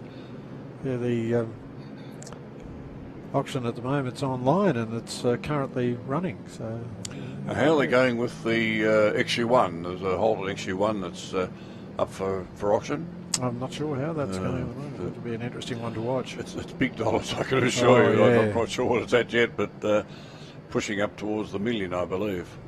What amazes me is the number plates and the prices they're bringing. Absolutely, yeah. I've had a few people look at my number plate, of course. They like the VHRR number. Ah. They wonder where that's coming from. I'm surprised that no one else picked it up, to be honest with you. But you could have VHRR 1, 2, 3 and all the other numbers up to 99. But anyway, thanks again to Shannons for coming on board with the display. Well, if anyone wants to pop down and see us afterwards, come and have a chat about cars, homes, whatever, vehicle insurance. We'd like to have a chat to them. Okay, thanks very much, Simon. Thanks for coming on board again. Pleasure.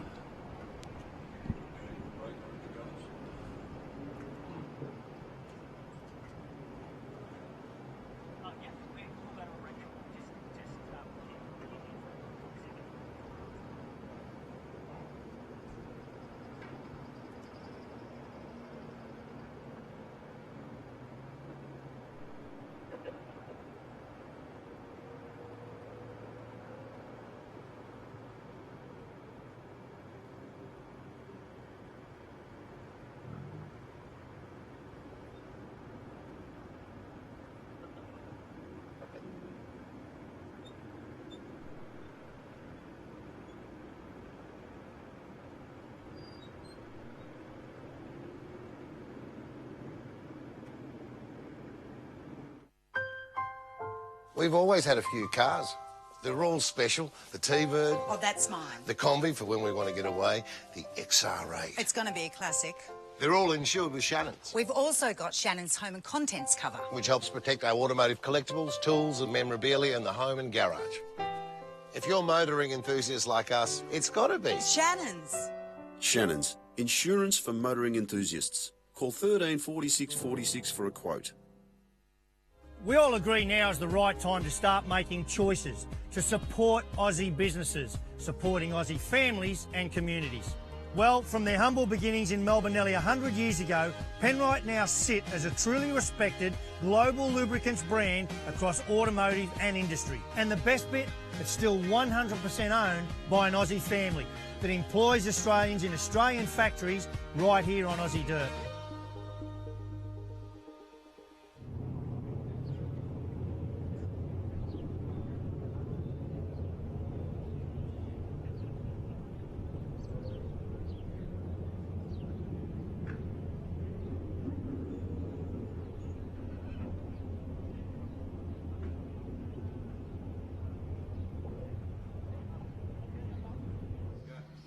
Okay, here we are down in the pits at the Winton Festival of Speed with Jason Humble. Hello there, Jason. How you going? Great, mate, and a rather cool day, but never mind. We've got a very hot little RX2 here, haven't we? I've seen this car competing many times. You really do take it up to the big boys. Yeah, thank you. It's been a really good car as well. Well underestimated for what it is. It's only a small car, small engine, but it hits pretty heavily. My word, and I guess the handling too, it's pretty nimble on the corners, I've noticed too. Yeah, we've had some good shocks made for it. It helps, a lot of setup, and we've had the car for about 17 years on the track, so a lot of development, a lot of spending time changing things, trying things to get it better. Look, it's probably not the very best handling out there. The big cars are pretty good, but it's pretty nimble and it gives them a hurry up. It certainly does, and I tell you, from the commentary point of view, it always looks pretty exciting when I'm talking about your cars, sort of giving the big boys a big hurry up. But there's a number of you running these type of cars as well. The RX2s are very popular. Yeah, there's probably a dozen in the country, and we started building the engines for them years ago, and we sort of have supplied over the years a number of engines around the guys around the country. So we've got them going pretty well, and they're a good little car. They're easy to maintain. They're quite difficult to drive on the edge, but they're good up to 9/10. So it's quite a well-rounded package all in all. And running a 12A motor? Yep, 12A Bridgeport with a 48mm carburetor on it. Oh, that'll give us a mumbo jumbo. Having been an old RX-7 man myself, I know that'll really tickle its fancy to make it go pretty quick. Thanks for having a bit of time with us to do today, Jason. Absolute pleasure. Take care. Thanks, guys.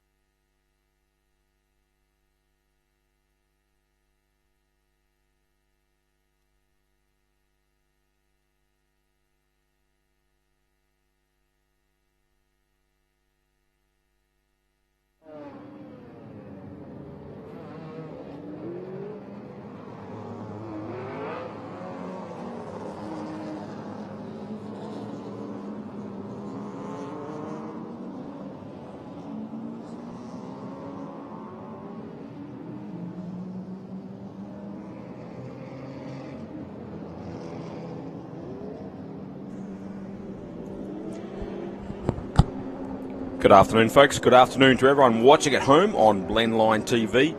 Darren Knight here to bring you the second and final race for historic touring cars this weekend. It is the 50k 17 lapper. That's going to test the boys. Certainly will. Good afternoon, Phil Membry. Great to have you alongside. 17 laps. 17 laps.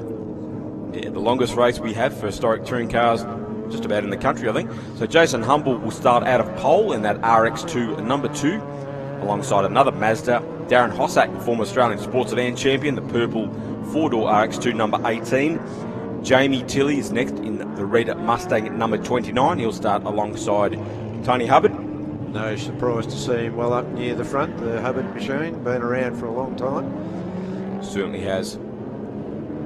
Miles will be next in the Charger, number 16. Glenn Miles, that famous mustard-coloured Charger, famous Chrysler colour from the early 70s. He'll start alongside the New South Welshman Ben Wilkinson, the silver Mustang at number 189. Ian Mewett from Queensland in the Falcon 69 Fastback, number 55, alongside Brett Ferris in the first of the Tiranas, the number 19 XU1. Then it's Rob Burns in another Charger. A few Chargers out there this weekend, which is great to see. Rob Burns, the number 70 red-orange Tirana, Charger, I beg your pardon. And that car is for sale, folks, the number 70 Charger, one of the fastest Chargers in the country, so if you're interested, give Mr. Burns a call. He'll start out at grid position number 9 alongside Dom Leo in the orange Mustang number 84. Yeah, some great cars out there, and why not a Charger? Hey, Charger, that would be a nice little pickup, something to get you started in this category of racing if you wanted to have a crack. Yes, that famous 265 Hemi under the bonnet. Fastest accelerating Australian car for many, many years. 14-second quarter mile off the showroom floor back there in 1972, the famous E49. The old 3-speed and no brakes. Early on. They did fix that, sort of. Sort of, yeah. Went to a 4-speed gearbox eventually. So Merc Bits bringing us the 17-lapper for Historic Touring Cars, Just Cars magazine, also the category sponsor as well. Penrite, of course, sponsor of the meeting. Here we go. Two Mazdas on the front row of the grid. Humble versus Hossack. The Mustang of Jamie Tilley right behind them, Phil. Yeah, there's a couple of quicker guys further back too. I noticed one of the McNivens, I think, was well back down the grid. Yeah, James McNiven had a couple of offs twice at turn 1 there yesterday on the wet grass, and Peter McNiven had a DNF yesterday, so they'll be looking to improve. Good to see Phil Barrow back out there too in the FJ Holden. Broke an input shaft in the gearbox yesterday, which brought out the safety car. So good to see Phil back out there in one of the fastest humpies in the country. I see Greg McNiven, they're right, or away. Wheel spin for Hossack, but there's nothing between them. Good start from Jamie Tilley, and he rounds up Darren Hossack, so lost out on the start. Did the purple number 18 of Hossack, so Humble leads from Jamie Tilley. Tony Hubbard up into third in the Camaro. Then Ben Wilkinson has been very quick off the line. So not a good start from Darren Hossack. He'll be looking to fight back very quickly in that number 18 RX2 on screen. Going to make it hard for himself from there, but he's got 17 laps to do it in. Plenty of time. Wait for the brakes to get a bit soft and spongy in the Mustangs and the Chevys, and he might be able to round them up again. Of course, he's going to be harangued by the Charger from behind as well. Jamie Tilley not mucking around and getting onto the tail of our race leader, Jason Humble. Boys are already getting wheels up over the curbs and trying to outmaneuver one another as they get down around the cleavage.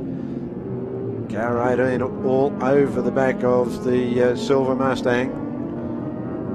Ben Wilkinson, the silver Mustang number 189, having to fight tooth and nail to keep the Hossack RX2 behind him at the moment. Humble leads from Jamie Tilley, Tony Hubbard third, then it's Wilkinson and Hossack, the battle we were talking about. Absolutely. Meanwhile, Darren Jones in the Mustang has his mirror full of the number 54 Falcon Sprint of Craig Allen. Tilley, the red Mustang number 29, trying to chase down the RX2 of yesterday's race winner, Jason Humble. And he's certainly working the car very hard. Twitchy coming out onto the start-finish straight there, and he's making the car work very, very hard. Wheels over the curbs. We've got a bit of a replay coming up. No, we haven't. Or have we? Yes, we have. No replay. No. Darren Hossack putting the move on Ben Wilkinson and gets the move. A very neat move from Darren Hossack. Goes up into 4th place in the Mazda. That was a good move down the inside. Just bided his time and managed to work the way through. Darren will be kicking himself after that start. He got all sorts of wheel spin. We saw this car step out off the line and lost 3 or 4 places off the grid, but now fighting back and up into 4th place after that move on Ben Wilkinson. Yeah, if you're going to lose places off the start line, you're better to do it with too much wheel spin than stalling the motor. So at least it's not a really severe problem for him, but he does have the work in front of him. Dom Leo in the orange Mustang number 184 has his hands full with the big black number 89 fastback Mustang of Andrew Lane right on his tail. So that's 302 power versus 351 power and for Lane. Right down the inside, able to pull that one off very easily indeed. So the man from Hog's Breath Cafe in Terralgan has just got past Dom Leo. Joined the category a few years ago in that immaculate number 89, 69 fastback Mustang. And he's put it to good use getting past Leo to move up into 9th place. A little bit of a drift as he comes out there onto the start-finish straight. No, not very much out of line, but just getting that power down and the tail moving slightly offline. Peter McNiven in the number 32 RX2. He's starting to put the pressure on Ben Dahlstrom in the silver Charger. Speaking of Chargers, Glenn Miles, the number 16 machine, has been passed by Rob Burns in the number 70 orange Charger. So a feast for the Mopar fans this weekend, Phil, with 3 Chargers in action. It's a good show. Lane not too far away either from the tail of this Chrysler battle. Burns, Miles. Here comes Lane now, ranging up on to the rear of Glenn Miles in the number 16 Charger. Is he going to be able to do anything about it? That Charger is probably going to be a difficult car to pass, although he certainly seems to have the extra mumbo. Deceptive Charger, they're just as wide, probably wider than a Mustang, but a shorter wheelbase, so they look smaller than what they actually are, but they are quite a broad car. Yeah. And Lane. That straight down the inside, very easy pass indeed in the end. He's really putting the power of that 351 Windsor to his benefit down the old back straight and making that move on the same corner consecutive laps. Yeah, has the car working really well today, and as they come on to that short little straight between the back and the start-finish straight. Meanwhile, Jamie Tilley has regained some track position and moved up onto the tail of our race leader, Jason Humble, getting his arms crossed almost onto the front straight there, so he knows that Jamie Tilley is right on his tail. Yeah, it looked like he was playing with the knitting needles there. He was flipping the steering wheel backwards and forwards, getting through that corner. A great camera work there. We saw Jason's hands moving around across the wheel there and looking up into the rear vision mirror with that red Mustang of Jamie Tilley and closing in. He's working that Mustang really, really hard. He's got the car absolutely on the limit. You can see just how hard that car is working on camera. Speaking of on the limit, Darren Hossack is starting to put the pressure off camera here at the moment on our 3rd place man, Tony Hubbard. On screen now, so Hubbard, the number 24 Camaro, trying to fend off Hossack and the Mazda. Not a good. Managed to hold him out there. It's going to be the run up the back straight. Hubbard's got the legs up there. 350 Chev versus 12A Rotary. Yeah, and Hubbard's been around a long time. He knows where to put the car. Almost a local, down the road in Seymour. Yep, spent a lot of time around this track over the years. Joined the category some time ago now, originally at the wheel of a HQ Monaro and then moved up to the 68 Chevy Camaro and has been at the front ever since, but he's having to work very hard to keep out Darren Hossack in the Mazda. Absolutely. Got plenty of gap on him up the start-finish straight, but Hossack will move right back up on him as they come through this S's. Wheels in the air there from Hossack, trying really, really hard. Hubbard out wide, almost into the fence there as he came onto the old start-finish. Fastest lap for Darren Hossack too on screen, the number 18 Mazda, a 1:36.6. Yeah, really pushing it. He's all over the back of Hubbard again, trying to read the part number on the rear bumper bar, I think, of Hubbard's car.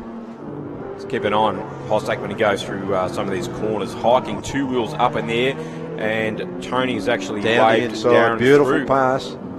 Managed the pass on Hubbard there. Yeah, we saw Tony actually put his arm out there to let Darren through. He knew he couldn't fend him off, and it is a long race. Absolutely, and I think that was the passing offer was acknowledged there by Hossack. Yeah, and Darren put his hand out to say thanks, NASCAR style, so great sportsmanship. As Pete Millman, an all-black Mustang number 43, is trying to keep ahead of the Falcon Sprint of Craig Allen and the little Alpha of Adriano De Muro, who had a DNF yesterday, so good to see Adrian back out there too, and that beautiful little Alpha GDV. Absolutely, as he straight round the outside of the big Ford.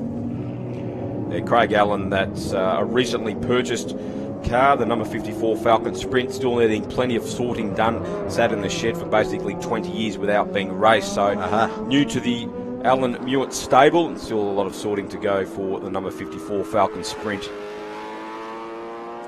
Yeah, the Alpha being left behind by the Mustang down the back straight, the Sprint closing in, but he's not going to be able to do anything about the Alpha. One car that doesn't need a lot of sorting is that black number 43 Mustang of Pete Muhlman. Very Club quick. champion last year, finished every race, every session, so great reliability from the self-built car, Pete Muhlman. Great work from his team to take out the club championship last year. Car seemed to suffer a little bit of understeer as he came onto the start-finish straight. The Alpha was able to range right up on him, but the power from the Mustang just left him behind. Well, what can happen as we start to get to the twisty bits of this Winton track again? Brett Ferris in the XU1 in the back of shot there, so he's slowly reeling in that Falcon Sprint of Craig Allen. Craig Allen and Ian Mewett were both at the Bend last weekend. They've swapped cars for this weekend, so running as support category to the V8 Supercars at the OTR Super Sprint at the Bend. Craig Allen took a win in the Mustang that Ian has taken over for this weekend. Speaking of Mustangs, Gary Finemore, the number 9 68 model Ford Mustang, previously campaigned with great verve by Darrell Hanson. Yeah, all over the back of the Holden Monaro there, car 777 of Frederick Brain. Fred Brain has been running that car for 25 plus years, basically doing it all himself, works on the car himself, does a great job. Very valuable motor car these days too, Phil, aren't they? Early wish I had a couple of those tucked away in the shed. Even the 186S is worth money these days, which people wouldn't have put out if they're on fire back in the early 80s, but they sure would now. Absolutely. I did have parked in my shed for a while a 72 genuine Bathurst XU1 too, so it wasn't mine, but it was in my shed for a while, so that was a bit of a joy to have access to for a while. Ben Dahlstrom in the Charger, having to fend off Dom Leo in the Mustang. Actually, Dahlstrom's got past Leo there, so he is now getting up to speed in the ex-Les Walmsley Charger, originally built by Rob Braun many years ago. So Ben stepping up from an S-Series Valiant, which he still has in the garage, so he is a real Mopar man. Yeah, Dom Leo there through the sweeper now, trying to clamber back up onto the tail end of that Valiant Charger. Dahlstrom actually missed the first race at the Bend last weekend with a stomach bug after drinking some of that questionable Adelaide water. Hello to all our Adelaide friends watching Landline TV. It can upset the odd stomach, unfortunately. All that limestone coming down from the hills. But anyway, back to the racing. Enough of the water analysis. Peter McNiven in the Mazda RX2 just goes through on Glenn Miles in the Charger. Yeah, nice pass too. That was a neat little manoeuvre. The Charger coming back down the outside. McNiven machine only got one eye open at the moment. He's got two headlights on the front of the car, but only one of them seems to be working. Now they're both working. No, they're both working as they move past the getaway car of choice, the Jaguar Mark II of Greg Menzies. Another name on the side of that car of Greg Menzies is Barry Stylo, who's the president of the Benalla Auto Club and the man who laid out the actual track initially on a bulldozer. Oh, really? Yeah. So Barry is a long-standing man around the Benalla Auto Club and is Greg's uncle. So a little bit of knowledge goes into how that car goes around. Car 56, the Mustang there. Ben Wilkinson in the silver machine number 189. He is battling Ian Mewett in the Mustang number 55. I was looking for 55 on my program and I don't see it. One of the late entries, I suspect. Wilkinson previously campaigned a very quick E.H. Holden, probably the quickest E.H. Holden in the country in this category before stepping up to the 68 Mustang a few years ago, and has shown great speed in that silver machine number 189. At the front, Humble continues to lead from Jamie Tilley. Darren Hossick still holding down third. He's got Tony Hubbard, who's still holding down fourth. And then there is this battle for fifth that we're seeing on screen at the moment. There's the front two, Humble and Jamie Tilley. Nothing between them. No. With 9 laps remaining in this 17-lapper, brought to us by Merc Bits and Just Cars magazine. Yeah, Tilley's trying absolutely everything he possibly can in that Mustang to climb back over Humble. And Humble not having a bar of it. One of the hallmarks of this class, of course, every car has different strengths and weaknesses. When you put them all together on the track, you can see a bit of an accordion effect. The cars sort of getting close, then gapping, then getting closer again with their various strengths and weaknesses. Of course, the big V8's got plenty of torque and lots of horsepower. Just about to round up the Volvo 244 of Lockie Wheeler, and then next on the list is Phil Barrow. And the old Humpy Holden, beautifully presented car too, I might add, the old Humpy. Second generation Humpy Holder racer is Phil Barrow, son of Alan Barrow, who raced that car back in the 60s. Been in the family for many, many years as Jamie Tilley rounds up the number 72 FJ.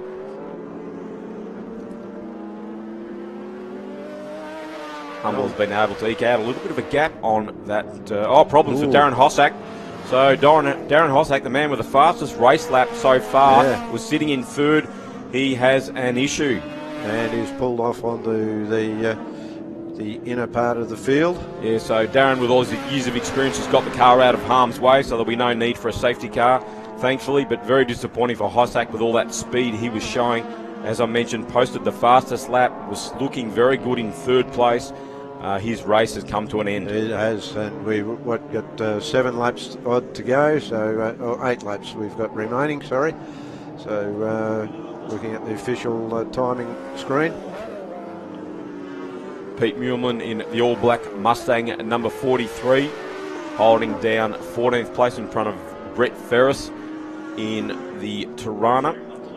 Beautiful little XU1 rumbling around. Brett, fairly new to the category. So in his rookie year, beautifully turned out car, as Phil mentioned, on screen at the moment, the number 19 XU1. Wearing those famous Sprintmaster style wheels, which are probably one of the better looking wheels on an XU1, I believe. Yeah, I think they certainly look the best with those wheels on them. And he's really starting to reel in that all-black Mustang of Pete Muhlman. He really is. It's going to be interesting as they get down towards the twisty bits. Will the XU1 have that more nimble, being able to wriggle through the corners? Pete Muhlman is inside line. Really having to work hard to keep out that Tirana. Pete is the historic touring car version of Johnny Cash, the man in black. Everything is black on that car. His driving suit is black, and he said, "My heart is black." Oh. I didn't say that. That was his own description of himself. That's a description. Okay, that's fair comment. Work their way up the back straight now. Darren Jones and Rob Burns unfortunately retiring. So we've lost one charge. There's still two out there. Glenn Miles is circulating there in 8th, and Ben Dahlstrom in 9th. So charges running inside the top 10 as Jason Humble continues to lead from Jamie Tilley. Tony Hubbard is 3rd, but Andrew Lane is starting to reel him in that black Mustang number 89. Just going around the sweeper now, so a battle starting to brew for that 3rd place behind Jamie Tilley, who's hold down 2nd. Here it is. Tony Hubbard, the number 24 Camaro, versus Andrew Lane in the Mustang number 89. Certainly closing in. Much better line through Tank, and that brings him right up onto the tail of that car. There's only about 1 car length in between them. What's going to happen as they rumble up this back straight? Hubbard seems to be struggling with corner speed. Those tyres will be getting very squishy under the guards of that number 24 Chevy Camaro by the look of it. Yeah, I think so. Certainly no problem with the power department. These cars running, of course, not on a full slick. They're a treaded racing tyre, if you like. Hoosiers, Yokohamas, the popular choices. The odd Bridgestone here or there, but they're not a full slick like we see on a lot of sedan categories. Yeah. Tilley now putting the pressure on Humble for the race lead. Here they go, folks. He's got him. Jamie Tilley gets him into the S's. A very neat move from the Mustang driver, number 29. So Jason Humble, the first time he's been headed all weekend, but he's fighting back. Fighting back. Well driven by the two guys. They're giving each other good racing room, but they're racing close. So that's exactly how it should be done. But that Mustang now showing a clean pair of heels as he works away from Humble. Jamie Tilley on his first visit to Winton Motor Raceway, out in front at the moment. A bit of a lock up there from... He's gone off the track. Jamie Tilley's gone wide, No, so that's he's allowed gone wide. Humble Allowed to get Humble right to on his come tail right again. back to him. Tries to get the inside. No, he's not going to give him that gap. Totally different lines. Tilley versus Humble. Drag race down the old back straight. Now Greg Menzies in the about to be lapped. Is that going to affect the situation? No, they both passed him okay, so that's good. Mustang certainly got the legs over the Mazda rotary down the straight. Mazda rotary comes back under power under the corners, all over the back of the Mustang again. Pulls out, not going to be able to do it down there surely. So it'll be very interesting towards the end of this race with 12 5 laps completed, which is 5 to go. A lot longer than what we usually do in historic touring cars. And the interesting part will come down to, if you believe it, fuel, because a lot of these cars have not very big tanks. Don't think any of them have functioning fuel gauges. They all would have grinned them for this 17-lap race. The way they measure the fuel in these cars is with a wooden stick. Yep. So fuel could be marginal for Jamie Tilley, so we'll have to keep an eye on the pace of the Mustang as we get down to the pointy end of this race, as the battle for third continues between Andrew Lane in that black Mustang number 89 and Tony Hubbard in the Chevy Camaro number 24, just about to put a lap on Fred Brain in the HT Monaro. Freddie moves over and lets the fast guys through. Good driving from Fred. Well done. As Hubbard continues to narrowly lead Andrew Lane in that battle for third. Peter McNiven has had a good race in the number 13 RX2. He's up there in the top 5 after a DNF yesterday. So starting from the rear of the grid. Yeah, good move up through the field. Lane all over the rear of Hubbard now. So 350 Chev in the Camaro versus 351 Windsor under the bonnet of the number 89 Mustang of Andrew Lane. Both around the outside of Greg Menzies without any dramas there as they're coming through to lap him. Just rounding up the BMW of Hot Dog. Ooh, Hubbard locks the left front wheel as they head into off the end of the back straight. Starting to struggle a little bit as Hubbard, I think, with the tyres on that car. don't think any of the V8 cars would be enjoying the diminishing grip levels. No. As we've posted 13 laps of this 17-lap journey. Lane again ranges up in the rear of the Hubbard Camaro. Can he do anything about it? No, Hubbard closes off the line as they turn into that right-hander at the end of the old start-finish. Drop back down into the next one. Hubbard and both of the cars. Lane nips a break. Having a look at Hubbard there, coming around the sweeper now. Nothing between the two American pony cars.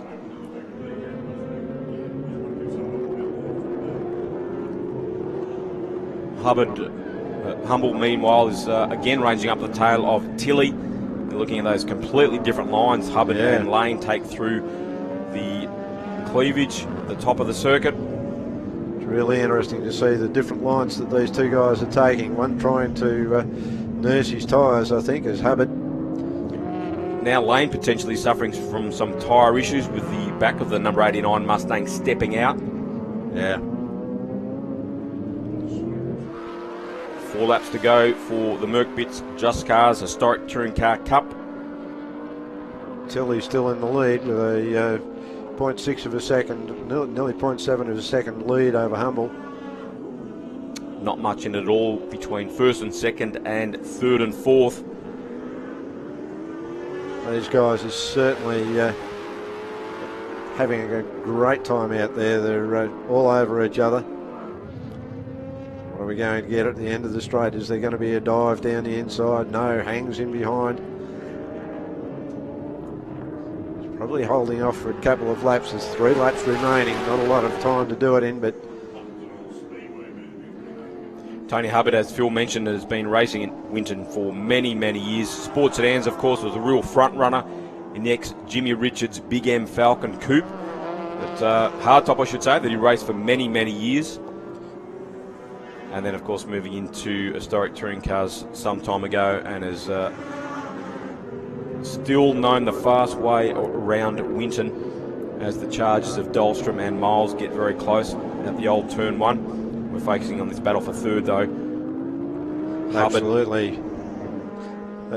Noticing the Mustang there with some black marks on the numbers on the side of the car. And we're back at the lead with Tilley in front of Humble, but not by much. Is Humble going to make a charge? How good are the tyres on either of these cars?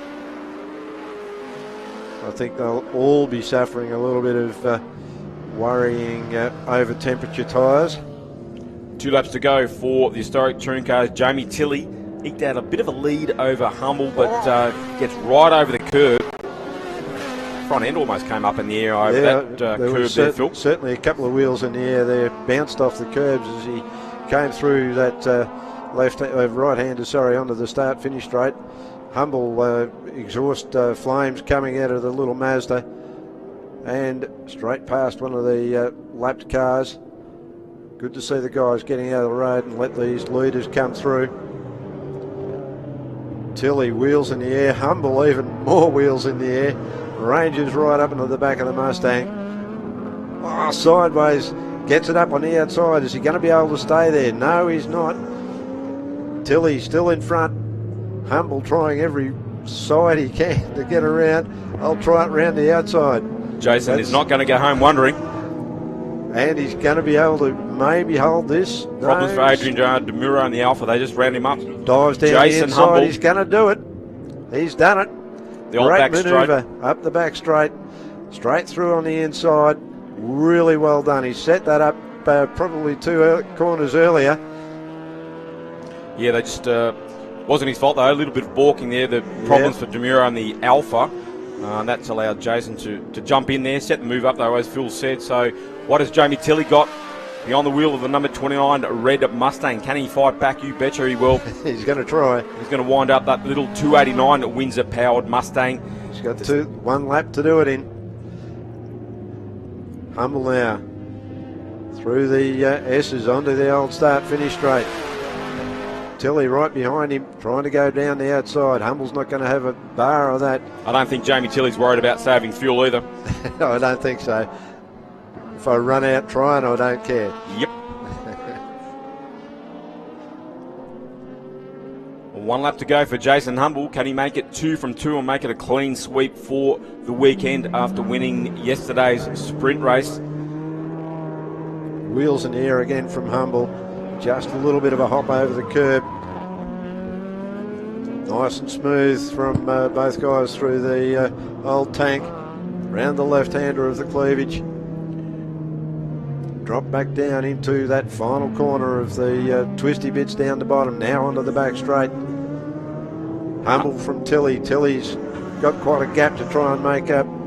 Humble getting out of the corners a lot better than the squishy-tired Mustang of Jamie Tilly, really starting to feel the heat, and Humble has stretched out the lead now on that lap, about 6 car lengths for our race leader Jason Humble in the number 2 RX2.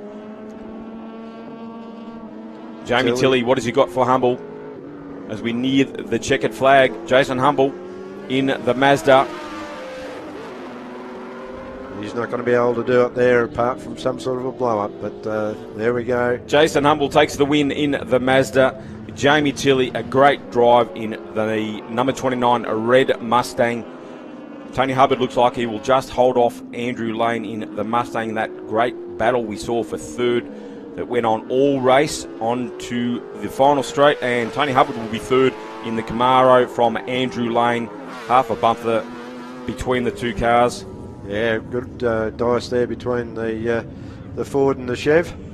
Great race there. Big hands together to everybody that's competed in that race. Ooh. Still dicing towards the end there. Wilkinson and the Mustang trying to fend off the 2 charges of Dahlstrom and Miles. Onto the start-finish straight they come. Miles got the tail out and across the ripple strip there a bit, but holds his position. Behind Andrew Lane was Peter McNiven in the Mazda 5th, Ian Mewett in the Mustang 6th. Ben Wilkinson, we just saw on screen, finishing 7th in the Mustang in front of the charges of Ben Dahlstrom and Glenn Miles. Dom Leo rounded out the top 10 in the Mustang. Good effort, and here comes the XU1. Brett Ferris chased Pete Muhlman in the Mustang all race.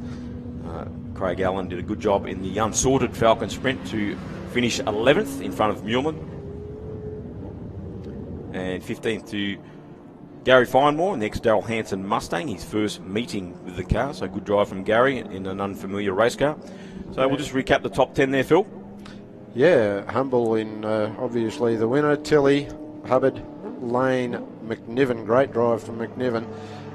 Mewett, Wilkinson, Daleson, Miles and Leo in position 10.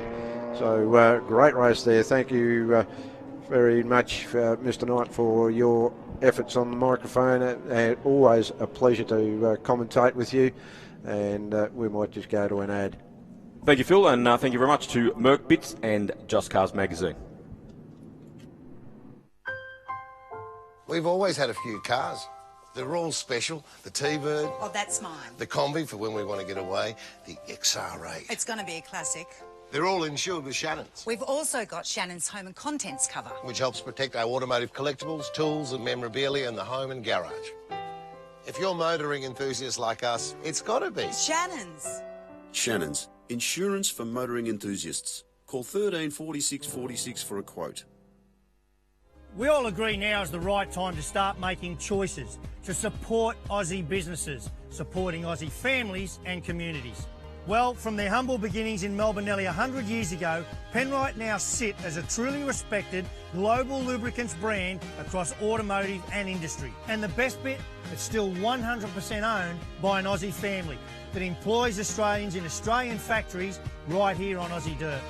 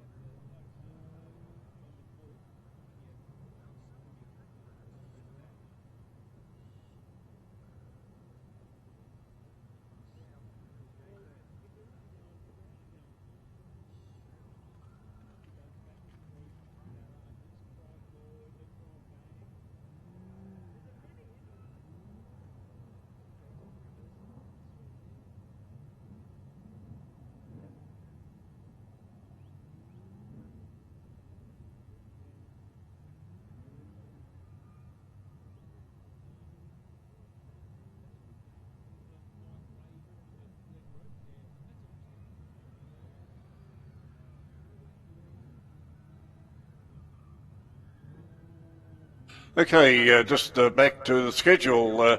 The Super Sprint tribute coming up. That's for 15 minutes. Formula Fords after that. Classic sports cars, heritage touring cars, groups J, K and L, M and the Formula Vees coming up. Groups P, Q and R and the Alfa Romeo race. That should be a good one. And HQ Holdens and to tap it all off the historic Sports Sedans. As we just look across what we've got on our screen, of course, there's a Subaru doing all sorts of whizzy things over there on the motor car. Oh, gee whiz, topping a back wheel up in the air. That's very stiff suspension on that car, that's for sure. Into the garage, and that's his run. But they've been having a great go all day over there. Wearing out a lot of tyres, I would have thought, but in my day we used to do it on the grass, which was not so bad, but doing it on the bitumen would be pretty hard. All right, now we come back to the motorsport, and Brett Florence is on board with us to bring us a rundown on all these tribute cars. Thanks, Ron. But we've got the tribute cars and the invited cars out again, which is it's really good. One of the VHR initiatives for Winton this weekend. So these cars are not fifth category historically correct. They're a tribute to one of the cars from the era, which is really good. Some of these cars are old Commodore Cup cars, which have been converted across, which is some good use of a car that's in a category that doesn't exist anymore. No, it's always good to drag the cars out of the garage, and they've probably been gathering a bit of dust over the years, and give them a whiz around up here at Winton. Yeah, exactly. So the Alan Moffat's Coca-Cola Mustang there, anyone here at Winton hasn't had a look at it, go down and have a look how well presented and accurately correct it is. It's a beautiful car. Had a bit of an issue yesterday, but he's got it back on the track, and he'll have a great time. Hayden Ivers, so yes, beautifully presented cars, as all of the cars here, of course. They're, as I said earlier on, any show and shine event, they'd probably win a trophy for their presentation, that's for sure. Yeah, absolutely. And that Mustang, as you say, has got all the right numbers, the Alan Moffat number 9 on a bit of a jaunty angle, and the colouring and all that looks just absolutely fantastic. Yeah, Hayden's done a great job with that car. It's the guys will go out under the pace car, and essentially this is the fastest lap that they do. They're racing against themselves, not a race per se. There it is there, the Coca-Cola Mustang. I think Alan Moffat would be rapt to have a look and see how good a job that Hayden's done. It's an exceptional car, and he's got a lot of Alan Moffat's original memorabilia down with him today with his car. Oh, it's fantastic. So, yes, and Alan, unfortunately, not travelling quite that well these days, but I guess that can happen to a lot of us as we do get a bit older. Yeah, exactly. The second car along is XA Coupe, which, excuse me, is the Bartlett Goss car from 1973, I think. Great car, XA Coupe. And we've also got invited cars here, which is the IROC Porsche, which is a Danny Hulme tribute. Yes, he had a bit of a breakdown in the previous event. Did you hear what happened there at all? Yeah, he said that he thought he'd broken something, but it must have been some tyre pickup or something, and that's, he sort of took a bit cautious. He didn't want to cause any issues out in the track in case it was broken, but he's out there now, and he said it's all well and good. Probably a few cans rolling around the back. Yeah. No, he really has presented that car beautifully. Yeah, exactly. So, and to a great, one of the world's great drivers, Danny Hulme. Yep.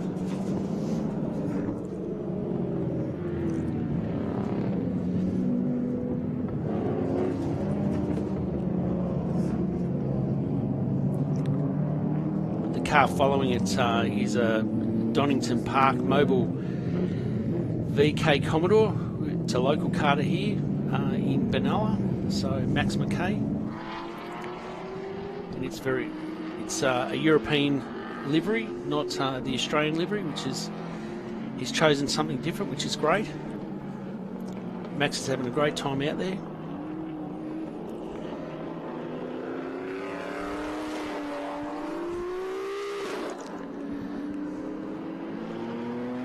these cars are not, they're about 75% accurate with some freedoms. They're not like fifth category.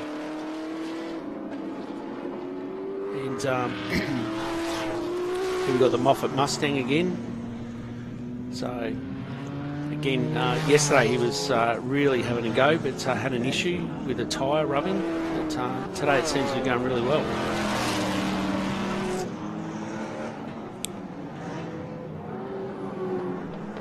And this blue car with middies on it is in Frankston Steel. It's actually a Commodore Cup car from Darwin. The owners have brought it down here. It raced recently in the V8 Supercars up in Darwin. And it's a ex-Larry Perkins built Commodore Cup car, so it's got a bit of pedigree. My word, and Larry, of course, knows how to screw a Holden or two together, doesn't he? Yeah, exactly. So the car next to it is a tribute to the Citizen Watches car, is to Gary Cook and I can't think of it, Warwick Brown, and that's also an ex-Commodore Cup car. And Travis Kirby from Ballarat's done a fantastic job with that car. It's recently completed, and it's a beautiful stained car to go and look at. That one looks to be exactly right, doesn't it? Right wheels, right height. Yeah, he's level. done a... It just looks like the race car. Yeah, he's done a really good job. Whereas some of the other cars, slightly different wheels and things like that what they used to run. Exactly, and look, as the category sort of grows, people sort of get more and more accurate. In some cases, period parts are not available. Yeah. But these guys are out having a great time. And Brett, are you running a car? Are you going to be running a car? Well, I'm building a car myself, a VK Commodore Group A in the Peter McLeod Glen Clark colours, which was the Auto Parts Centre from 1986. So my car's still under construction, and there's quite a few other cars that are under construction at the moment. There's a local fella who's to Benalla that's purchased a VH Commodore that's building I believe a Rusty French inspired John Sands car. So it'll be black? Yes. And then there's a couple of cars that were due to be here, a Dick Johnson XE Falcon, but unfortunately he fell ill. And there was another guy from South Australia with a VH Commodore with tough mounts on it. It also couldn't make it due to illness. But there's quite a few cars under construction throughout the country. People are sort of really getting into it and feel this is a great way to have some fun in a motor car. My word, it's good. All the merrier, as they say. Yeah, exactly. So there's also a VL Walkinshaw being produced, or under construction, sorry, at the moment, a red one from down Phillip Island way. So there's some good cars, and there's some other fellas that are talking about Geminis from the period. Okay, so going small car. Don't always have to have a big car. Maybe I should drag a mini out from somewhere. Yeah, why not? Why not? So the Skyline here, the R31, done in the Gibson Motorsport Jim Richards livery. He's a local fella from Benalla, Ross Wood, and it's a very quick car, well sorted. And, do the cars have to be done up as like that, or you can have just a plain car? You could have a plain car, but most of these guys are getting into the theme of what it is. Yeah, fair enough. We traditionally had a few of these cars running in the regularity class, but they're a bit big and a bit fast for some of the other regularity cars. So the concept was to put them in their own category, and as the numbers have grown, it's now allowed that. Yeah. We may see this as a future VHRR initiative. Yes. But, for Winton, it's been a great initiative, I believe, so it's well received. That's fantastic. Well, Wood's going pretty well. He certainly is. Just on 4 seconds ahead of everybody else. So he's been pretty quick all weekend, hasn't he? He sure has. Some of these guys, we've got limitations around what they can build, obviously, not being fifth category historic cars, so there is limitations, but they're also not bound by the constrictions of that, form of motorsport. Sure, yeah. The Alan Moffat Falcon Coupe here belongs to Graham Stevenson. It's a beautiful car. It's one of the original regularity cars that we had as in VHRR from many years ago. He was been running around for some time, hasn't he? He has. This particular car. Yeah, and it's a really good car. He's currently building an XD Falcon to, I'm not sure, I think it's a Fitzpatrick XD that he's building. Oh, okay, yeah. Yeah, so he's got a car under construction. He says he's going to give this one a bit of a rest. Yeah, you were saying earlier that 10 years or something he's been running around. Yeah, exactly. Doesn't seem that long, does it, really? No. I mean, I remember when they first sort of came around and they got these cars running. Yeah, and it's a great colour scheme, that Federation Insurance colour scheme. Again, Alan will be happy with this car as well. My word, yes. Bring a smile to his face. Yeah, exactly. A little Escort behind it. He's another one of our regulars, Scott Graham, and that's a quick little car. This looks the part, doesn't it? Sort Yeah. of, with the little flares on the guards and that sort of stuff. Years ago, L M&O, of course, was the man that got little Escorts and things going very well. Used to have L M&O wheel arches. They were the way to go. And, yeah. Not sure if, I don't think they're a little bit different, that one, but that was a well-known brand if you had L M&O equipment on your car. Sure it was. This car here is it's an old rally car. Paddy Kirby from Ballarat. He's done the Alan Grice, Win Percy, VN Commodore Group A from 91, I think that car would be. Yes. Yeah, and again, a car that was sitting and Paddy sort of refurbished it into what it is now, and it's a great car. He has an excellent time with it. Looks fine. So you talked about the great Win Percy, and just getting off this for a moment, but at Phillip Island there a few years ago now, Win was guest driving somebody's D-type Jaguar. Yep. I mean, it was priceless sort of motor car. And Win was bringing that thing up onto the main straight at Phillip Island completely sideways with smoke coming off the back wheels. I mean, just everyone was going, oh no, don't bend it, you know. Yeah. But what a driver. It was fantastic for his day. Yeah, exactly. And, like Paddy said, you go through the drivers and you're sort of proud to represent a car that some of these blokes, raced. Yep. Win, of course, put out of action through a farming incident, I believe. Maybe something to do with a tractor or something like that. But such a shame. Yeah, and the Falcon here, the XE, is Bob Morris and John Fitzpatrick, a SoCal car, and I think that's from about 82, 83, that car represents with Channel 7 and SoCal. Wasn't that a sight at Bathurst, that particular event? I think when he ran the Commodore. Yes. And the diff was going or something like that. Fitzpatrick was trying to get it around the circuit without losing the race. 76, I think, with the L34. That was the one. And Morris has actually got his head buried into perhaps his wife's shoulder or somewhere, crying because he didn't think they were going to get to the finish, but they did. Yep. So Taz, he's from Melbourne, and he's again one of our long-term regular competitors. So yeah, and it's a nice, well-presented car. Taz has also got another car, but he's not running it this weekend. Looks like the Seaton Alan Jones type colours of the era, doesn't it? Yeah, it sure does. And they've got the name Jackson on the side, but across out all the Peter thing is just appearing a little bit on the edge. I love the Jack Brabham days when he wasn't allowed to advertise on his car, and he was sponsored by Reddix, I think it was. And they said, oh, well, you've got to tape it up. So he did tape it up with a piece of brown paper and some not too sticky tape. Ah, right. And once he got the Cooper Bristol going pretty quick, poof, off with the bits of paper, and then you can see the sponsor's name on the side. Yeah. Well, the reason this is covered up is cigarette sponsorship's not permitted within, of course, within classes outside of 5th category. I heard Bob saying earlier on about in the telecast of previous events, even now, that they actually blur out pixelate the cigarette name. Yeah. So, look, that's the law and we've got to live with it. So, but, again, we've got Paddy Kirby here.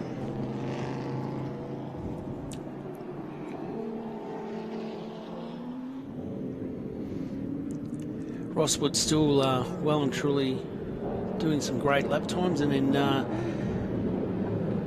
got Robson in the Commonwealth Cup.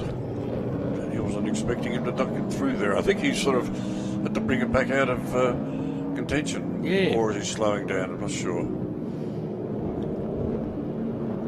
This car here is represents Graham Moore and Wayne Gardner, Strathfield Car Radio's colours.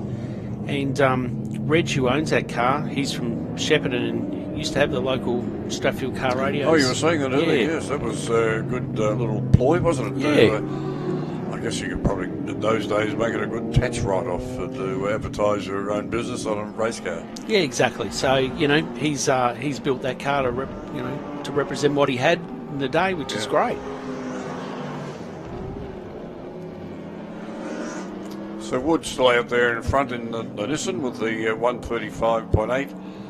Going back to Robson, who's 4.3 seconds behind. And Smith, he's been doing a 141. So they're all fairly steady around the 141, 142s, and then a lot of cars doing 144s. Then, so there we go. That time went pretty quickly. Yeah, it did. Nice, clean event. And Brett wins the next run for these cars. Well, look, we're looking at Sandown Historics later in the year. In November, yeah. In November, but obviously numbers and what room the event has to fit another category in is always something I've got to look at. So, but small steps and more cars are being built, and we'll go from there. By that stage, you might even have a couple of other cars on the road. Yeah, exactly.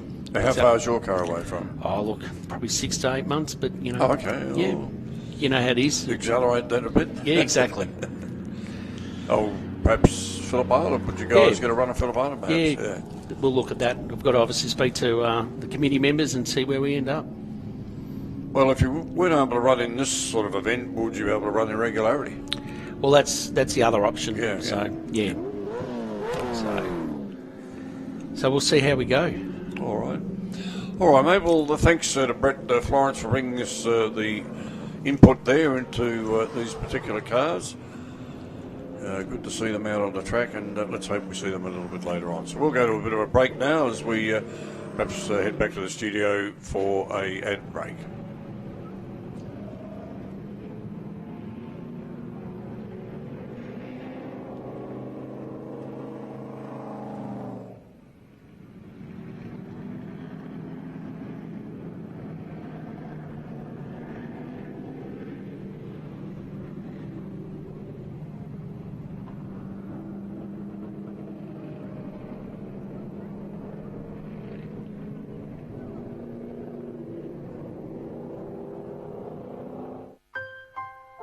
We've always had a few cars.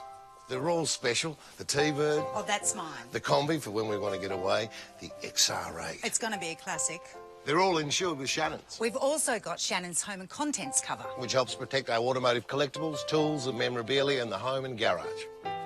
If you're motoring enthusiasts like us, it's got to be Shannons. Shannons, insurance for motoring enthusiasts. Call 13 46 46 for a quote. We all agree now is the right time to start making choices to support Aussie businesses, supporting Aussie families and communities.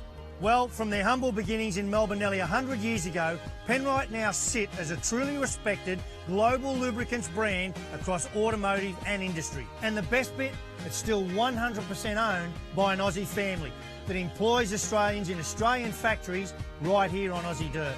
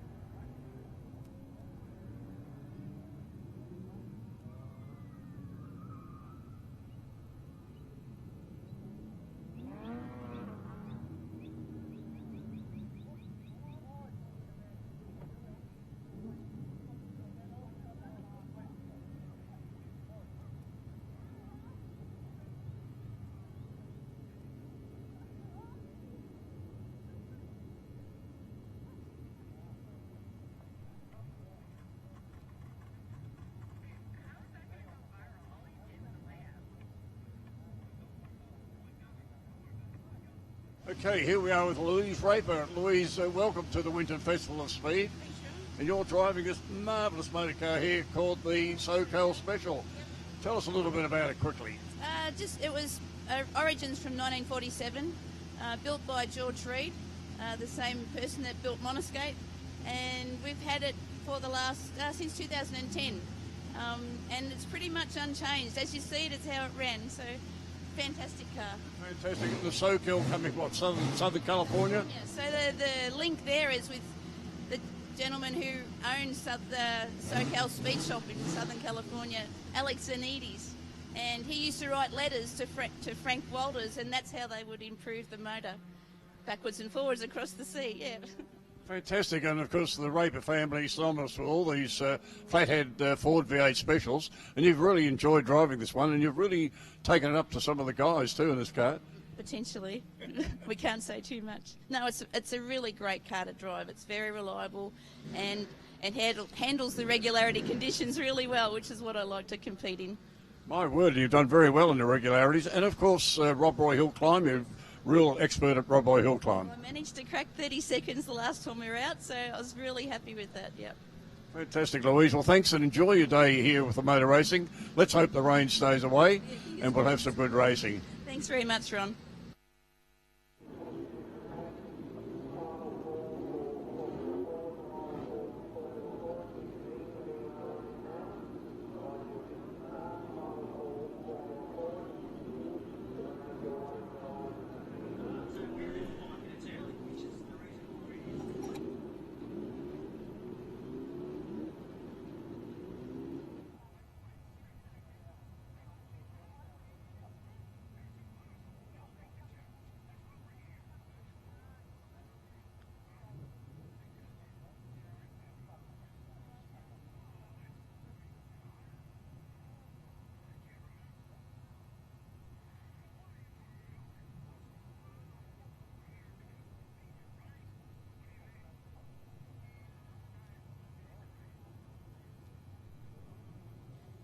Oh, well, they've got all with the tyres on, so they'll be all right.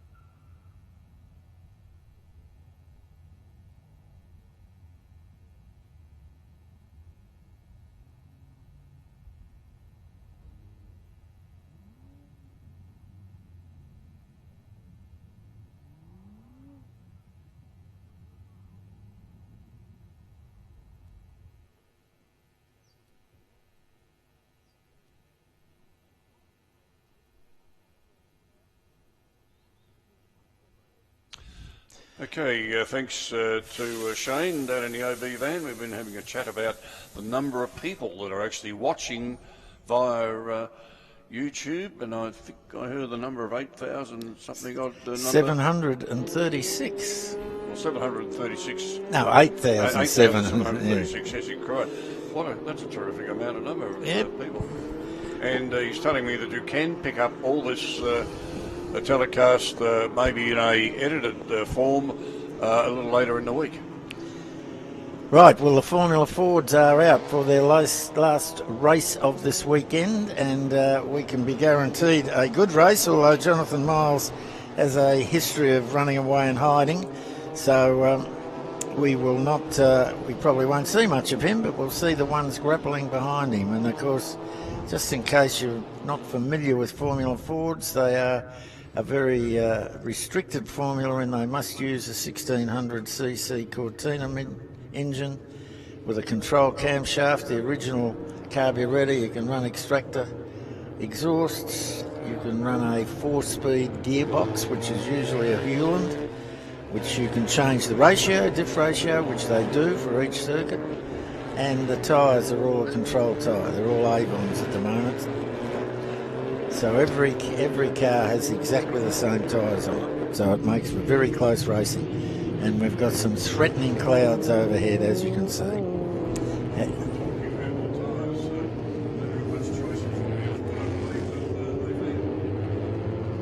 No, sorry, yes, they may need some good tyres. Well, when it's easy to say, which I did before, that it doesn't matter they got treaded tyres. It does, because you do set the car up differently for wet. You probably disconnect the anti-roll bars and drop the pressures on the tyre pressures. But it's not the be-all and end-all like some of the other categories would be. No, so, we'll be... it's coming up from the south. It's behind us, although we've been able to watch it coming via the TV screen. And our director's suggesting that it might just fall in time for the Formula Ford race. So let us see what happens anyway. But no matter what it'll be, Bob, it'll be a good one, because Cool Drive are bringing us this particular event. Cool Drive, of course, owned by the Blanchard family. And our commiserations to the Blanchard family, of course, with Shirley Blanchard passing away last week, to join her husband, John, who passed away 6 months prior. So thanks to Cool Drive for coming on board. And they love cool cars, they told me. Oh. Well, this is split up into 3 classes, A, B and C. That's on the age of the vehicle. The A is the early ones from 70 to 75. Bs are up the 80s to the mid-80s, and Cs are the later cars up to 1990. Not much of a difference between A and B, but the C cars are extremely more slippery through the air, more aerodynamic, skinnier, and on the straights usually run away, but we haven't got that long a straights, not like Phillip Island and Sandown. Be interesting to see if Davison gets up to the turn 1 in the lead. He's sort of out on the outside, but it's not always a bad spot to be. No, there goes Miles. That's again. Probably the last we'll see of him. He's going to run away and hide, but look at, we've got McGuinness, is it, coming up to attack Davison? There's a great stream of them. That's normal Formula Ford. This great stream of cars. 45 is Bruce Connolly comes down. Number 2 is Andrew McGuinness, who's getting a bit of a weave up there, but fighting off the rest of the car where he goes into second place. And we've got an off in 95, which Faulkner. is Will Faulkner. In the 89 Van Diemen, although Van Diemen sound like they were made in Tassie, they weren't. They were made in England. And 2, 3 abreast, as we've come to see and love in Formula Ford. Ian Edgar amongst that group there too, Bob. Yes. Make his presence sort of felt. Being a long-time component of Formula Vee. And a big blue, and hand up. Yes, we know you saw in a puddle of water. That's the end of him, I would suggest. That is Ian Edgar. You put the commentary curse on him. We did the commentary curse on him, yep. We're doing pretty good this weekend. No, it looks as though he might get out of there. However, we're back with this little group, which is the Elwyn New South Wales built car ahead. Have a group there dicing away.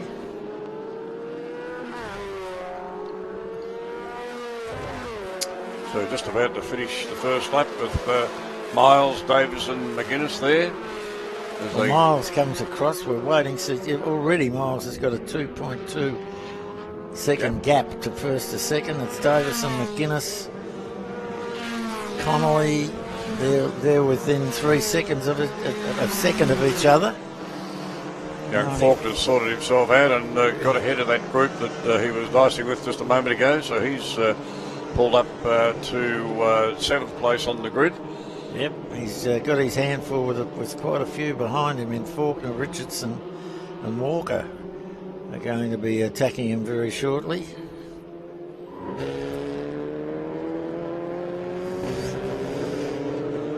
Declan Fu, as we see in the car number 342, which is a Lola 342, hence the weird number, but that's the number of the car. And in the well-known Penrite Oil Company colours.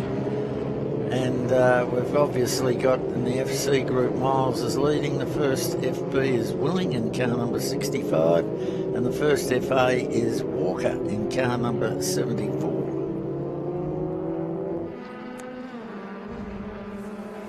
Right, coming round to go up towards the newer end of the circuit. We keep calling it newer, but I think it's been there about 10 or 15 years already.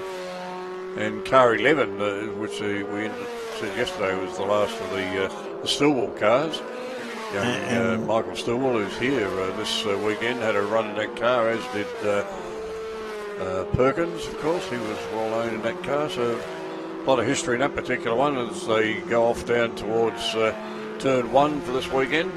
So it's still Miles at a 131.7, Davis at a 132.8, so he's 3.3 behind, and McGuinness not that far behind Davison. So a good race going on up the top there. Well, Fu is being stalked by Faulkner and Barron and Scott, all FA cars, all in a row. Good to see, having their own dice, never mind the rest of them. 11, as Ron mentioned before, is Scott in an Alpha 600, one of the first Alpha 600s made. He gave you the history of that car before, and here it is, 52 years later, still racing. Wow. Fantastic to see.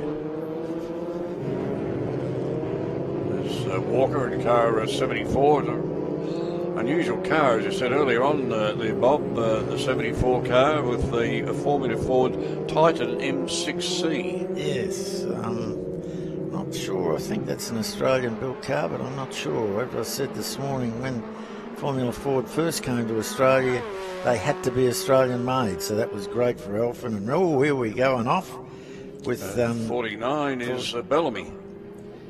In a Wren, talking about Australian cars, that was built down at Moorabbin. Wren built quite a lot of open wheelers, and that's one of them. I don't know whether he's hit that the tyres, but he's not moving. I mean, his car's not moving. He's moving. He appears okay. And there's the tow truck, so that's the safety car out. That's the end of him. So safety car means the cars must retain their place, no passing, and slow down. Quite pick up where he was. I think it's up the top end of the circuit. Penrite corner, thanks guys. Up at Penrite, just always a fairly vulnerable sort of a spot to have a lose. Yes, good for the sponsors.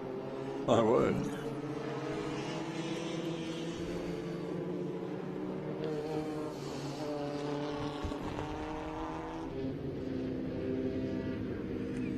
Safety car just waiting to pick up the lead cars. 4 laps to remain. We'll see how many are under the safety car. When that came out, the gap is 5.2 seconds. Yes. Back to McGuinness, Miles, McGuinness, Davis 6.1 behind. So. Well, they're mad if they don't bunch up, and we've remarked, Ron, before that sometimes they are mad and they don't bunch up. They don't, no. But you and I did. I jump up and down in my seat when I'm watching the Formula 1 cars. Yes, they don't do it. I can't believe how they spread out. Come around like dogs' dinners at the back there somewhere. So there's McGuinness has made up on good. we've got the car out of the way. We're looking for a restart quickly. Picking up the safety car now. And McGuinness has moved up. He certainly isn't 5.3 seconds behind Miles as they will restart. Bob, what can make a Formula Ford, which they all run to a Formula, as you know, can be 5 seconds ahead? I know there's always the driver ability that comes into it. Just the That's engine, about the only thing you can say, isn't it? Because engine building, just the little finer bits and pieces. well, look, they say that the engine should give 110 to 120. Okay. And if you're getting more than 120, you're cheating. Okay, yeah. But of course, there's driver ability, and Miles has been around for a while and has driven modern, faster racing cars. He has too, yeah. Oh, right. But then McGuinness has been around for a while, and so has Davison. Well, three of them, of course, in other forms of motor racing have been up the pointy end quite regularly. So, well, Davison's driven, Formula 5000s. Yes, yeah. They got a bit more power than these. Just a little bit. Just a bit. And I think he saw the light and he said, I don't think I'll drive one of those anymore. He came back out of retirement, I think, to drive one of those cars and blitz the field and set the track record and everything else and said, that's it. Yeah, yep, he didn't do it for long. No. The old Teddy Yip car that Alan Jones drove once. Correct, yes. And there's a beautiful model of it you can buy. 1/18 scale.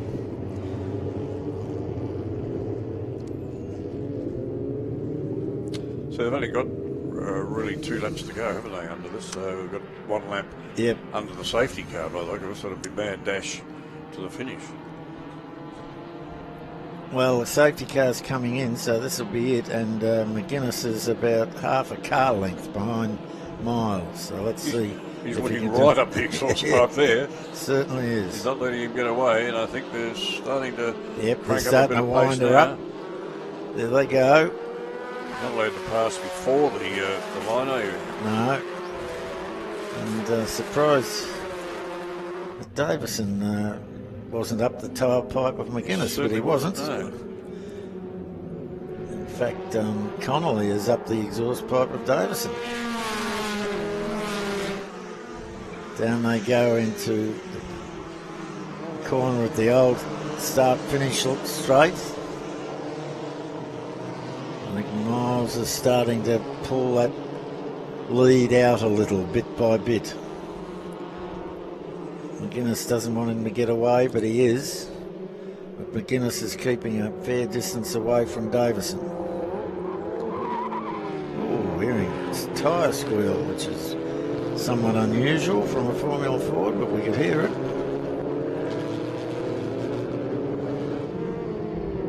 Is somebody just chirping the tyres and the braking and that sort of thing, I guess. Yeah. And the gap when they went across the line on that slow lap was 0.2. That's about how you want it to finish if you're going to. Yes.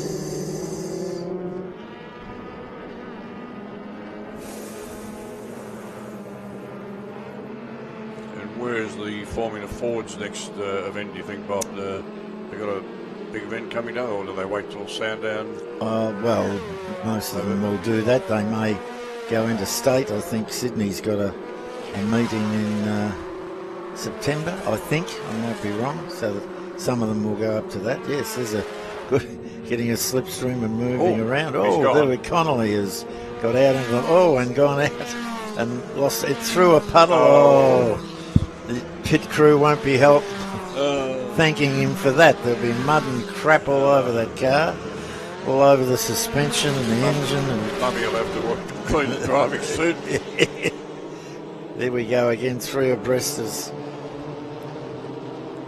Connolly tries to make up room for his little bit of an off, and he's right behind 45. No, that is Connolly, sorry, and the old one. Car 8 is Warwick.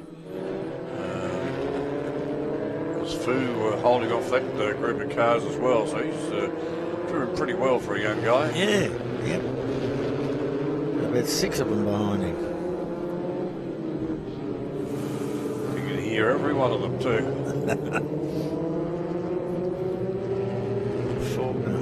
Right behind him, passing moves or trying as they all jockey for position on this last lap.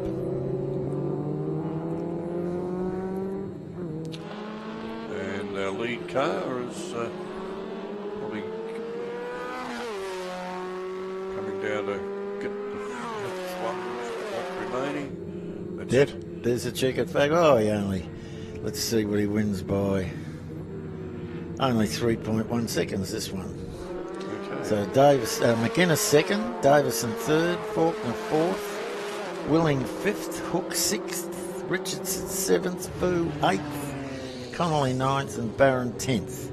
Obviously, Miles wins FC. The first FB is Willing, and the first SA is Declan Foo yet again. Good stuff. So that's great. No, that's a replay. Zero. Oh, yeah. Sorry, fellas. I didn't see the puddle. Well, lucky he didn't go off more into the infield there. He'd be swimming to get out. Yeah. Well, that was the Formula Fords for the end of their meeting up here at Winton, the Festival of Speed, and we thank Cool Drive for sponsoring that event. I don't think he wants to see too many replays spinning off like that. Anyway, bad luck that he had that. Never mind. Good stuff. So, thanks, Bob, for bringing us to Cool Drive Formula Ford event. As we look to our next event coming up very shortly. So in between time, looks like the sports cars are coming up. We'll have a break while they do a track clearance.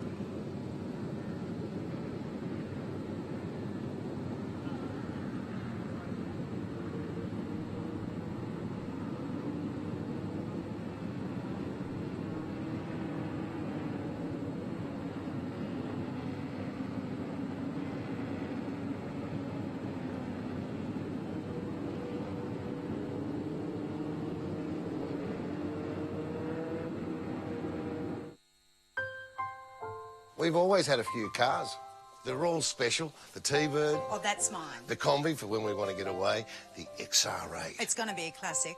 They're all insured with Shannons, We've also got Shannons home and contents cover. which helps protect our automotive collectibles, tools and memorabilia in the home and garage. If you're motoring enthusiasts like us, it's got to be Shannons. Shannons, insurance for motoring enthusiasts. Call 13 46 46 for a quote. We all agree now is the right time to start making choices to support Aussie businesses, supporting Aussie families and communities. Well, from their humble beginnings in Melbourne nearly 100 years ago, Penrite now sit as a truly respected global lubricants brand across automotive and industry. And the best bit, it's still 100% owned by an Aussie family that employs Australians in Australian factories right here on Aussie dirt.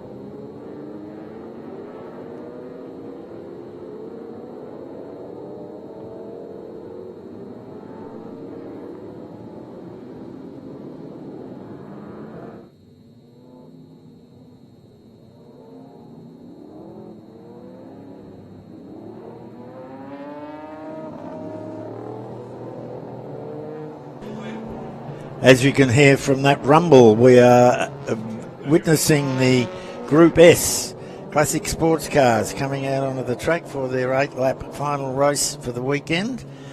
These are production sports cars and one of the few classes in historic where you can go out and buy an MG, Triumph, Healey, Porsche, whatever, and then convert in the right year, and then convert it to the specifications allowed in this. It doesn't have to have had a racing history as all the other classes of historic have. And that's right, isn't it, Phil, who is joining So me I at the believe, moment? Bob, it's a great little category that you can pick up some sort of a car and turn it into a race car of the era, and away you go. And again, they're not using slick tyres, they're using a treaded tyre. They have a choice. It's not a controlled tyre, but it can't be as slick.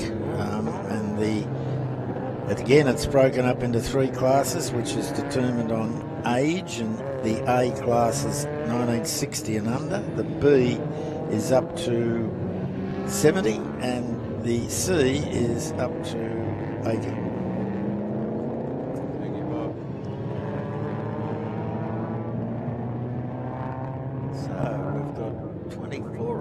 After the weekend for their final race. We've got Seabrook and Di Portello on the front. Seabrook in car number 27, which is a Porsche 911, and Di Portello in car number 2, which is a Chevrolet Corvette 5.7 litres.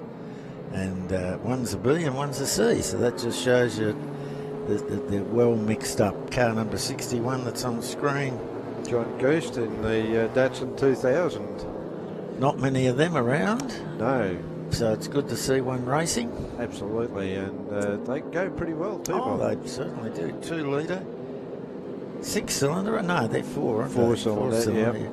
And they did sell them here in Australia. They didn't sell many of them. Yeah, which sort of surprised me at the Yeah, time. I don't know why they didn't, but they didn't. They were sort of an MGB with Japanese reliability. And they were quicker. Yeah, and no oil leaks. No.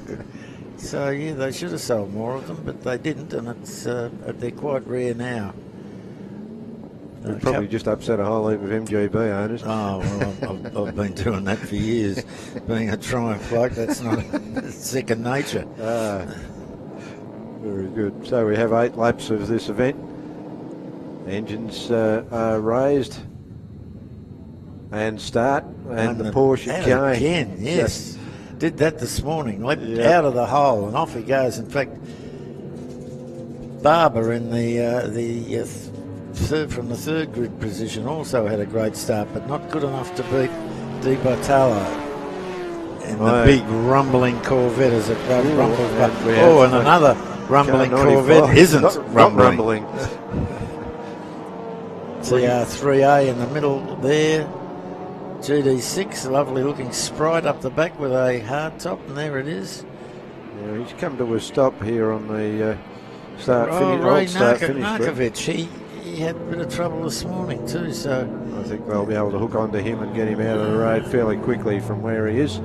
So there we have the Meyer brothers again. We keep mentioning them. Why wouldn't have a look at that? Yeah. There's I can't remember what his is an MG midget, right up the tail of a Porsche and giving him plenty of trouble, and in front of another Porsche. and behind the other Porsche is his brother. Yep. In car number 13, also in an MG midget, 1310cc. His brother's only got 1275. Oh, so he's got an advantage. Yeah, absolutely. Huge advantage. Well, maybe not. And a 928 and a D Tommaso. You don't see many of them around. Absolutely not. Well, there wasn't very many made in the first place, I don't think, Bob. And Michael Byrne in his Lotus Super 7, leading an Alfa and another midget.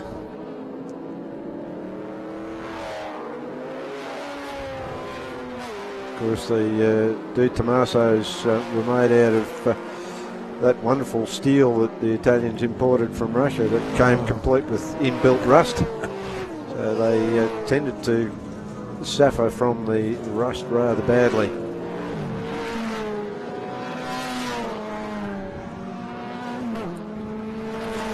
John Geist in the 2000 we're watching. Yeah, we were talking of him earlier, and running a very good run there in front of another MG. Yeah, Blake Hotz from New South Wales is giving him a bit of curry through all the corners. And, of course, a little bit of difference in the engine capacity there too. Yes. 1293 as opposed to 2 litre. Switching it up, trying to find a way down the inside.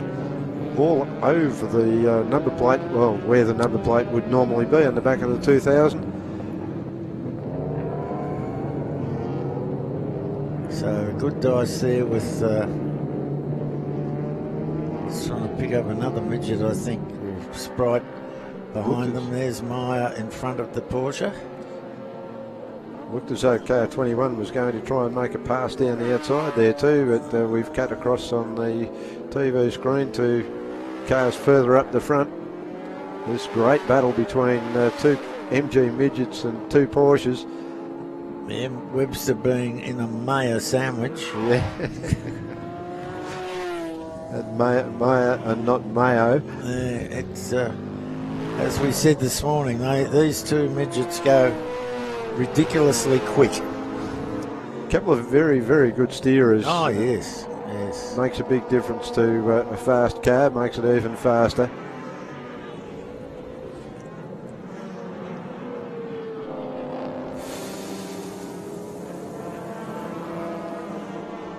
As they disappear around the sweeper again, working hard at the wheel, looking for any mistake from the car in front. There's every single one of them.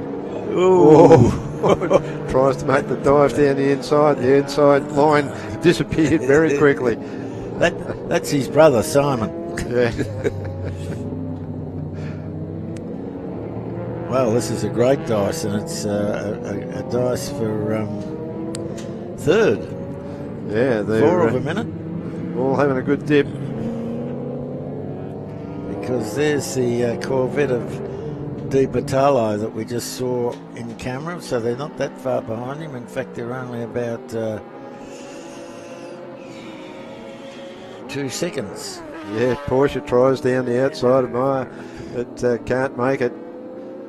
The outside's not going to work. Meyer is fast and wily. Knows that how to close the line off and just keep the right spot. Now what's going to happen at the end of the front straight? Porsche is going to dive down the inside. Meyer can't do anything about that. Does the Porsche make a mistake? Holding on. 2 brothers nearly have it coming together. Yeah, and number 1 misses out. Number 13 slips through. Wow, yes. Go on, bro. Oh, out in the dirt. He's trying every little bit he can to keep right on the tail of that Porsche number 7. So we went from Porsche midget, Porsche, midget, midget. And at any moment we could end up with midget, Porsche. Don't Porsche my midget off the track. So, as I said, this is the dice for third. And what a dice it is. Yes.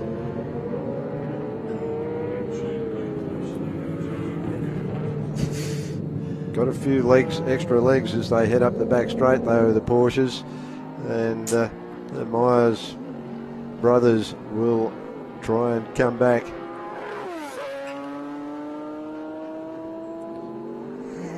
Damien in front of Simon. Which is the reverse of this morning. Yeah.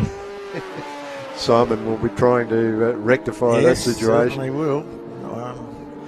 I don't know what they're like off the track, but I don't think there's much lost on the track. I think there's a great deal of respect, though. There's no body tapping going on, so it's all good.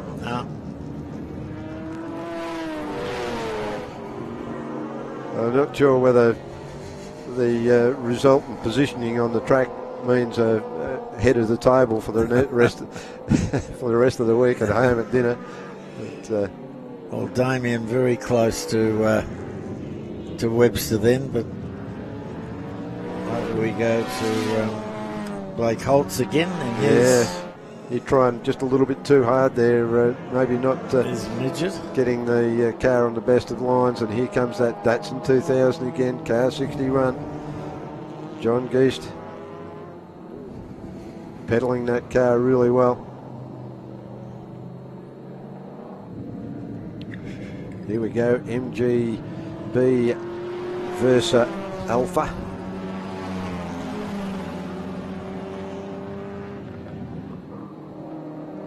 Down into the old turn one.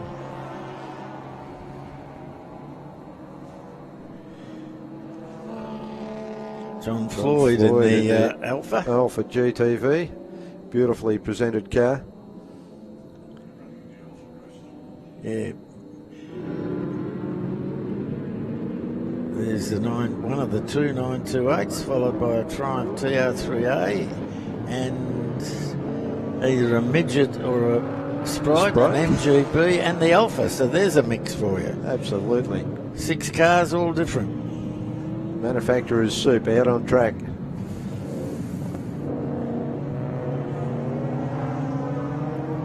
Andrew Gibson in the TR is an SA car. I'm one of 2, so he's doing very well. One of the oldest cars in the race. Yeah, really good to see that we've got plenty of competitors from all around Australia. There's, I see the collegiate not here, but Daryl Hanson. Oh, a fire! Ooh, number 2, which is just exhaust. Di Battalo. He just thought he was a rotary there for the moment. The flames were coming out of the exhaust. But there we go again. Both sides too, I might add. I think he's trying to crank it over and start it. Yeah, I think so. Wow, that looks like... Here we go, we've got the replay coming up. A lot of tyre squeal in the background. There he is. Going backwards. Spins it all around. He's down here. And we have the safety car out on track. Yeah, well, they've pulled him out of the way. He's right opposite us, Phil. So, checkered flag next time by. And there we go, checkered flag is Seabrook out. wins. Seabrook wins. Let's see what happens with the Mayors. There goes Barber. Yeah. Yes.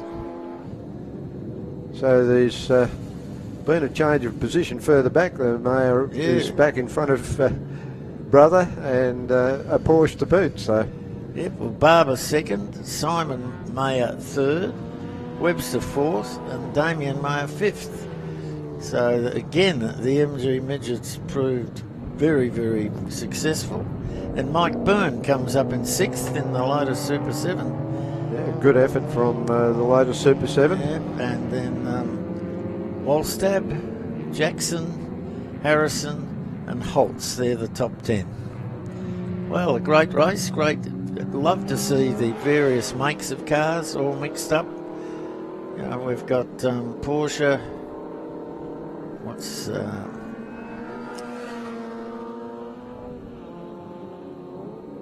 actually 2 Porsches? Yes, of course, first and second, but then.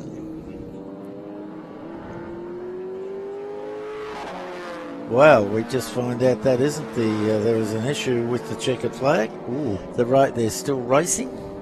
Hence the speed of the cars down the straight. They haven't slowed down. There's the checkered flag. Now, if you're confused, so are we. Yeah. But our director, I'm sure, will keep us informed with what the hell happened. Now, I see there's still a couple of safety vehicles out there at the big Chevy that was belching flames from the exhaust pipe. So, and looking underneath. So. Maybe that's a little bit of what's going on. So we might just take a moment now to throw to an ad, and we'll be back with you shortly.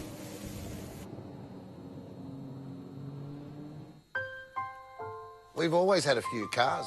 They're all special. The T-Bird. Oh, that's mine. The Combi for when we want to get away. The XR8. It's going to be a classic. They're all insured with Shannons, We've also got Shannons Home and Contents cover, which helps protect our automotive collectibles, tools and memorabilia in the home and garage.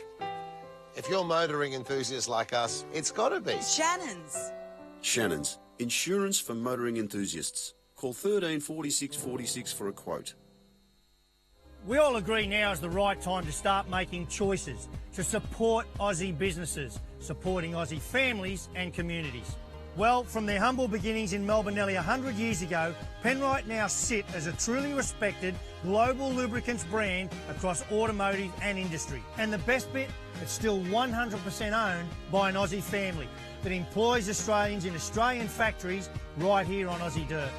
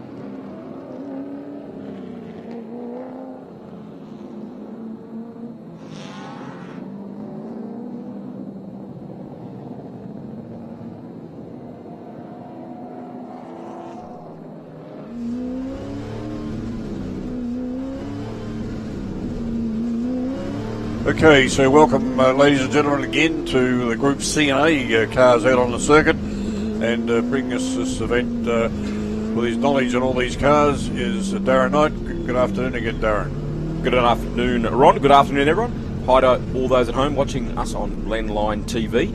And for the first time today, we have some in-car camera footage, and this will be brought to us from Terry Lawler's ex-Bob Morris Group C XD Falcon. So we get to see Terry at work, which will be great. And there's a lot of work you have to do to fling one of these big fat Falcons around the tight confines of Winton, Ron. Most certainly, and as I recall, around about this era, they actually didn't have power steering. They may have been able to put it on, but I've driven an XA or XD Falcon just recently, and it didn't have power steering, and I'd just forgotten all about how hard they were to drive. But clouds, unfortunately, we're looking to the south now from the TV coverage, and it is raining downtown somewhere. So if you've got your jacket and hat and things ready, have them ready, or even an umbrella, because I think we're going to get a bit wet very shortly. Yes, black as a dog's guts, I believe, was the technical term from Rex Hunt all those years ago on the football. Yes. He hasn't exactly covered himself in glory lately. And anyway, we'll get back to the motor racing. There's another familiar terminology like that as well. But anyway, the cars make their way around. I think this is a rolling start, is it not? Certainly is. Heritage Touring Cars, so Group A and Group C. So Group C, the local formula that ran on our tracks in touring cars from 1973 through to the end of 1984.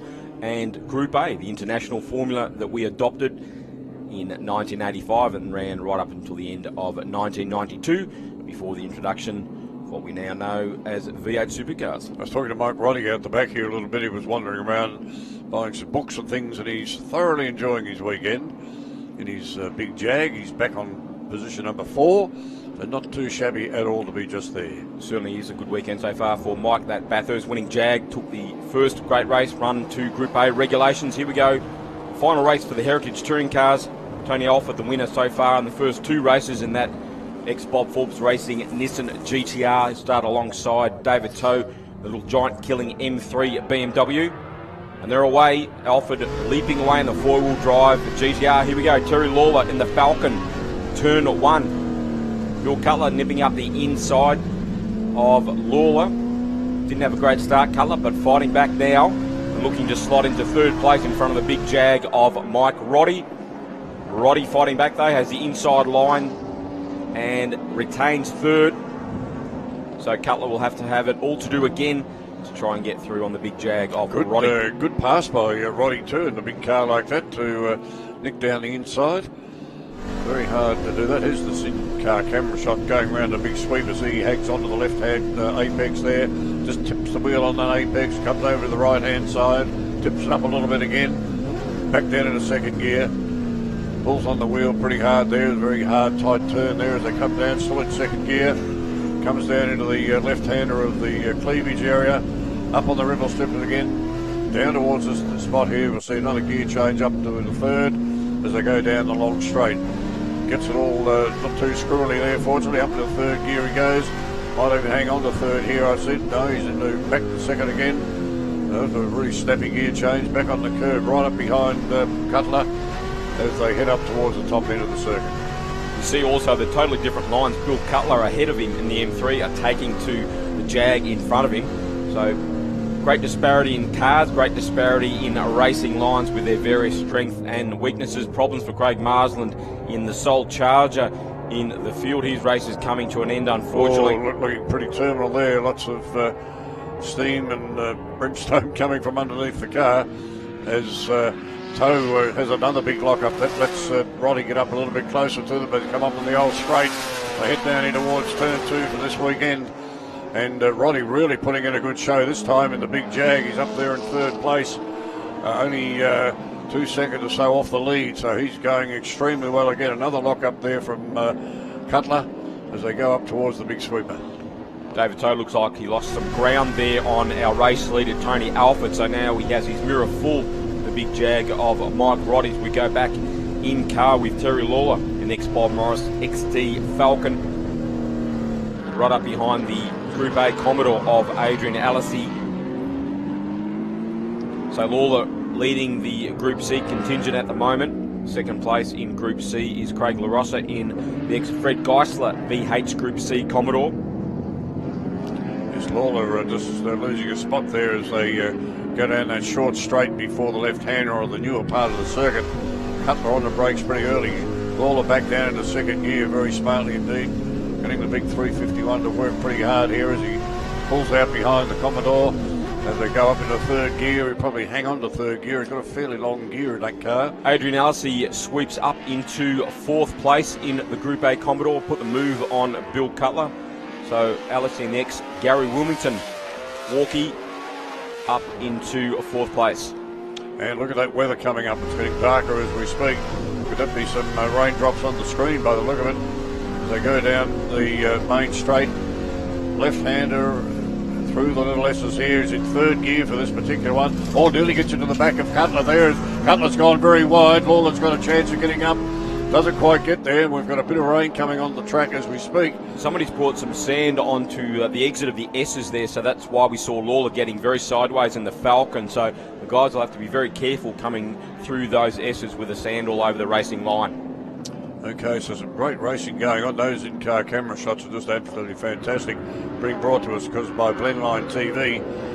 So thanks to the guys for setting that up. We were giving it a try for this weekend, and it seems to be working very, very well indeed. Tell you what is working very well indeed is David Toe's BMW. He's closed up on our race leader once again. Tony Alford in the GTR has his mirrors full of that beautiful black and gold M3 BMW, the last of the cars built by Frank Gardner's team to contest the Touring Car Championship. David Toe putting it to great use at the moment as he ranges up onto the tail of Alford. Certainly is going very well indeed. I missed Roddy there before, but I think he's still back in third place in the big Jag. Okay, raining now. We've just heard from our booth. Yes, you can see the rain on the windscreen of Lawler's car. This is going to put the cat amongst the pigeons. Down the second gear he goes. Pulls it in up over the top of the ripple strip again. Trying to hang on to Cutler's car as they go around the corner straight onto the long straight. Oh, it's going to be very wet now. It's almost be a wiper time to think about where the wiper switch is. Down into fourth gear, only running a 4-speed gearbox, these cars. They're back down through to third, probably into second gear. Roddy brings it round. Oh, they're all getting a little bit shaky just here. They're seeing the rain on the road. So they've all on slick tyres and looking very, very shaky, a couple of them. And Lawler gets past Cutler and Bayline race car goes Chris through. Chris LaRosa goes through as well. So, yeah, so that's put the cat amongst the pigeons there. But Lawler is rocketing away there, doing it pretty well. As he moves up behind the big Jag. The Jag looking like it was making a move there too. That was Roddy. Tony Sawford in the ex-Alan Grice Racing A9X is overtaken by Steve Axisa in the ex-Neville Bridges XU1. We can see the rain now starting to pelt down, so this is going to be very tricky for all of these cars out there on slicks. There's a few guys with rain tyres, but they're all back in the garage, no doubt, so this is going to be very dicey conditions.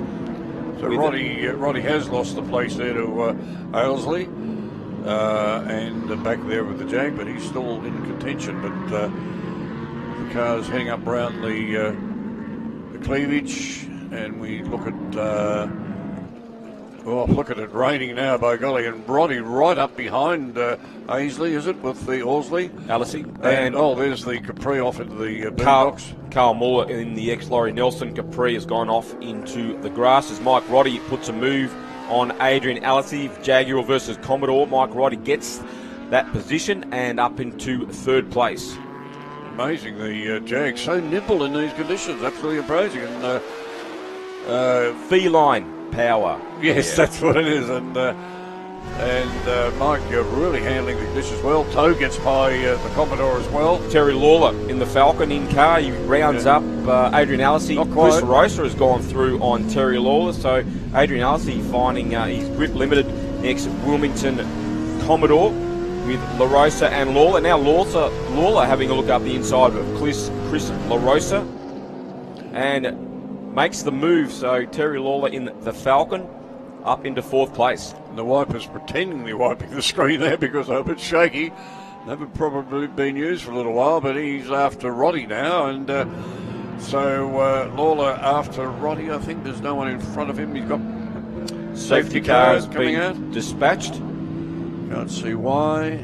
We'll find out very soon. Okay, the Capri is in the boondocks over here on the S's. So Carl Muller wasn't able to extract the ex-Nelson Capri from that sodden infield, the exit of the S's, and of course, if someone goes off there, Ron, it's going to T-bone the stricken Capri. So absolutely, yeah. The right call to bring out the safety car. May even end up with that because we're 5 out of 8. They'll have to just about engage low range on the Ranger to pull the Capri out of that wet infield. My word, I hope they got their wellies on. Well, we said there was some rain coming, and the guys were pretty right. Well, of course, rain played a pretty big part at Bathurst in 1992, that controversial finish, of course. Most certainly did. Under the red flag. And the car on screen ended up finishing third in that race after the carnage. Next, Bob Forbes Racing Nissan GTR, piloted by Rowan Onslow and Mark Gibbs. Tony Alford has won both races so far. Hopefully we'll be able to get this one restarted as they're about to extract Carl Muller's Capri. Be a bit of a... Okay, we've got a replay coming up of that incident, so we'll see that coming up. Here we go with the replay. Oh, there we go. Nice slide off there into the slippery part of the track. It's usually a lake there, but luckily it's not quite a lake today. So real tippy toes at the moment for the field to try and catch up to our lead bunch under yellow. Just waiting to get a tow rope on Carl Muller's Capri. Big thank you to all the volunteers standing out there in the rain, all the flaggies, all the corner workers, the recovery crew. Just looking at some of the cars, as I said, the wipers don't get used all that often, and one of the Commodores going around with its wiper kind of pointing up the road. Probably not designed to be driven at 240 kilometres an hour. No, but Rain-X is your friend. Exactly. Absolutely superb Rain-X product, and there's some other brand name, of course. There are other brands out there, but certainly when the wet weather starts, they all start heading for the Rain-X. The wonderful windscreen treatment that makes the water bead and fly off, even if you've got epoxy factory wipers. Looking at the dashboard, of course, of the Falcon we've got on camera, it's not too dissimilar to the original sort of dashboard as they used to be. Well, part of the Group C rules, you had to run with a full trim, so that's why we're seeing all those beautiful vinyl door cards, the full dash. You weren't allowed to gut them like you were in later years. What's amazing too, the Lawler XD Falcon, is the glove box lid is staying shut. I had an XE, it used to flap down and annoy passengers all the time. That lock broke, but maybe they've got a self-tapper screw in that glove box lid. I do remember running in this era, and we were allowed to take the carpet out. The carpet was known to catch fire from time to time with the hot exhaust pipes. That's about all you're allowed to remove. That's right, that's about all we were able to do. The Group C cars, all the trim had to stay where it was. Yeah, full back seat, so the roll cages went straight through the back seat with all the vinyl trim in place. And they've removed the Capri, so hopefully we'll get back underway very shortly. We've been told the checkered flag is about to come out, so it looks like this race will end under yellow, unfortunately. Yeah, so Alfred, another win there with the Nissan. And Toe back there, and then Mike Roddy would be very pleased with that effort, I've got to assure you. Yeah, Phil and Jordan have done a great job at Bathurst winning Jaguar. So the win will go to Tony Alford under safety car in the GTR. David Toe will cross the line in second. His first race meeting for 14 months, so great job from David and his team. Mike Roddy will be third in the Bathurst winning Jag. Terry Lawler will be fourth, our star of the in-car camera, and take out Group C again. Chris LaRosa will be fifth in the Commodore. Bill Cutler sixth. Actually lost a spot there, so Cutler dropping down the order. Alice's been shown as sixth, then it's Cutler. Justin Nilsson, the little Nissan Exit Turbo, eighth. Rod Hatfield in the Tirana 9th, and Steve Axisa in the little LJ XU1 will round out the top 10. Don't forget, folks, these cars will be at historic Sandown, November the 6th and the 7th. Traditional home of the Sandown 500, of course. Ron, always great memories of these Group C and Group A cars running at Sandown over the years, and we're looking forward to a big grid. Historic Sandown, November the 6th and 7th. Looking forward to it. It should be a really good meeting. Hopefully without these rainy conditions. Hopefully, yes. Well, it is towards the supposed to be the warmer part of the season, so thanks very much for bringing us that particular event, Darren, and another good event under sort of duress at the end, unfortunately, but never mind. And the Group C and A's, as you say, we'll be looking forward to seeing them at Winton at Sandown in November. And also Baskerville, September yes, the 16th right, to the 18th. Yes, so they have got a run there, yes. Group C and Group A will be going down there. That Titan little twisty looks fantastic. I've never been there myself, but it looks great on TV, Baskerville. Yeah. So another great reason to visit the Apple Isle, September the 16th to the 18th of September. And thanks to Bill Cutler for bringing us that particular event. He's been around for a while in Kew and the High Street Queue there since 1979. I have paid him a couple of visits from time to time. So thanks again, Darren, for coming on board and assisting us with that as we wait for our next event to come along, which should be the groups J, K, L, B and MO and Formula Vee. So we could be a little bit behind time. We're looking at nearly 3:15 and 3:25, so we're pretty much on time, really. They've got about 5 minutes to get up to the grid. So we'll just leave with a little break for a while. We've always had a few cars. They're all special. The T-Bird. Oh, that's mine. The Combi for when we want to get away. The XR8. It's going to be a classic. They're all insured with Shannons, We've also got Shannons Home and Contents cover, which helps protect our automotive collectibles, tools and memorabilia in the home and garage. If you're motoring enthusiasts like us, it's got to be Shannons.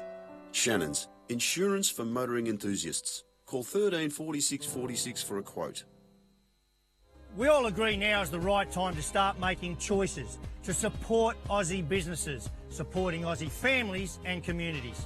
Well, from their humble beginnings in Melbourne nearly 100 years ago, Penrite now sit as a truly respected global lubricants brand across automotive and industry. And the best bit, it's still 100% owned by an Aussie family that employs Australians in Australian factories right here on Aussie dirt.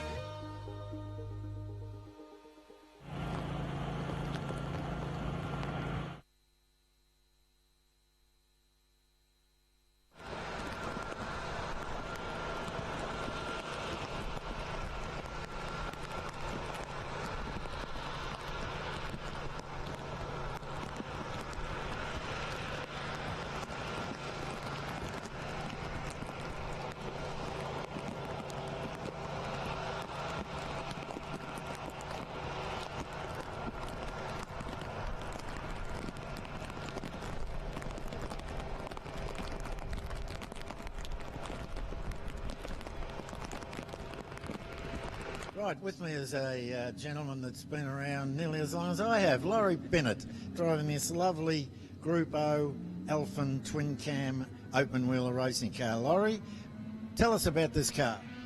This car was bought new by Vern Hamilton from New South Wales, I think Queensland some of the time.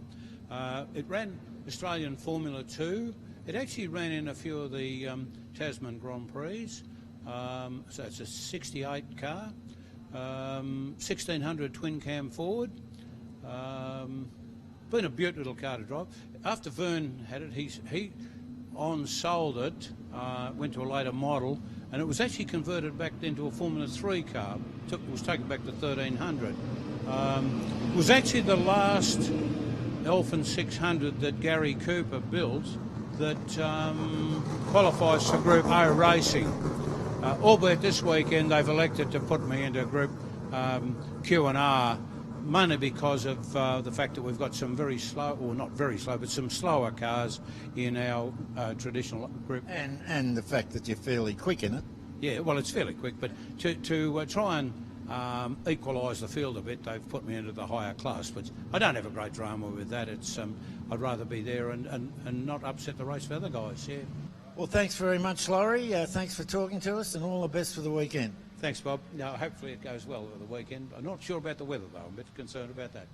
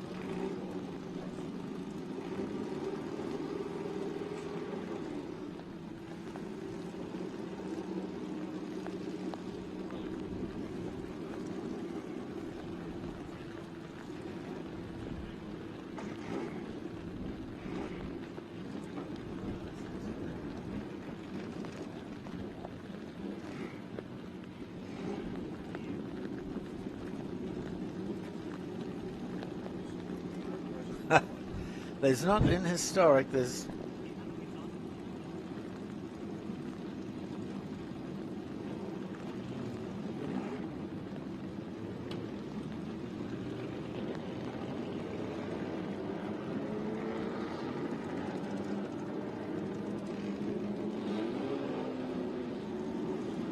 All right, well, there we are waiting for the JK, LB, MO Formula Vee cars to come out, and as you can see, it's a very depleted grid.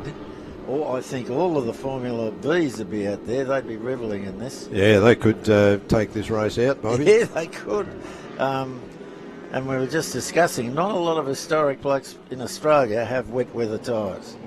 And of course, these groups don't have slicks and wet weather, but some of their normal tyres have been around for a while and are quite hard. That's right. And aren't real good in the rain. Of course, the trick with the Formula V is that it doesn't matter whether it's wet or dry, you race on that tyre. They're a grooved tyre that you be given, and everybody's got the same. So. Yep, and you know, they're a light car, so I'm sure there might be, well, I'm not sure. There could be some adjustments they'd make to tyre pressure and maybe loosen off suspension for the wet. That's it. That's a lot. I believe some of the Formula V guys actually put the tyre pressures up. Oh, well, there you go. They've always been a bit strange. Volkswagen things. Yeah, try and balloon the middle of the tyre tread out a little bit and make it a little bit smaller. So cut through the wet. In fact, you know, apart from the Formula V's, there's not much out there. No. So I think you're right, Phil. There's a fair chance that a Formula V could take this out. We may have told you before that the organisers decided to put the O racing cars out of here and into the group above them because of a lack of entry, so there won't be them there apart from Phil Randall, who stayed in this group. So they're missing anyway, and whether they turn up in the next race we don't know. I see Russell Budger's out there in his Zeph car. Good on him. He's been around for a long, long time in that car, so he's obviously raced it in the wet at some stage. However, you know, being Australia, not like Europe and England, it is rare for historics to run in the wet. It is, and some of those corners have not got small puddles in them, they've got huge puddles. Yeah, but So, Graham Roper's out. He's sitting on the front row of the grid, and he is there. Good. The organisers are going to start the race, so they're going to form up. I don't know whether they're going to form up in grid or just a progressive grid, which means they just line up. I think they're just lining up. I think so there's three. I think they've popped into their proper grid spots, so a lot of cars missing from the front section of this event. Their wet weather tyres only get wet when the tyres get wet, and they've elected to not get those tyres wet. So there's three cars against the V's.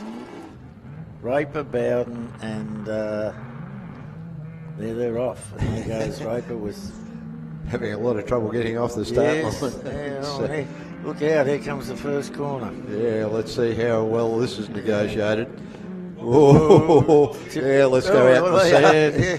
Whoops. There. Three. Nicely avoided. Keep her on the black stuff. That's it. Oh, Dick O'Keefe goes into second place.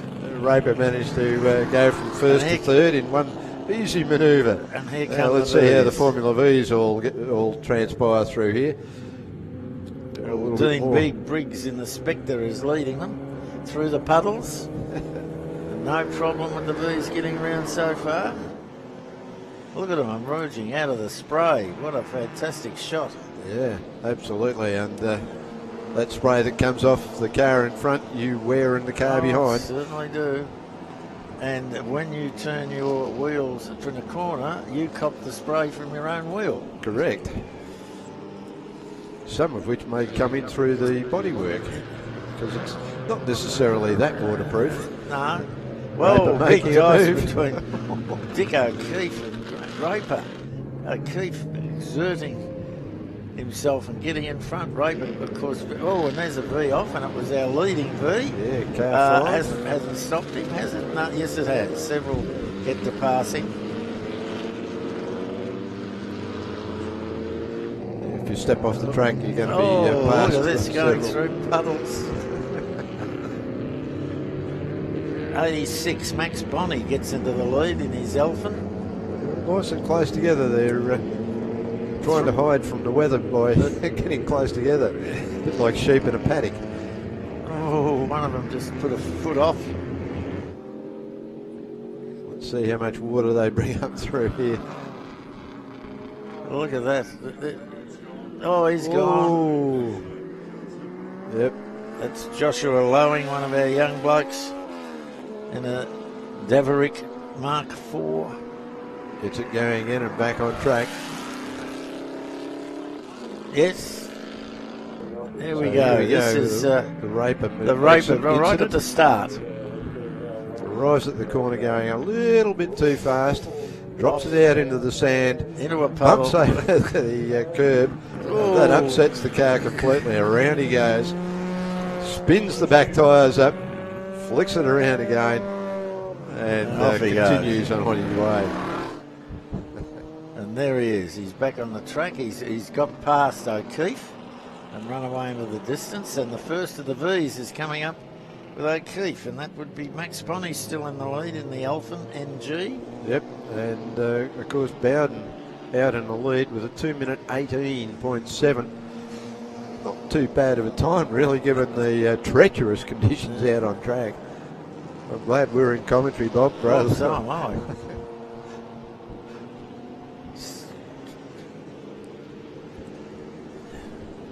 One thing, when you're out on a slippery track like that, if it starts to go wrong, it takes a long time to stop. Yep.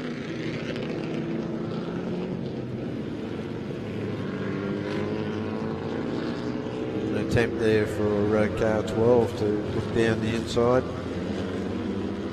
It's never going to happen.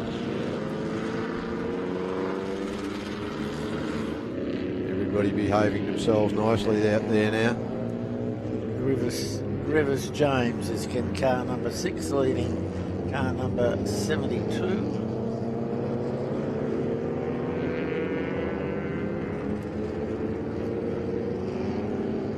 It's not 72, it's 12, which is Sala. And they've caught O'Keefe as well through the puddles. That's not deterring them. That was the right line, whether there's a puddle there or not. Yep, just slop through it, doesn't matter.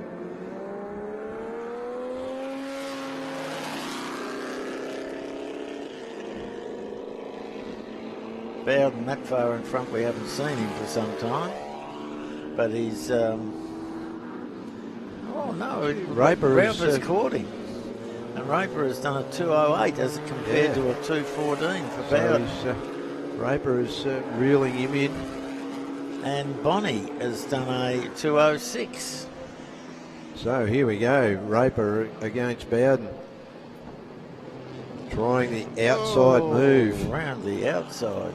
He's going to have to try and hold that again through old turn 2.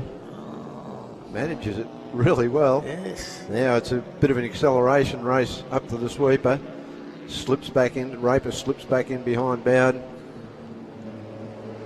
Around the sweeper and looks to the outside again, does Raper. Well, this is brave stuff from both of them. Yeah, absolutely.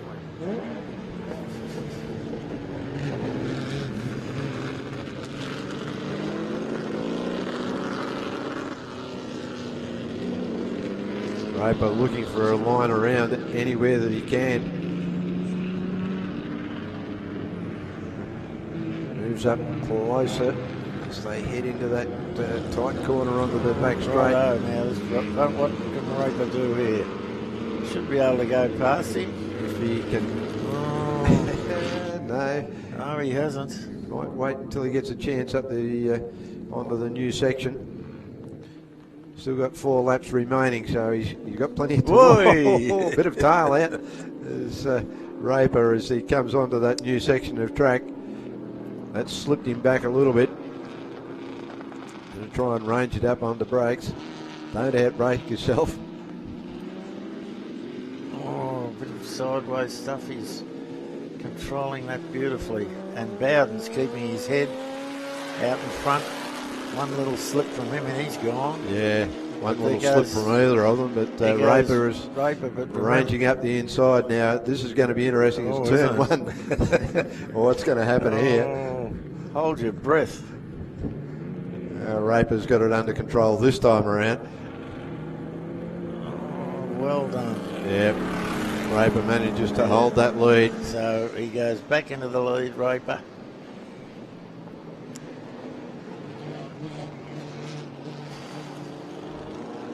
With Bonnie, Max Bonnie. third. What did we say about Formula V's may win this race? Well, he's also got the fastest time, Bonnie, at a 2:03.9. Yeah. Which Bowden's only done an 09 and Raper an 08. And 3 laps remaining, so how close is it going to get? Don Grieverson, too, who's been around forever in a Spectre, is riding up there. Car number 37. Car number 3 is Glenn Briggs. Yep. In the Spectre.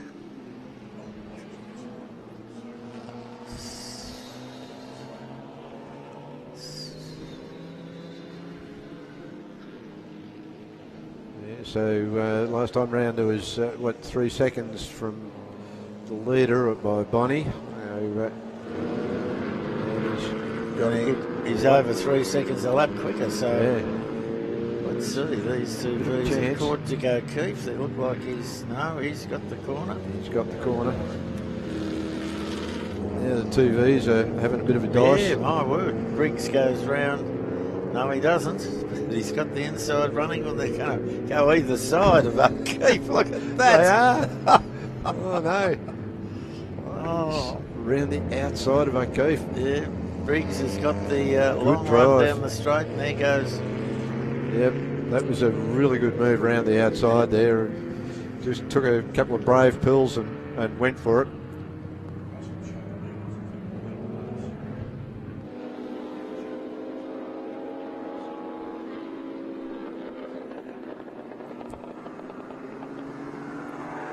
There's been a change of lead out the front, and I understand that there might be a replay underway. Yep, here it is.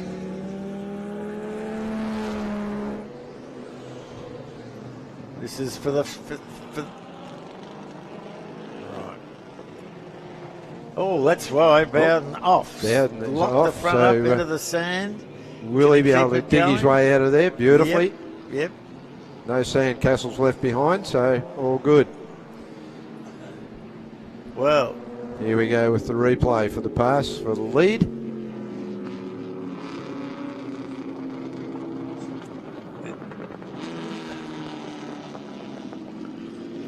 Right, this was for second, pass for second. So Bonnie through.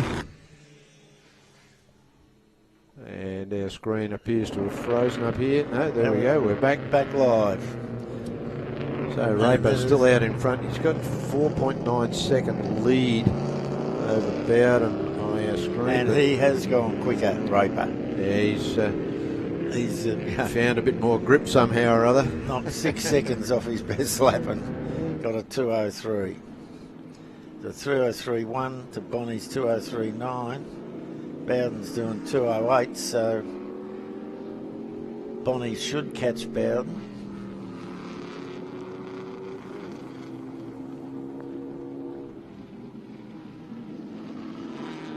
Yeah, Bonnie doing a great job there.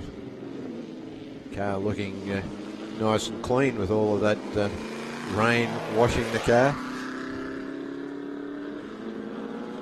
All by himself.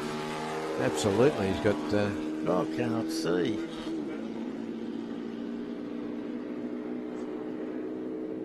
Yeah, well, Bowden is, according to this...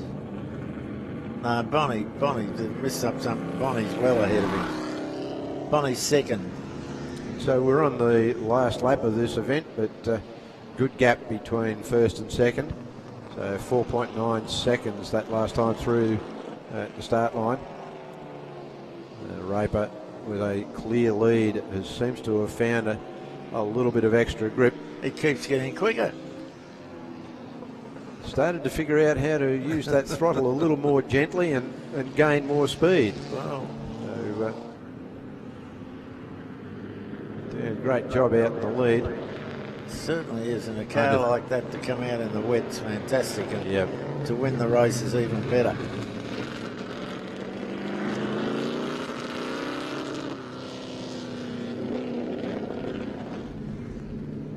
Okay, Raper now through the cleavage, down and onto that corner to head up the back straight for the last time.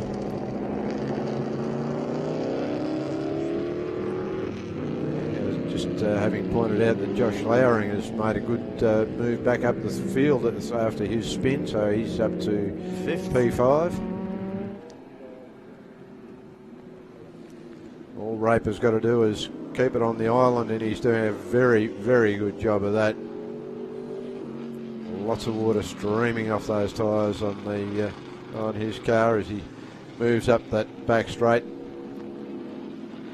Comes into the last corner. And Works his way successfully down the straight. What a great win. Big flat top V8 powering the car across the finish line. Great run there.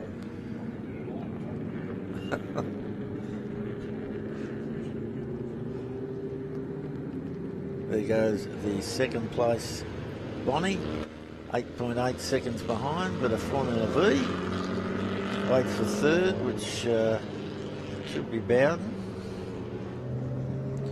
Car Steve Langman on camera at the moment with Ian Kutcher. Formula V's heading up that back straight now. So as you can see, so much spray coming off the tyres. Bowden third, Sala in a Formula V fourth, Briggs, Lowing, McLaughlin,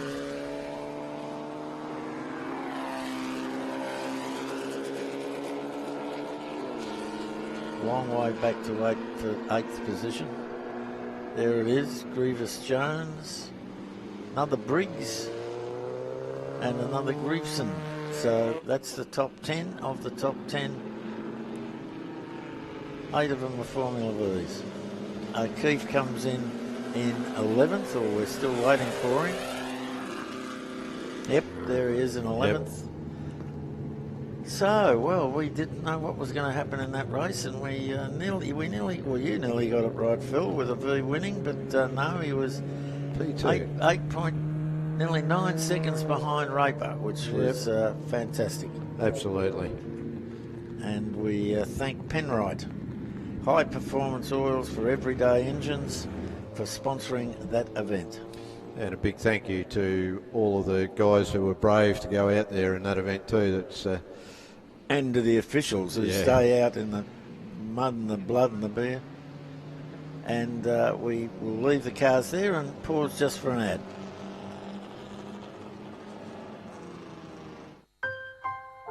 We've always had a few cars. They're all special. The T-Bird. Oh, that's mine. The Combi for when we want to get away. The XR8. It's going to be a classic. They're all insured with Shannons. We've also got Shannons home and contents cover, which helps protect our automotive collectibles, tools and memorabilia in the home and garage.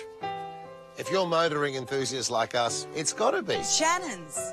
Shannons. Insurance for motoring enthusiasts. Call 13 46 46 for a quote. We all agree.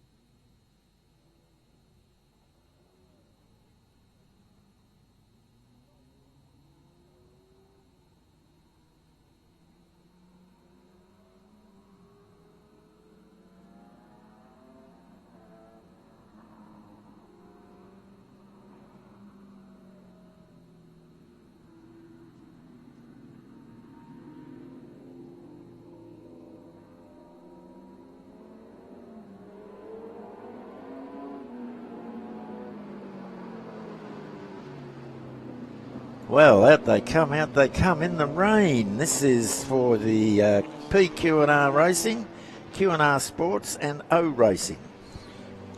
Oh, out they come as 3 cars. Going to be a small field. Well, of the 13, only 3 of them have come out. And I think I saw David Hardman as one of them.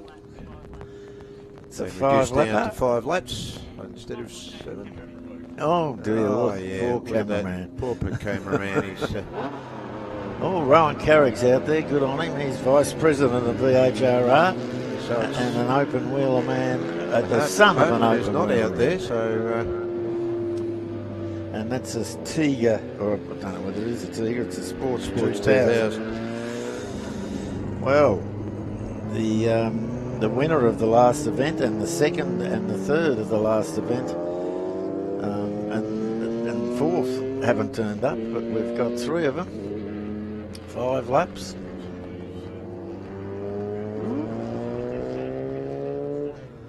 Three. We've got 3 starters. Our director just asked us how many. Rowan Carrick, as I was saying, the son of an open wheeler man, Ian Carrick, and Rowan taking up the cudgels for open wheelers. I don't think he's driven anything else. That's a Formula Holden, which was our number 1 Formula when back in the 90s.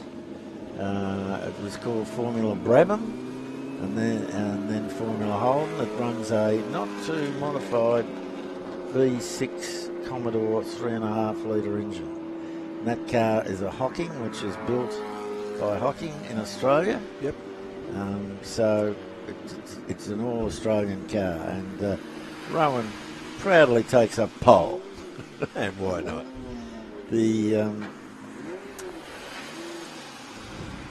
Now, whether we might have somebody starting out of the pit lane, maybe getting caught short changing over to wet weathers, but it's looking like it's a 3-car race at this point, 10 seconds. So this is going to be a 3-lap race, and I don't expect anybody to come in 4th place. It's going to be a 5-lap race. The 3-car race. 3-car race with a 5-lap.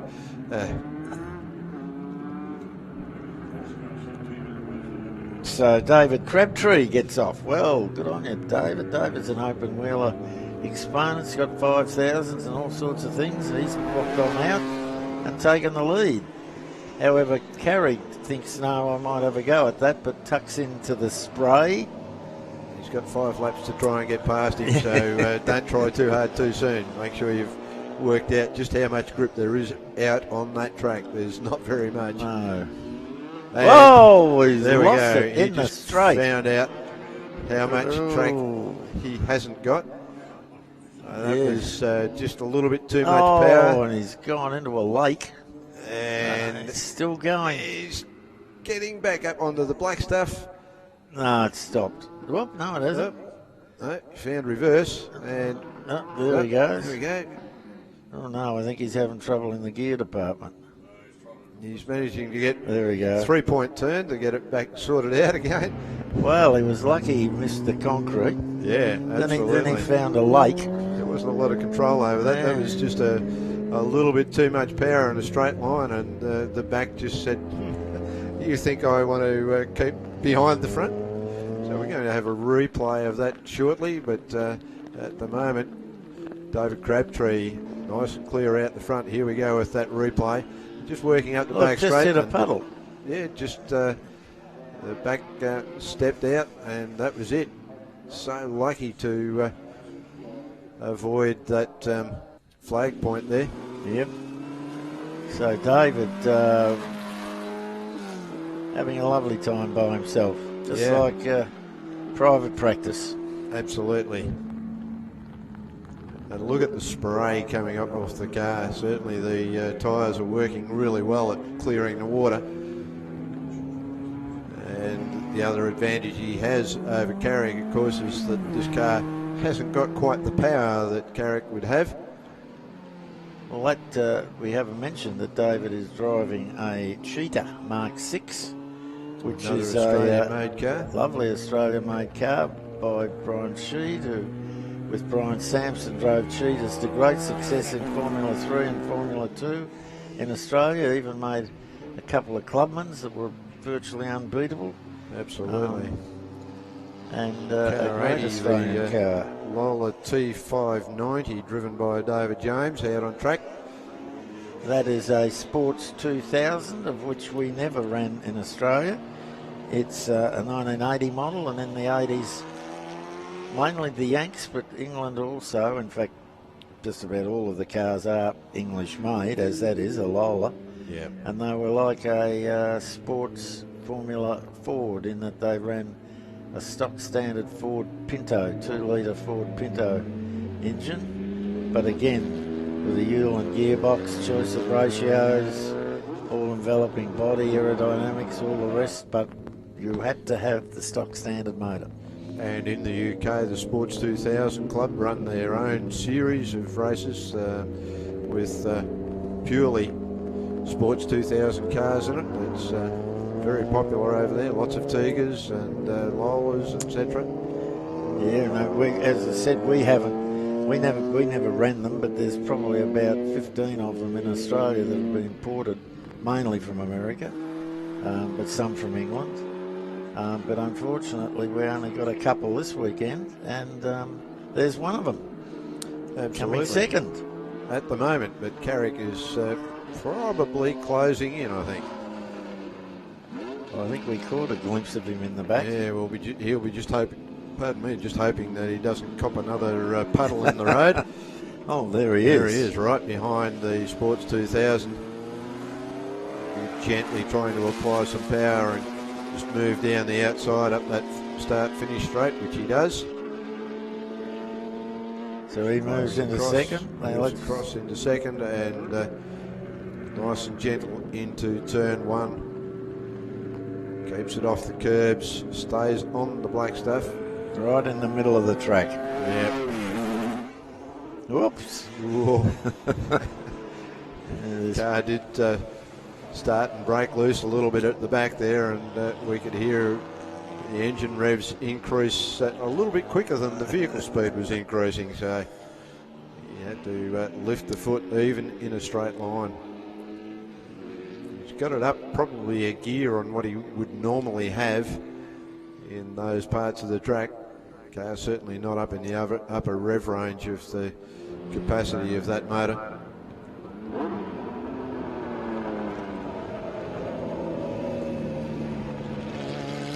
Probably not even using the brakes there, Bobby, just popping back down a gear and let it roll down. Yeah. Just keeping it in the middle of the track. Lots of water lying on the inside.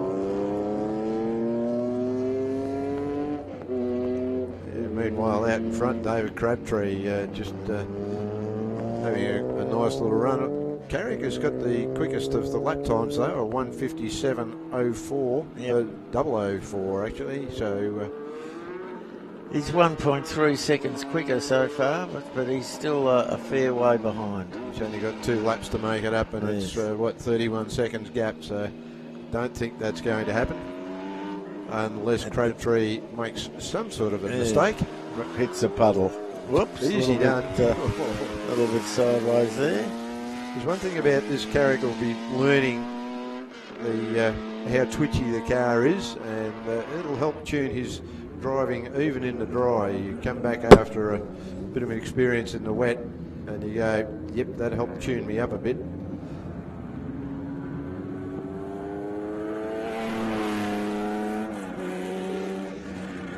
So, there's Crabtree. There's Crabtree way back out in the front, working his way down around Tank.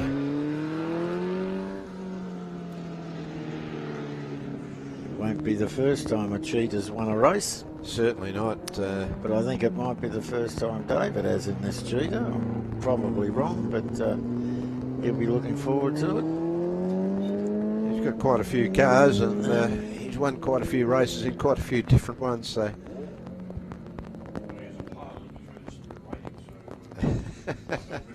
Bit of cheeky comment from Ron Simmons in the background here in commentary about David Crabtree being a pilot and instrument rated, so used to driving in or manoeuvring a vehicle of some sort in weather. In weather.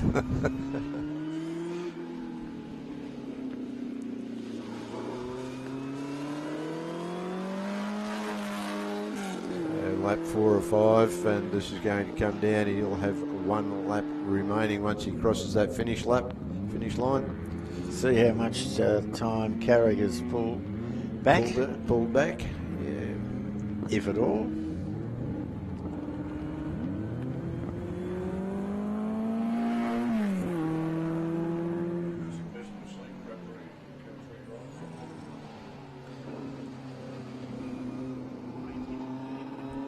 Yeah, just a little bit of comment from outside that the rain is getting heavier out there, so it's going to be very, very tough conditions.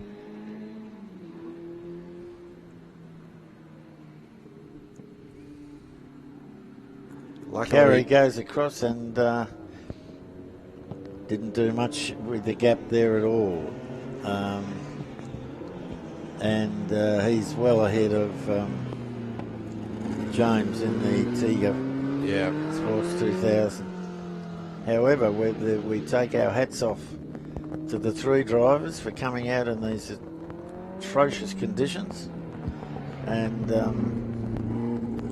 going as fast as they have.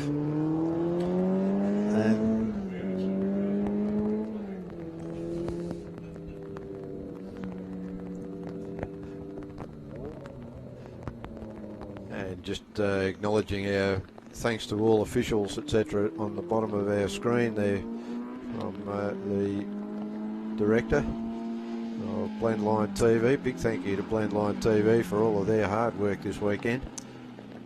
The guys and girls there have done a fantastic job of bringing us some beautiful footage. All available on YouTube. So here comes our winner. Down the front. Well done, David Crabtree. Well done, David Crabtree. And look at the spray coming up from the car. Yes, good on him for coming out and deserves the win. And Rowan Carey, good to see him. That thing's not that's a handful in the wet too. But he's really come difficult out. Car in the wet. Come out, had a real big lose, but was able to get it back on the track. And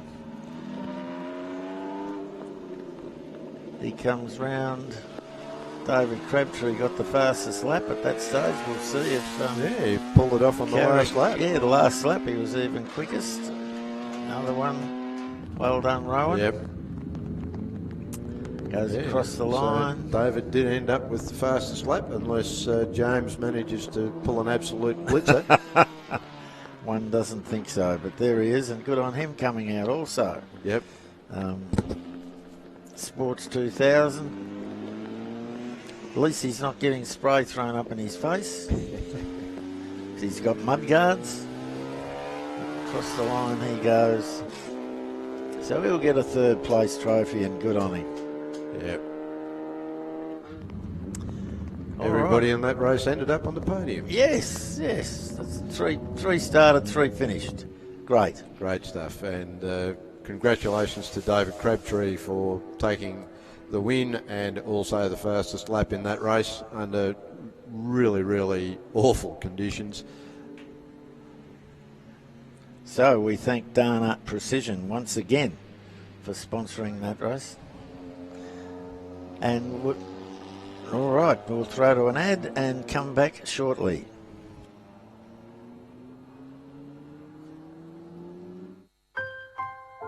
We've always had a few cars. They're all special. The T-Bird. Oh, that's mine. The Combi for when we want to get away. The XR8. It's going to be a classic. They're all insured with Shannons, We've also got Shannons Home and Contents cover, which helps protect our automotive collectibles, tools and memorabilia in the home and garage. If you're motoring enthusiasts like us, it's got to be Shannons. Shannons, insurance for motoring enthusiasts. Call 13 46 46 for a quote. We all agree now is the right time to start making choices to support Aussie businesses, supporting Aussie families and communities. Well, from their humble beginnings in Melbourne nearly 100 years ago, Penrite now sit as a truly respected global lubricants brand across automotive and industry. And the best bit, it's still 100% owned by an Aussie family that employs Australians in Australian factories right here on Aussie dirt.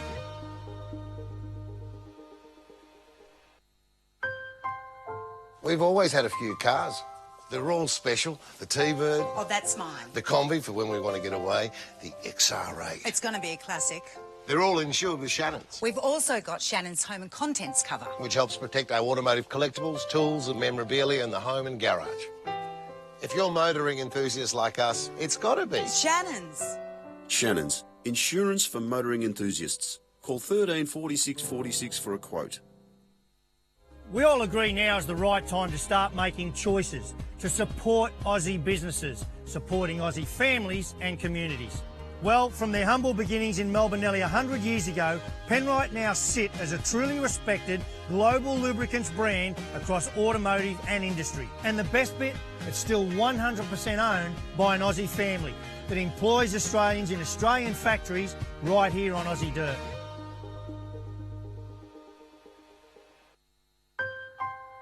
We've always had a few cars. They're all special. The T-Bird. Oh, that's mine. The Combi for when we want to get away. The XR8. It's going to be a classic. They're all insured with Shannons, We've also got Shannons home and contents cover. which helps protect our automotive collectibles, tools and memorabilia in the home and garage. If you're motoring enthusiasts like us, it's got to be. Shannons. Shannons, insurance for motoring enthusiasts. Call 13 46 46 for a quote.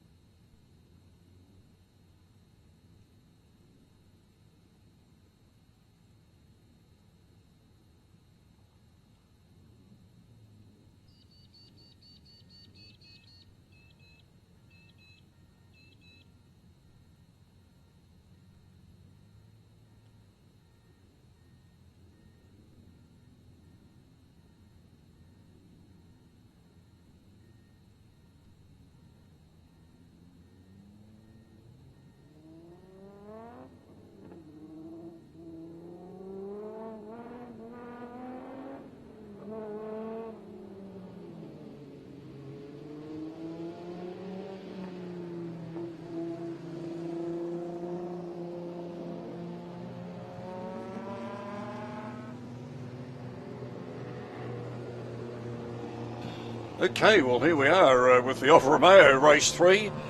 Not sure how many Alphas have come out there, but at least they've got a fair idea where they're going. They've got some windscreen wipers and no open guard, so hopefully they know where they're going. So thanks to Adelaide Motorsport Festival, we'll bring this event, and young Rick is on duty with us for this particular event. He knows these cars intimately. So yeah, we've got most of the grid still out here, the cars that are still running for the day, and because we're a multi-class category, we've got front and rear wheel drivers. So some of the front wheel drivers are going to have a good time out there, I hope. Well, yes, certainly front wheel drive is handy in these sort of conditions. Much driving on the throttle, of course. You've got to steer it in, take it off, turn it in, and all that sort of stuff. Whereas rear drive car, of course, you do drive with the throttle a bit to keep the tail in the right spot. Appears to me to be clearing a little bit. We can still see to the south and looking a little bit lighter up there, but I might be a bit optimistic, I'm not too sure. But anyway, it certainly is wet wherever we go at the minute, and it's still tumbling down. Yes, it is. I think it's only a short race, right? 6 laps, so probably won't dry out for the end of the race. Oh, certainly not, no. But running through the grid, we've got Mick Aarons, who has taken the flag on both races, so he's in the box seat to win the weekend. We've got Robert Soretti, who'll be challenging pretty hard in the GTV6. Alfio Musamichi in the... some bit of spray out there. Well, we're just watching them just driving around slowly, and they're trying to pick up the apex, and they go through a lake every time they do. There we go. Look at I that. dare say that may not be the race line. Not really, no. You don't want to get water in the works either with some of those front engine. You know, the electrics don't like the water too much. No, and especially the newer mid-2000s cars, you know, you've got all the sensors and stuff in them, so the water will start playing. Well, they're running an east-west style engine in those cars, the front-wheel drive cars, LR Mini, the motor going that way. No, I think they're mounted normally. Okay, so south, north-south motor. Yep. Well, this will be a good test of driver ability in this particular one, and another good test of who can get off the start. Yeah, exactly. Smoothly. There'll be some of these front-wheel drives. Michael Musumeci and Bill McGoffin off the third row. So they're both the front-wheel drive cars. So we'll watch them. Just watching that beautiful Julia GTV of Golson there. That's looking in the right spot there. If he can get a good start, there's 5 seconds to go. Wipers are working away pretty hard, but got the Windex on the rain shield on the screen. The way they go, and a good start there by Aarons and Soretti. Soretti might have it just as they go up into the corner. No, Aarons is just there, not much in it. Golson coming up in there for third. He's dropped back behind 34 or 94. Is that McGiffin? 94 and McGoffin, yes, and the front-wheel drive Giulietta. Yep, so he's going to try and back himself in the first corner, and also Urs Muller, the leader of the Twin Sparks, trying to carve his way through. They'll be fast on the first lap. Well, who's your dad? Mick Aarons in front. Coming up into second Bill place. McGoffin sends it up the inside, licks the stamp and sends it. Beautifully presented car too. It is, and Michael Musumeci around the outside as well of Robert Soretti. And Urs Muller up the front of up the inside of Robert Soretti as well, challenging up the faster cars. Michael Musumeci trying to make a move on Bill McGoffin into the corner, but no, a bit too far away to make anything happen. And Urs Muller and Andrew Wilson battling out for the Twin Sparks. It's a point series, so they are Urs is in front. Oh, splashing going through the water. There was a bit of a touch there. Thought someone went into the side of someone there, went 280.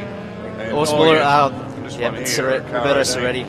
Well, they're all going every which way here to get out of each other's way. Taking wide, one very line. One went off the deck there, I'm pretty sure. He didn't come back on. So they make their way around up the cleavage end, as we say, going through the lake that's just on the apex of the corner there. Yep. And of course, Golson just taking nice and easy. He's dropped back a few places now after that start. Yep. Quite a fair way, in fact. Dicing with Steve Aarons. Might be that discretion's a better part of valour, I think, in this particular occasion. I want to get the thing bent up. Here's the next group of cars coming through. Yeah, Golson and Aarons still having that battle there. Aarons in the front-wheel drive and the Twin Spark Cup in the 156. Putting a bit of a gap on Golson there. Yes, he is. I know Golson's only got the one wiper going, but I guess he only needs that. He's got a passenger there, so... He's still putting some distance on him. Yep. Yes, Richard McKee. Richard McKee battling with Golson now. And John Burkhart looking to see if he can capitalise there. Alfio Musumeci, Carmelo Mirabella, both coming through. So Roberto Soretti trying to hold off David McKee, but David McKee gets it done through the chicane there, through turn one. Oh, the ability of front-wheel drive there, I think, pulled him right through the corner very nicely. That's it. It looks like he's going to get snapped up by Stephen Aarons as well, who's on the inside for the next corner. So it looks like he's going to make that, get that done there. A couple of the cars look to me as though they're fogging up a bit too. They get a bit hot inside, and you get the humidity inside the car, and I guess they're probably still running Divistas and all that sort of stuff in these cars. I know Roberto's got the plexiglass, so he might be struggling with that a little bit. Yes. Is that in car 18? Yes. Yeah, I noticed earlier on today when he's coming down the straight, the back window, you can see it actually flapping a little bit in the plexiglass. Oh, Mick Aarons has been snaffled up by Stephen Aarons, actually, and Mick's been racing for the flag, so I don't know if he's got an issue there with his GTV6.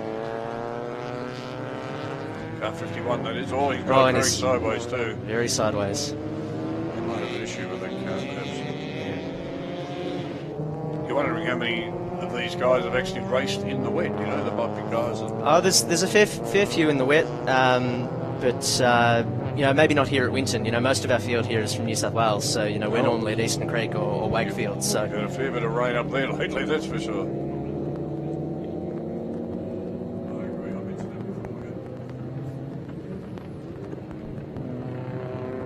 Yeah, a bit of a traffic jam up there while they're trying to navigate. I think, yeah, a couple of the cars have probably given up on racing today and just trying to get it home safe. It's very, very wet out there, but certainly not Richard McKee on screen now. He's certainly sending it. He's charging it down the inside of Roberto Soretti. Interesting, he hasn't got his wipers going on. Well, he certainly didn't have then. No, he hasn't got it. He might have the... good old Rain-X, yeah. Rain-X, yeah, he might have it on there. It does work. I used to use it on light aircraft too, so it worked pretty well. So Dad's out in front doing very nicely, thank you. Car number 94 with a 2-minute .2. And he's 1.6 in front of Michael Musumeci. Yeah, he's in a 3.2 litre GT front-wheel drive as well. So battle of the front-wheel drives out front. That'll be interesting to watch. But Roberto Soretti. Oh, what a great photo that is. Great photo. We'll screen cap that one later, I'm sure. Golson sending it up the inside. Roberto Soretti looks like he's getting it done with John Burkhart looking to capitalise. He's still on the inside for the next corner. So there we go. On through. John Burkhart, it's good that he's out here. He had a tangle with an Abarth last time he was out here, so good to see him here. Yes, I think you were saying that car is completely fostered up. You can't see where he's going. Yeah, unfortunate for Mick. Just as well to pull out, I guess. Yeah, unfortunate to Mick. We'll have to see how the point standing checks out. He was in the lead going into the race. Urs Muller, I think he's coming in second in the Twin Sparks behind Andrew Wilson, who's a bit further up the track. Urs Muller and Brad had a bit of a tangle in the last race, but it's a good testament to the series. Straight away afterwards, they're both under replacing the sump and getting Brad's car back on the road. So maybe not mates on track, but certainly mates off track. That's the way to be. That's it. Bit of matemanship about it. That's it. And Peter Tillett, third in the Twin Spark Cup. Normally they're quite dicey together, but a little bit separated given the conditions, I'm sure. One off one of the boondocks up here. I haven't quite got the number. Michael Musumeci. Musumeci. So he was chasing down Bill McGoffin, and I don't know what happened there. Might have understeered off the. So he's trying to wipe the inside of the windscreen. He can't see where he's going. Yep. I think he's given it away. No point in bending the machinery for anything unnecessary. So David McKee on screen up in fifth now as a result of that. Really a battle of the Twin Sparks. And Stephen Aaron's on screen out of Monza Motors, doing a great job this weekend. And I guess really good for us New South Welshman to have the chance to battle with our Victorian counterparts. So he makes up part of the Victorian contingent. So thank you very much for having us here.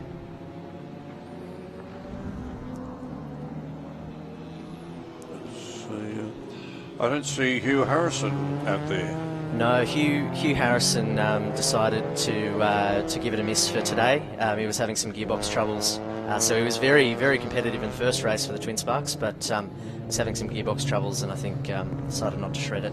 I had Hugh do some work on my Alfetta in his Monza workshop. Very good workshop. I've just bought a car I'm building for this series, which I understand was worked on by them as well, so be good to get that out there. So Urs Muller is trying to chase down Andrew Wilson. I think if they keep it as it is, I think Urs will still take out the weekend regardless. But to be honest, he won't care about that now. He'll be chasing down Andrew for the flag for the Twin Sparks. Yep.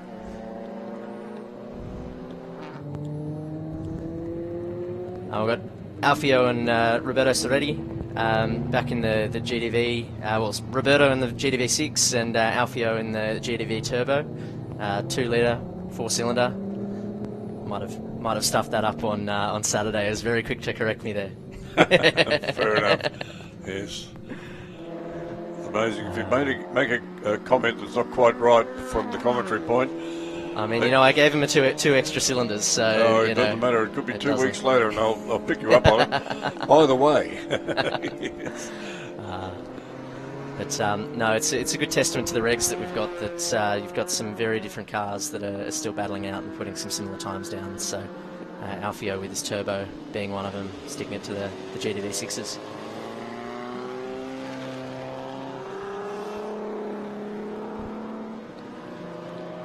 It's interesting on the circuit. It sort of looks like it's getting in line, but it is raining, still raining very heavily. Wiper going like mad. In fact, it's going up too far, I think. Number 5 getting through there. That's Alfio Mitsumichi. Alfie, yes, he's going very nicely indeed. Actually, to credit, I think we've only had one or two very slight offs in this event, which is good. Yeah, that's it. I think now, some of the lines developing and they've figured out where they can push it and where they can't. So, yeah, and Bill McGoffin on screen. I believe still out in front, putting about a 10-second gap on Andrew Wilson. Tell us a bit about that. Has he been a racer for a while? He's been a racer for a while. He's been a racer for certainly as long as I've been alive, so at least 30 years. He's normally out in the Group N or Group S. He's got a 105 and a GTV. But he's brought out the Giulietta today. It looks like Mum's shopping car, isn't it? Well, funnily enough, we used to have a Giulietta that was Mum's shopping car. So not this one. This one's a lot faster.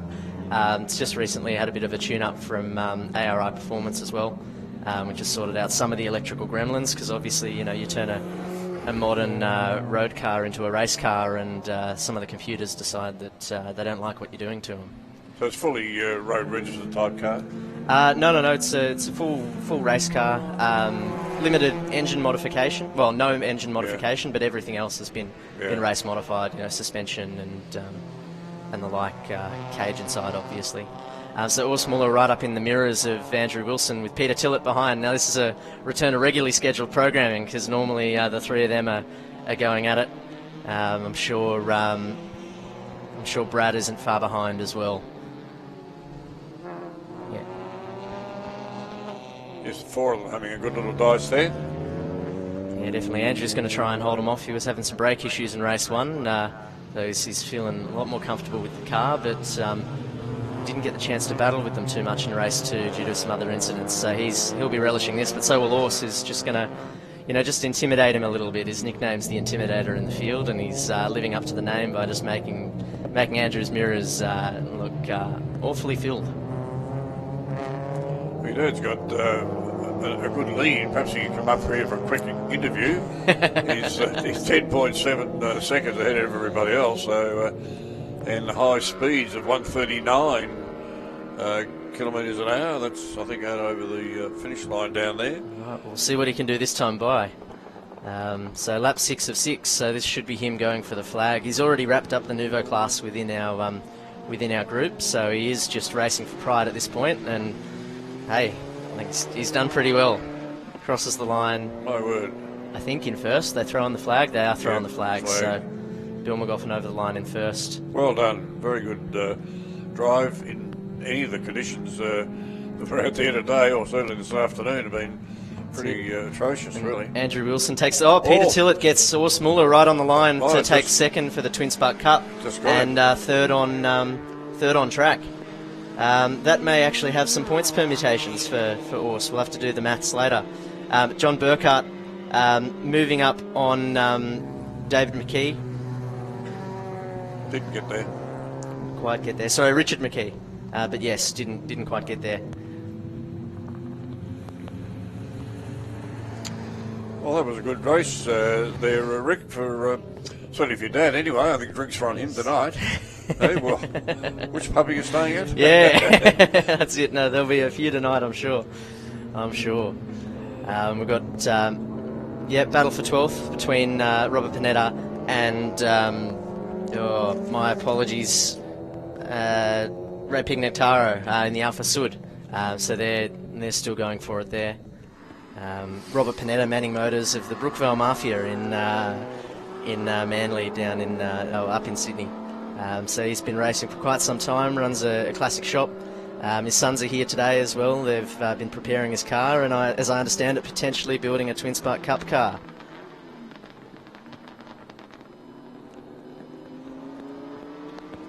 So it looks like Ray may one more turn to go, but Ray may be a little bit too far behind to get him. but they'll still take it across the line. It's good to see everyone out there. Good to see the Suds out there. Used to see a lot of them racing. You don't see quite as many anymore, so very good to bring them out. So thank you.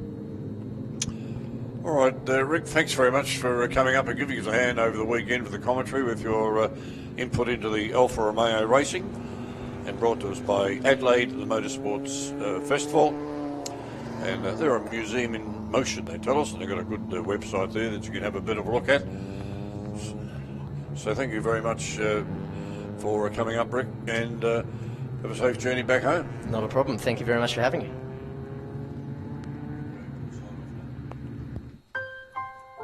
We've always had a few cars. They're all special. The T-Bird. Oh, that's mine. The Combi for when we want to get away. The XR8. It's going to be a classic. They're all insured with Shannons, We've also got Shannons home and contents cover. which helps protect our automotive collectibles, tools and memorabilia in the home and garage. If you're motoring enthusiasts like us, it's got to be Shannons. Shannons, insurance for motoring enthusiasts. Call 13 46 46 for a quote. We all agree now is the right time to start making choices to support Aussie businesses, supporting Aussie families and communities.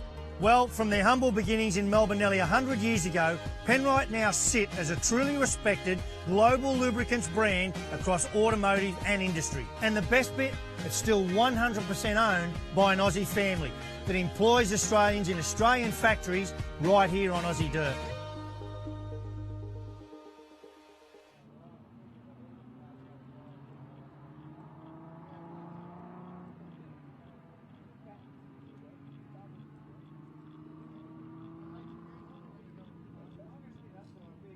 Well, Winton Festival of Speed welcomes the HQ racers to this meeting again, and they're a fast and furious class of racing, and to tell us all about it is Andrew Magilton. G'day, Andrew. How you going? Well, the class has been around since the early 90s or late 80s. Very controlled, keeps everything very close, so we have really good close racing. Everyone's cars are basically set up the same, so same tyres and everything. Well, I think they've got to, haven't they? That's the rules. Yes, yeah, that's it. Keeps it nice and close and affordable, so it's Yeah, good. well, I believe the engine is stock standard, apart from extractor exhaust and the exhaust system, so they sound like a racing car. Yep, yeah. And even the tyres are road legal tyres, buffed down. Yes, yeah, just Kenda tyres that are buffed down, that they put that print on there for us, so yeah. And how long have you been racing? I think it's 10 years this year now. Yeah. Did you start with HQs? Yes, yeah, it started with HQs. Yep. And you welded onto them by the look of it. Yep, yeah, no, really enjoying it. There's not many other classes where you can race that close and race everywhere, so. Right, I believe they actually started in Tasmania, is that right? Yes, yeah, they did. I think it was late 80s they started, so then it didn't take long for it to be. Or when they came to Victoria. Yep. Well, it's a great class of racing, and we look forward to seeing how you go later on the weekend. Thank you. Thanks. Cheers.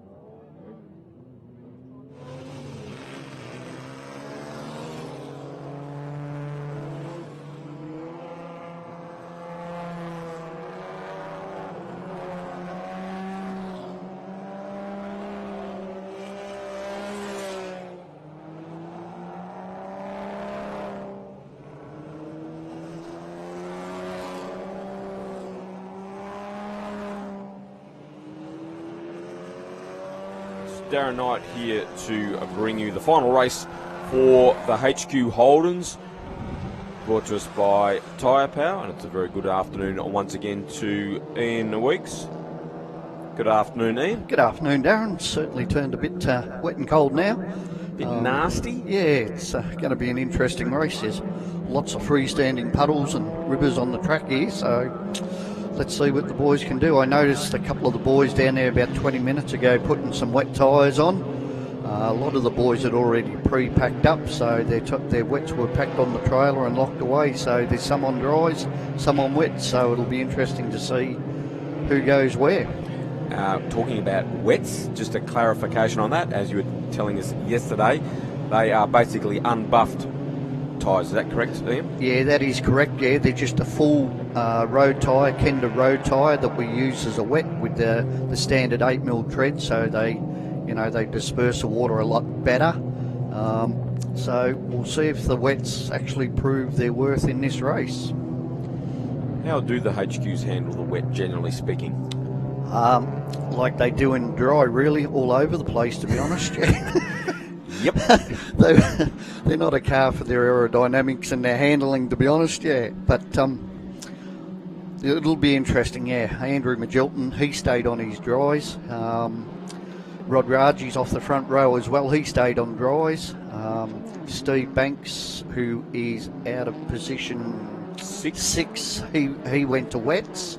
Unfortunately, we lost a couple of cars after the first race today. The boys from Sydney, the HQ extra team, one of them broke an engine and the other developed a bad engine oil leak. So that was a shame for Chris Buckley and the other fellow, mine slipped. Yes, that's him, Wayne Healy. Yes, that's him. So we've lost those guys. So we want to keep the pen right in the engine, not external to the engine. So it's disappointing for Healy. Yeah, it was. Yeah, he was lucky he didn't put any holes out the block, and we couldn't see in there what had gone wrong. But jump on the HQ Extra YouTube site and their HQ Extra Facebook, which they run a weekly program on, and yeah, it's very interesting, I believe. Green flag, Andrew Magilton has not been headed all weekend. Can he make it a clean sweep? Rod Rajas has things to say about that. And the red machine, number 33, and they're away. A good start from Raji's. Looks like Magilton hasn't really got away that well, heading to turn one for the first time. Becker's in the yellow machine, number 90, got away well. Rajas into the lead, so Magilton for the first time this weekend has to play second fiddle. Yeah, Glenn McDonald, he's jumped from about 7th or 8th on the grid to 4th, I see. So he's had a great start there. So Raji's leads them down to turn 4 there. Second is Magilton, followed by Perry Beckers. Stephen Banks there dicing with the 68 machine of Graham Crawford for AW Automatics. Can Magilton put the move on our race leader, Rod Raji's? As I mentioned, Magilton hasn't been headed all weekend, so this will fire him up, no doubt. Rod is very good in the wet. Rod's ex-Speedway, so he doesn't mind a little bit of sideways action. He quite enjoys it. So long as he doesn't take to the mud. No.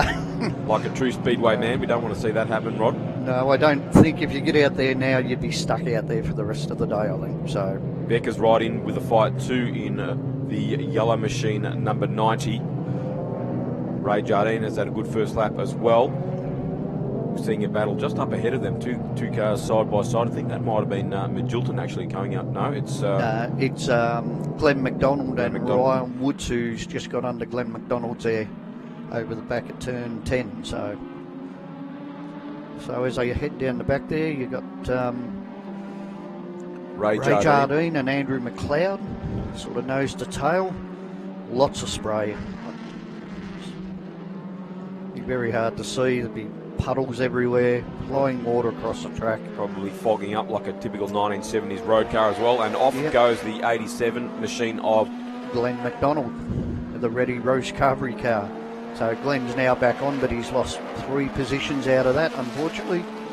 And dices with Steve Banks up the main straight.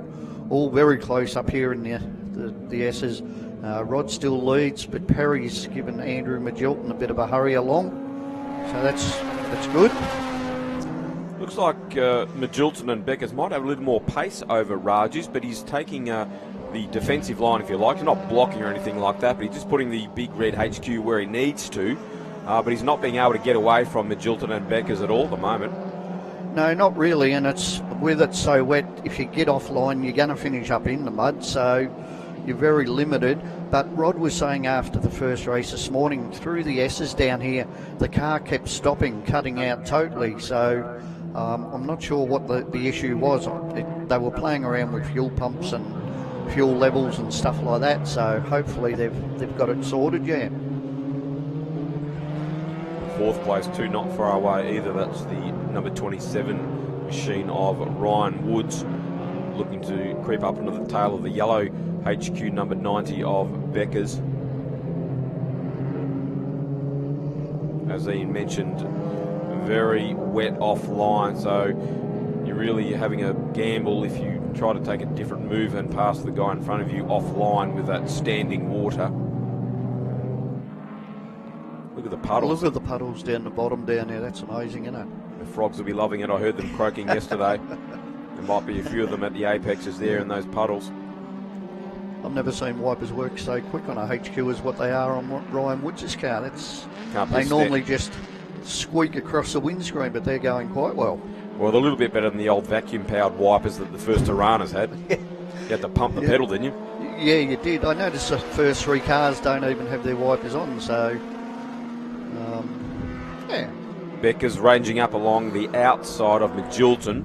He'll have to back off, though, into the S's, but he's going to leave it right to the last minute. Can he nose in front? It will be tight. Will he get him coming out? Good move from Becker's. Yes. Had the inside line into the exit of the S's. Magilton fighting back on the outside with a little bit more pace. Becker's once again has the inside line into the old turn one. Yep. Great racing between Magilton and Becker's side by side. Ryan Woods is now joining in with them. Still side by side as they head towards the sweeper. Andrew Magilton's gone a bit wide with so's Perry, and Ryan Woods dropped the wheel onto the grass while he's attacking Becker's at the moment, and he might end up second in this battle. He may out of all this. As they go around the sweeper, he's on the inside for the next corner, so oops, Perry sideways, Andrew sideways. Ryan Woods up into second place. Yes, what a move. What a move. That great move by Ryan in the Head Stud Developments car.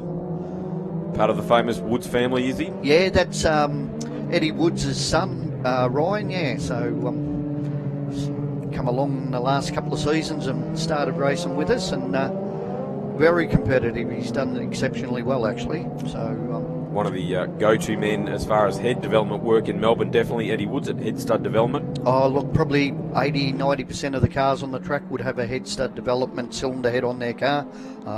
Eddie and his boys down there do a fantastic job of their work, and their great pricing. So, yeah, most of us use an Eddie Woods head. So, all right. So we got Raji's out in front. He's cleared away a little bit.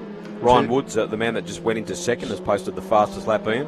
Oh, he has, yes. He's done a 2:01.4 to Raji's with a 2:02.5. So he's a second and a bit quicker, yes.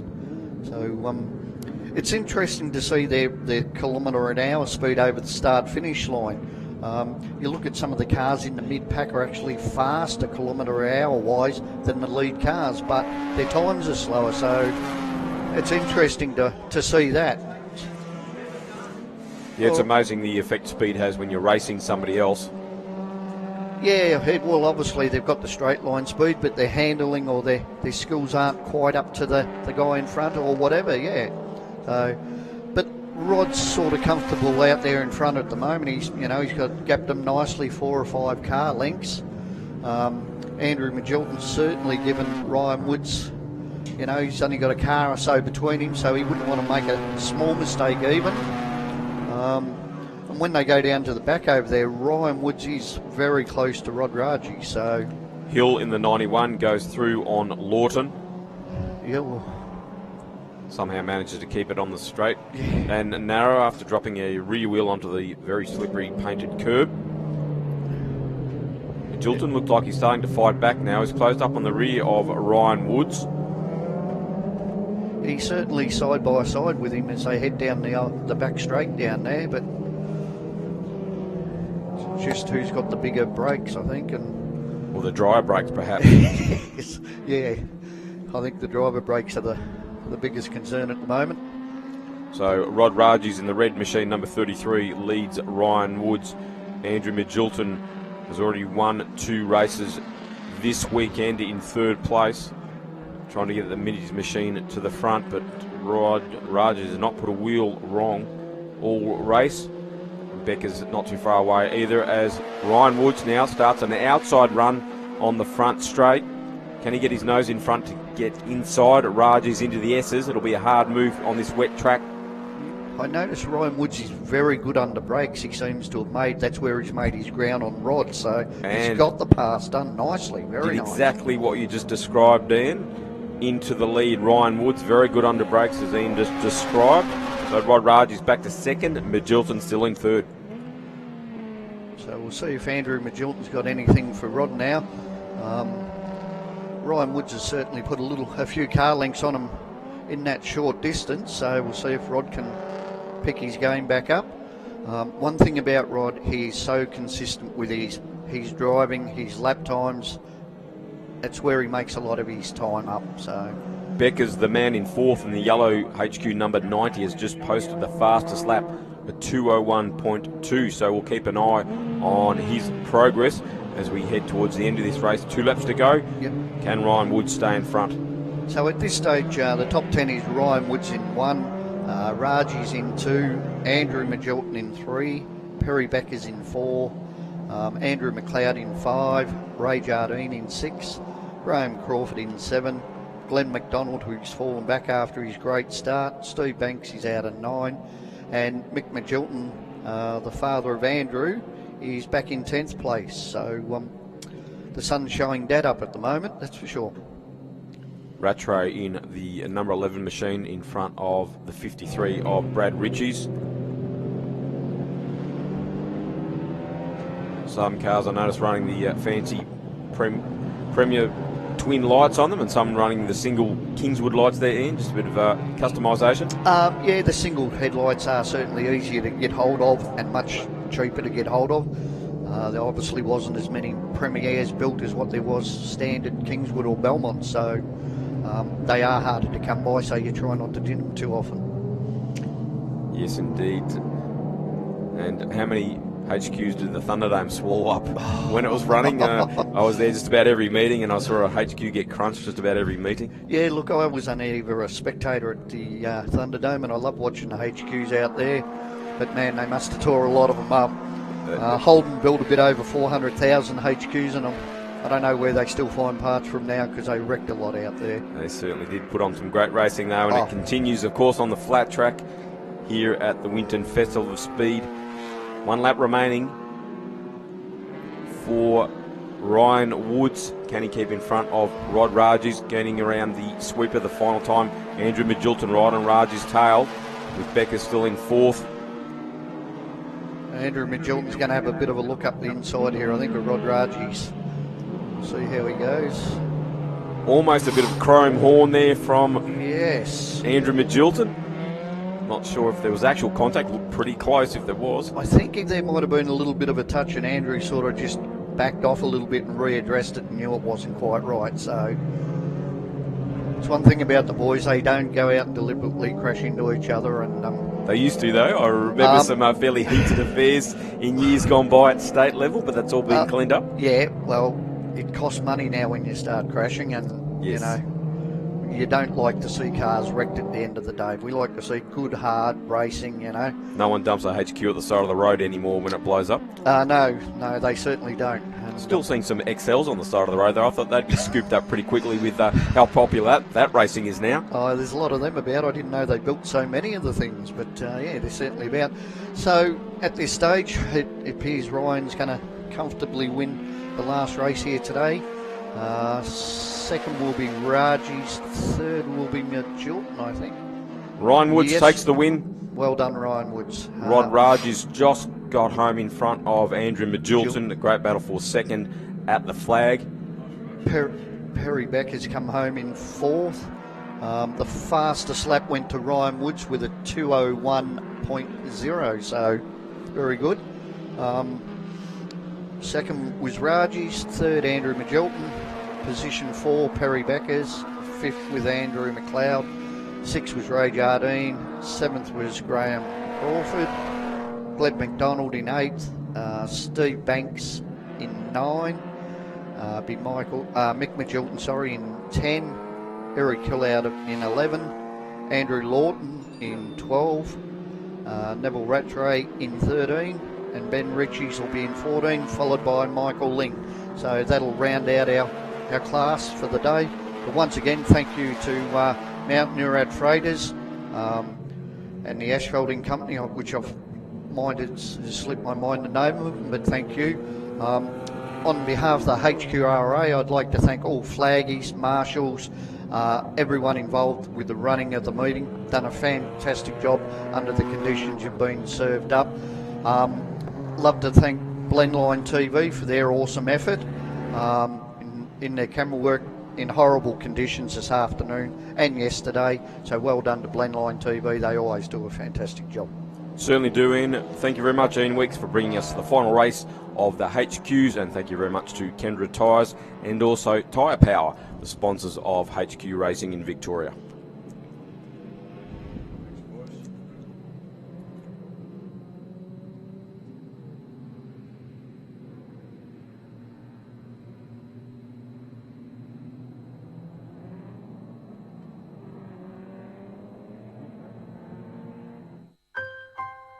We've always had a few cars.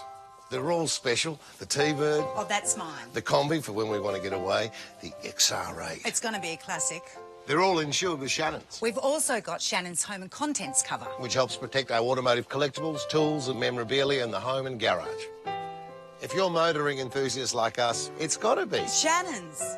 Shannons, insurance for motoring enthusiasts. Call 13 46 46 for a quote.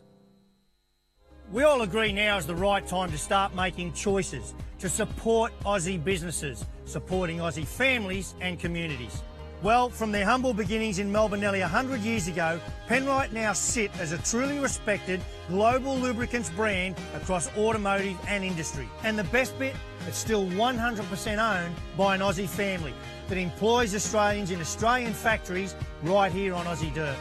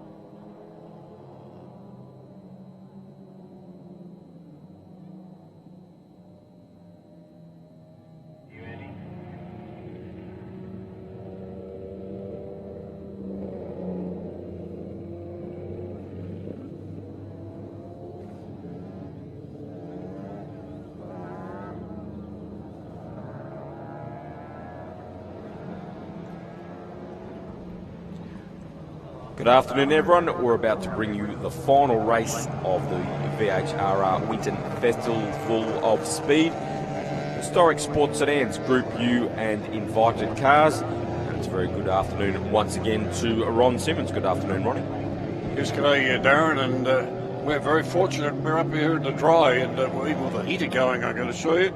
I pity all the people out there who have done such a wonderful job out there. The cameraman for Running Line TV, the flaggies, everyone out there in the open. I mean, gosh, it's been pretty miserable sort of conditions, certainly over the last few hours. We're pretty lucky to be up here poncing around in the commentary box while everyone out there in the open is doing the hard work, Ron. Yes, and you're sitting there in your sleeveless jacket or T-shirt. I mean, fair dinkum, I'm still rugged up. Got a pretty thick beanie on, though. You have got a big beanie on, mate. So well done once again to all the volunteers, all the corner workers, all the people out in the car park, mustering the crowds and the cars. Great job, the recovery crews. I saw them do some really rapid work during that Group S race, pulling that Corvette off the grid there before they came around. So well done to all the volunteers once again. Yes, they're pretty special, aren't they, those guys? They do a great job.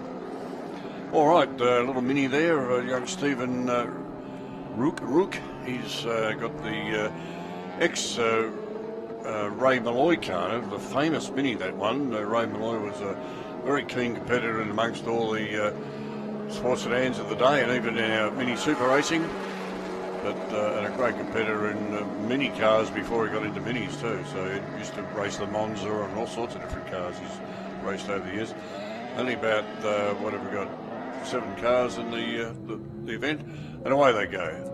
Graham Gilliland in the Series 4 Mazda RX-7 13B fuel-injected sports sedan leads the field. So these are sprint laps, so they're not actually racing for position, just to set the fastest time. Damien Johnson, the ex-Doug Clark Celica, powered by the 202 Holden engine, triple Webbers on it. So the Toyota engine was given the flick, with the Holden engine replacing it under the bonnet in that 82 model RA40 Celica. Bit of a sister car, I guess, to the John Burke, famous John Burke Celica sports sedan, which was turbo powered. This one is Holden powered with the triple Webbers on the side. Oh, most unusual. Haven't seen one like that before, but anyway, look at a little mini stuck up there behind him, running in second, third place, I think it is. So if he can keep it all on the track, the little mini should do well. He can come up on the inside here, doesn't quite get through. Got Sully coming by at the back there with the big XU1, and Stephen Root gets around on the outside. Doesn't decide to go through that spot there. He could have made a passing move, I would have thought.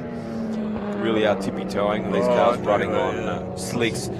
Saying that's why the entry's probably down a little bit for this last race, because pretty treacherous conditions when you're running on a slick tyre in the wet. And with a lot of these cars being fairly old, perhaps the tyres are probably not the newest either, with some of them being pulled out of the shed. That's really what happened. I mean, we often used to have sets of wet weather tyres and very rarely got used, and then suddenly you get a wet day. Oh gosh, we better get the wet weathers out, and you find they perish on the sides and all sorts of things. But I think some of these guys have probably got wet weathers, but they're out there anyway having a go. That's the main thing. On screen, the V8 powered EH of Ernie Corrie, a car originally raced by Ron Krause in Bathurst in 1964. Wow. Running with the original 179 engine, of course, now V8 powered and built into a sports sedan in latter years. He's had enough, I think. He's pulling off to the side there. He's moving around the cabin there, so maybe gearbox problems for Corrie in the EH. Chris Carter on screen, the ex-Mick Monterosso Ford Anglia with the 1600 Ford under the bonnet. Pre-crossflow, so the engine that started out in the Mark 1 Cortina.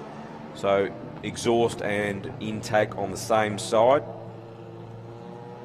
Mick Monterosso, what a star he was in sports sedans, running that very quick little BDA-powered Ford Escort. Started out in this very car you see here, the number 37 Ford Anglia, driven by Chris Carter. He was a very quick competitor in his day. As we watched the little Anglia going back there, or angle box, we used to call them. Angle bump.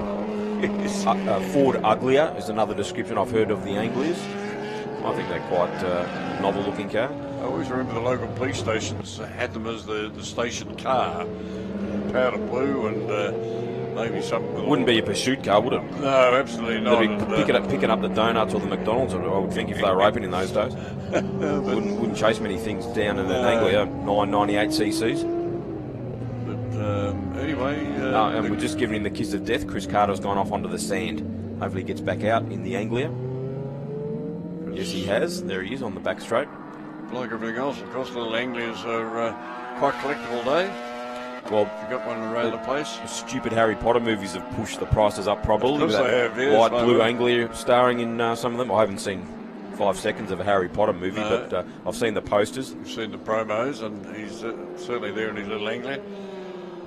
Now, Rook has made up a bit of ground on the Clark car. You can hear the Clark car acceleration down the straight really gets going, but a little Mini, of course, going around in pretty constant sort of speeds, which is good. Quite unusual, the Mini. Well, that's probably not, you're a Mini expert, Ron, but larger wheels on the front compared to the back. Yeah, at one stage we actually ran 13-inch wheels on the front. You could get big brakes on the front. Some of them used to run actually 45,000 brakes on the front. So yeah, if you had the bigger wheels, you could do that. Front-wheel drive, of course, for our younger viewers not aware of the Mini. I basically always ran 10-inch wheels, but I had nice soft rubber tyres for for the wet weather and that sort of thing. So used to go all right in the Minis, but that was a long time ago. But anyway, they're still out there. Good to see it going round. Ray Malloy's still going, I believe. He's takes a bit of interest in this car getting around. And Stephen's got quite a good following on Facebook. He keeps up to date with what's going on, and he went through the build of the car and getting it all ready. And have a look at this. He's really got into the grips with it. I've never seen him actually really racing because he's not out there all the time having a go, but he's certainly giving the Celica a bit of a hurry up. Once you get to the bit of a line and the feel of a car in the wet weather, you can actually go quite quick. He's not letting him get away too much this time. Your front-wheel drive really coming to its own in the wet. With the what it does, yeah. Pulling you around the corner. Because you've really got to drive on the throttle. It's the only way to get them around pretty quick.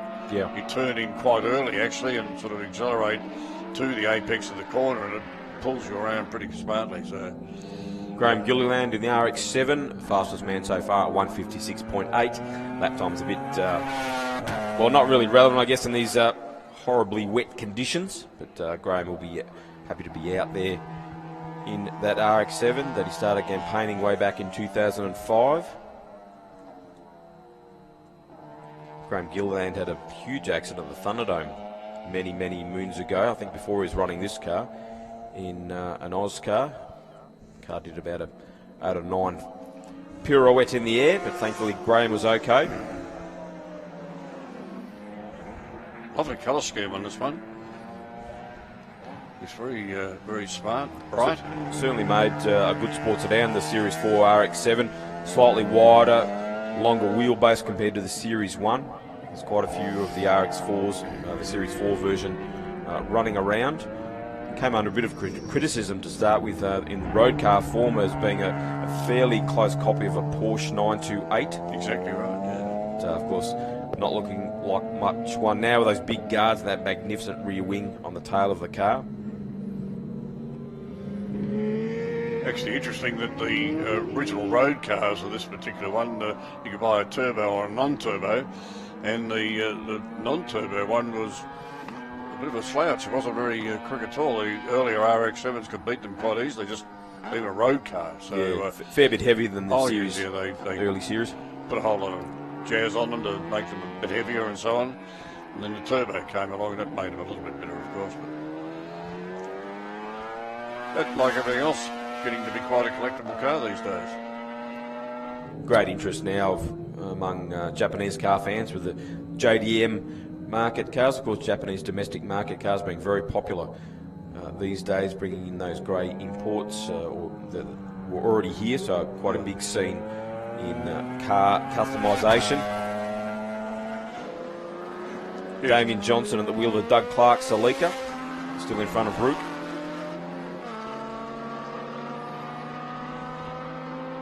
Talked about Damien before, long-time campaigner in State Series Sports Sedans, the odd run the National Series in his unique Tirana with a Falcon head grafted onto it, a Falcon alloy head on the top of the Holden 202 engine.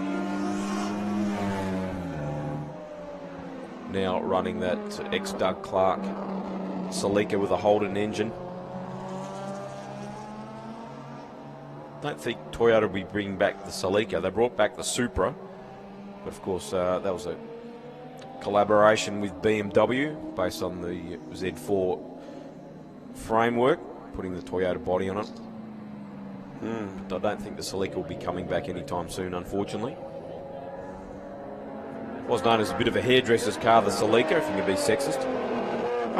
But certainly not in sports sedan form or touring car form. Graham Gilliland heading towards the checkered flag. They used to tell me about my MX-5 being a hairdresser's car. And then you'd race away at the drop of the green light there, Ronnie, and say, yes. Oh, is it really? There's always someone's got a comment about somebody else's car. We know the story. Well, look at this. Rook's really giving Clark a bit of a hurry up there. He's in third place. He'll be absolutely rapt about that. Graham Gilliland takes the checkered flag to end the sprints for the Group U Historic Sports Sedans. His fastest time of 156.8. Damien Johnson was next fastest at 158.7. And Stephen Rook, the Miniman, was third fastest with a 158.9. Don't forget, folks, the VHRR Historic Sandown event, November 4, 5 and 6. Ron, always a great meeting. Oh, fantastic meeting, and we're looking forward to that coming along. I'm on the committee for that particular event, and we've got some good things coming along for that event, so we're looking forward to fine weather on that day. In fact, being in November, it's usually a little bit nicer. But as we watch the last of the cars sort of coming around, the Gippsland Car Club entry, Ashby's electrical car, I think this is Corey driving that particular one. He came in with two Corys out there. Yeah, Ernie Corey in the EH Holden, unfortunately retired a bit early. He did, passed pulled up on the straight for some reason, but anyway. Thank you very much to all the guys from Blendline TV. Fantastic pictures. Got rained on halfway through proceedings today. All done a great job. We hope you've enjoyed the telecast on Blendline TV. And Ronnie, I will see you at Historic Sandown, November 4th, 5 and 6. Thanks very much, Darren, for your input for the weekend. Always good to have you up here on talking all things touring cars mostly, but you excelled yourselves on all sorts of other events today because we were a little bit short of our normal commentary crew due to, as you say, illness and things that are happening around the place. So thanks for coming on board, and the Shannons and Penrite, all the other sponsors that we had on board. I think Cool Driver in there as well. Spagnolo and Co-Accountants at yes. Ascot Vale, Victoria, and also the Museum of Vehicle Evolution up at Shepparton, the Move Museum. Yeah. Thank you very much for your support.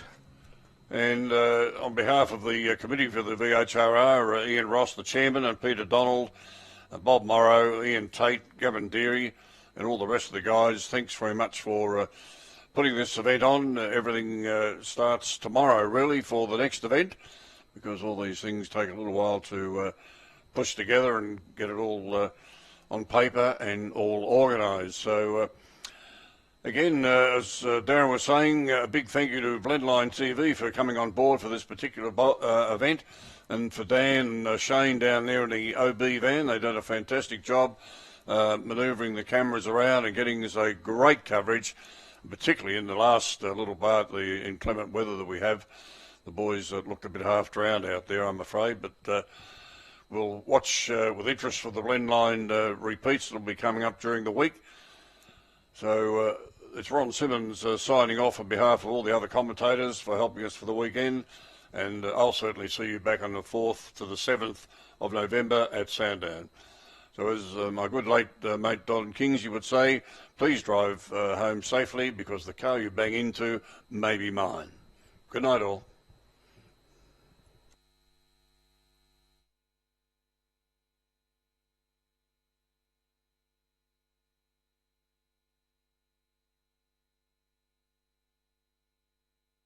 You